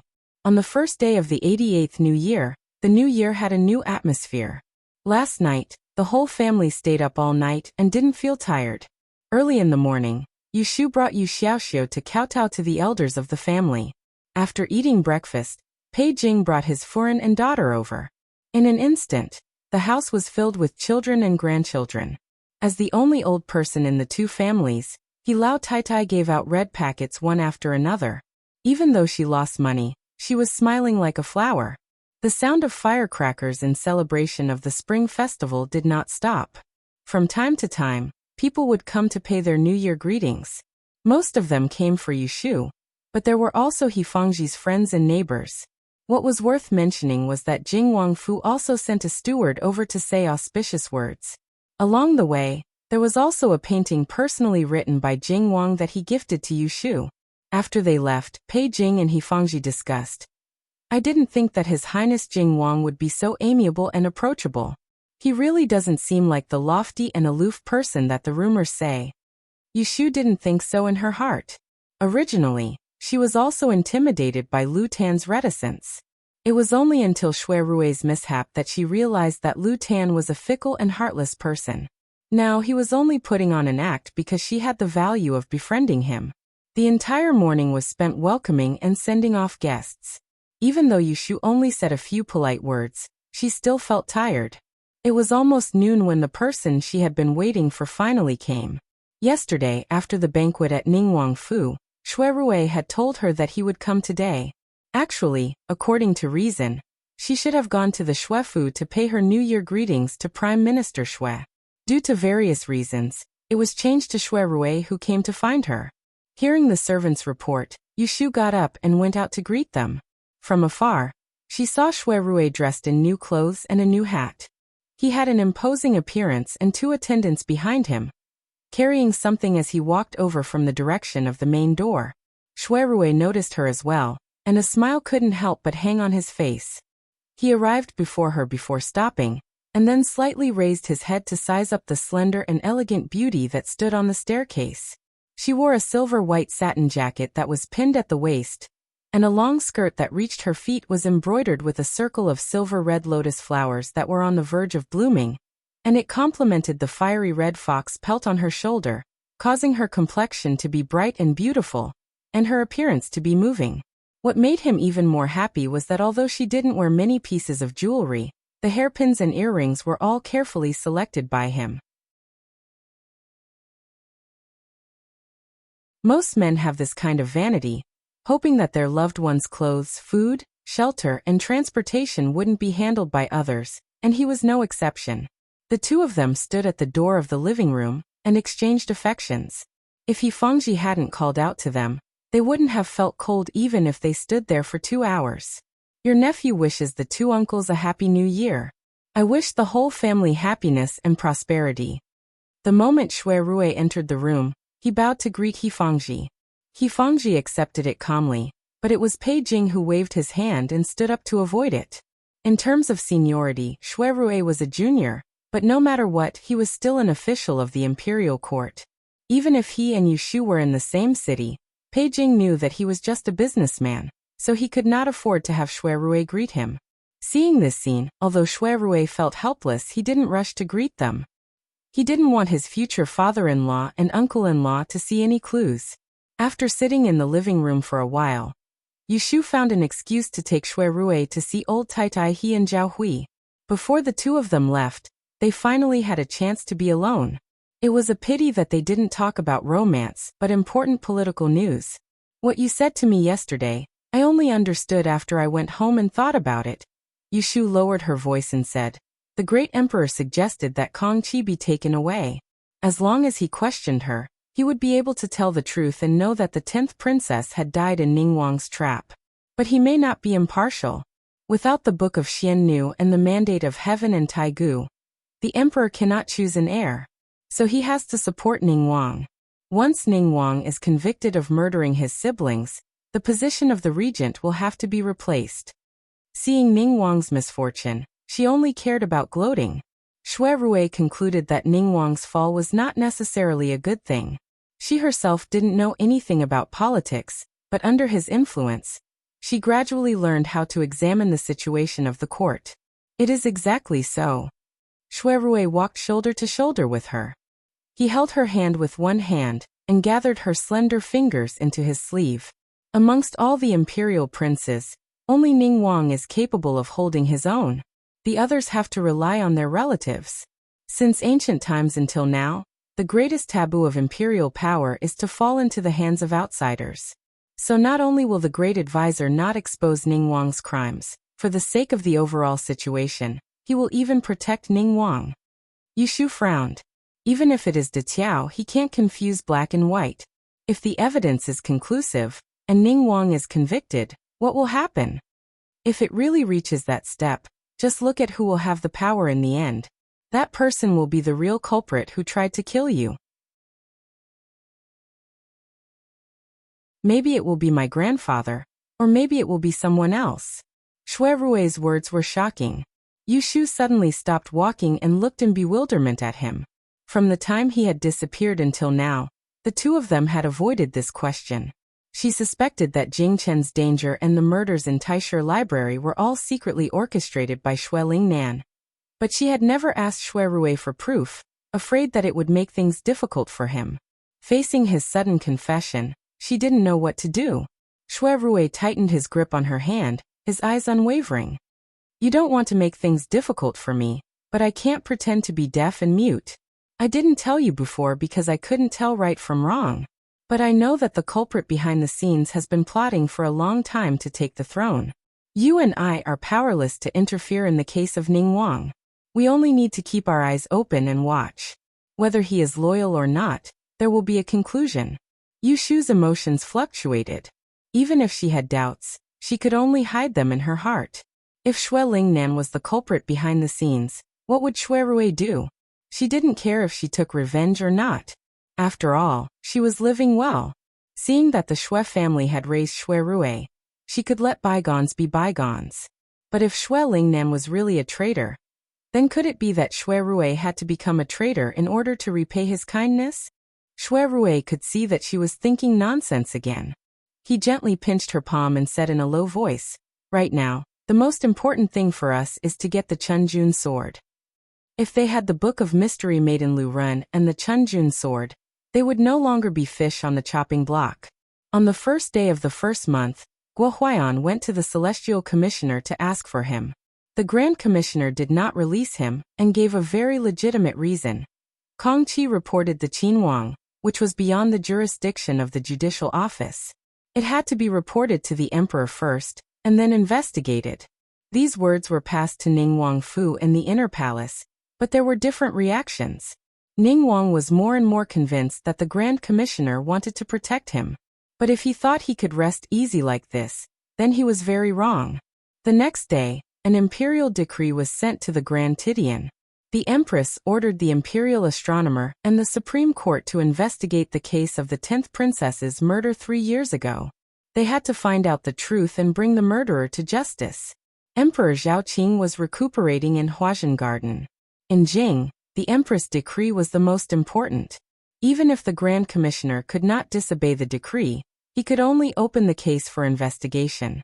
When Ning Wang heard the news, he immediately knew that the Empress and noble consort Shui were working together to bring him down. Even though he hated them, he did not sit and wait for death. That night, he visited the Celestial Commissioner and had a secret talk with the Grand Commissioner. The content was not known to others. On the 3rd day of the 1st month, Kongqi was officially handed over to the judicial office to be imprisoned. At most 3 days later, the evidence would be gathered and the trial could begin. There were no airtight walls in this world. Also, there were people purposefully spreading the news. In less than 3 days, the rumors that Ning Wang had schemed to kill the 10th princess and then shifted the blame to the Shui family, causing Empress Rui and noble consort Shui to turn against each other, spread through the court. At the same time, a memorial was sent from the north to the capital at top speed. A battle filled with the smoke of gunpowder had quietly begun. On the 2nd day after the judicial office opened the case, Yushu and Jing Chen met with the Grand Commissioner at Taishi Tower. The Chunjun sword had finally been forged.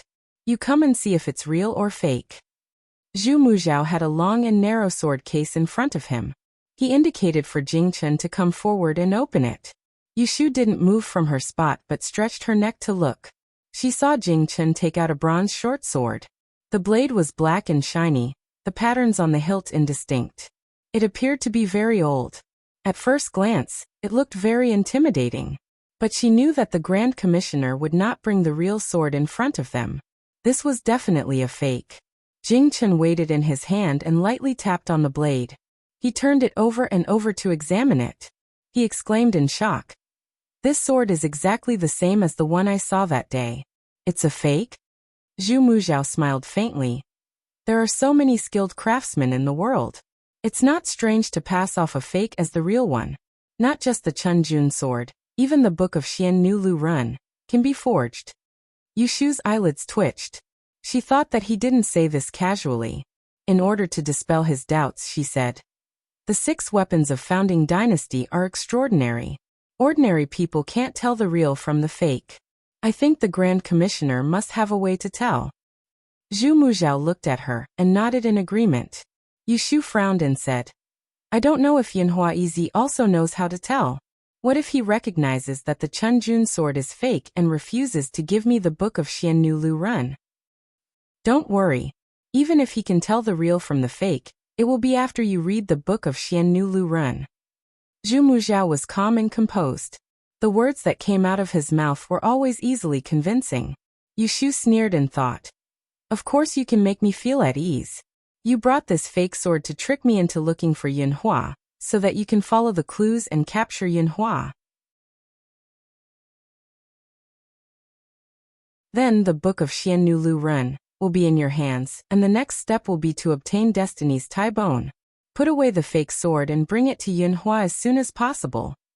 Zhu Muzhao said solemnly, "When you read the Book of Xian Nu Lu Run, you will know who is lying to you. At that time, I will want you to sacrifice your life for Jing Chen. If you continue to make excuses, I will not be lenient." He did not ask how Yushu could get in touch with Yunhua, nor did he ask when she was going to see Yunhua. It looked like he was purely trying to gain Yushu's trust so that she would obediently marry Jing Chen. However, Yushu knew that once she walked out of the door with this fake sword, she would face an unprecedented test. She took the heavy sword case from Jing Chen's hands and hugged it in her arms. She nodded at the Grand Commissioner and left. Jing Chen followed closely behind her. "You're tuning in to the Li Mei's Sword of Destiny YouTube channel. We're so grateful for your support, and don't forget to subscribe to join us on this incredible journey through captivating stories. Your generosity through donations truly makes a world of difference, as it's the primary source of revenue that allows me to expand and enhance this channel for you.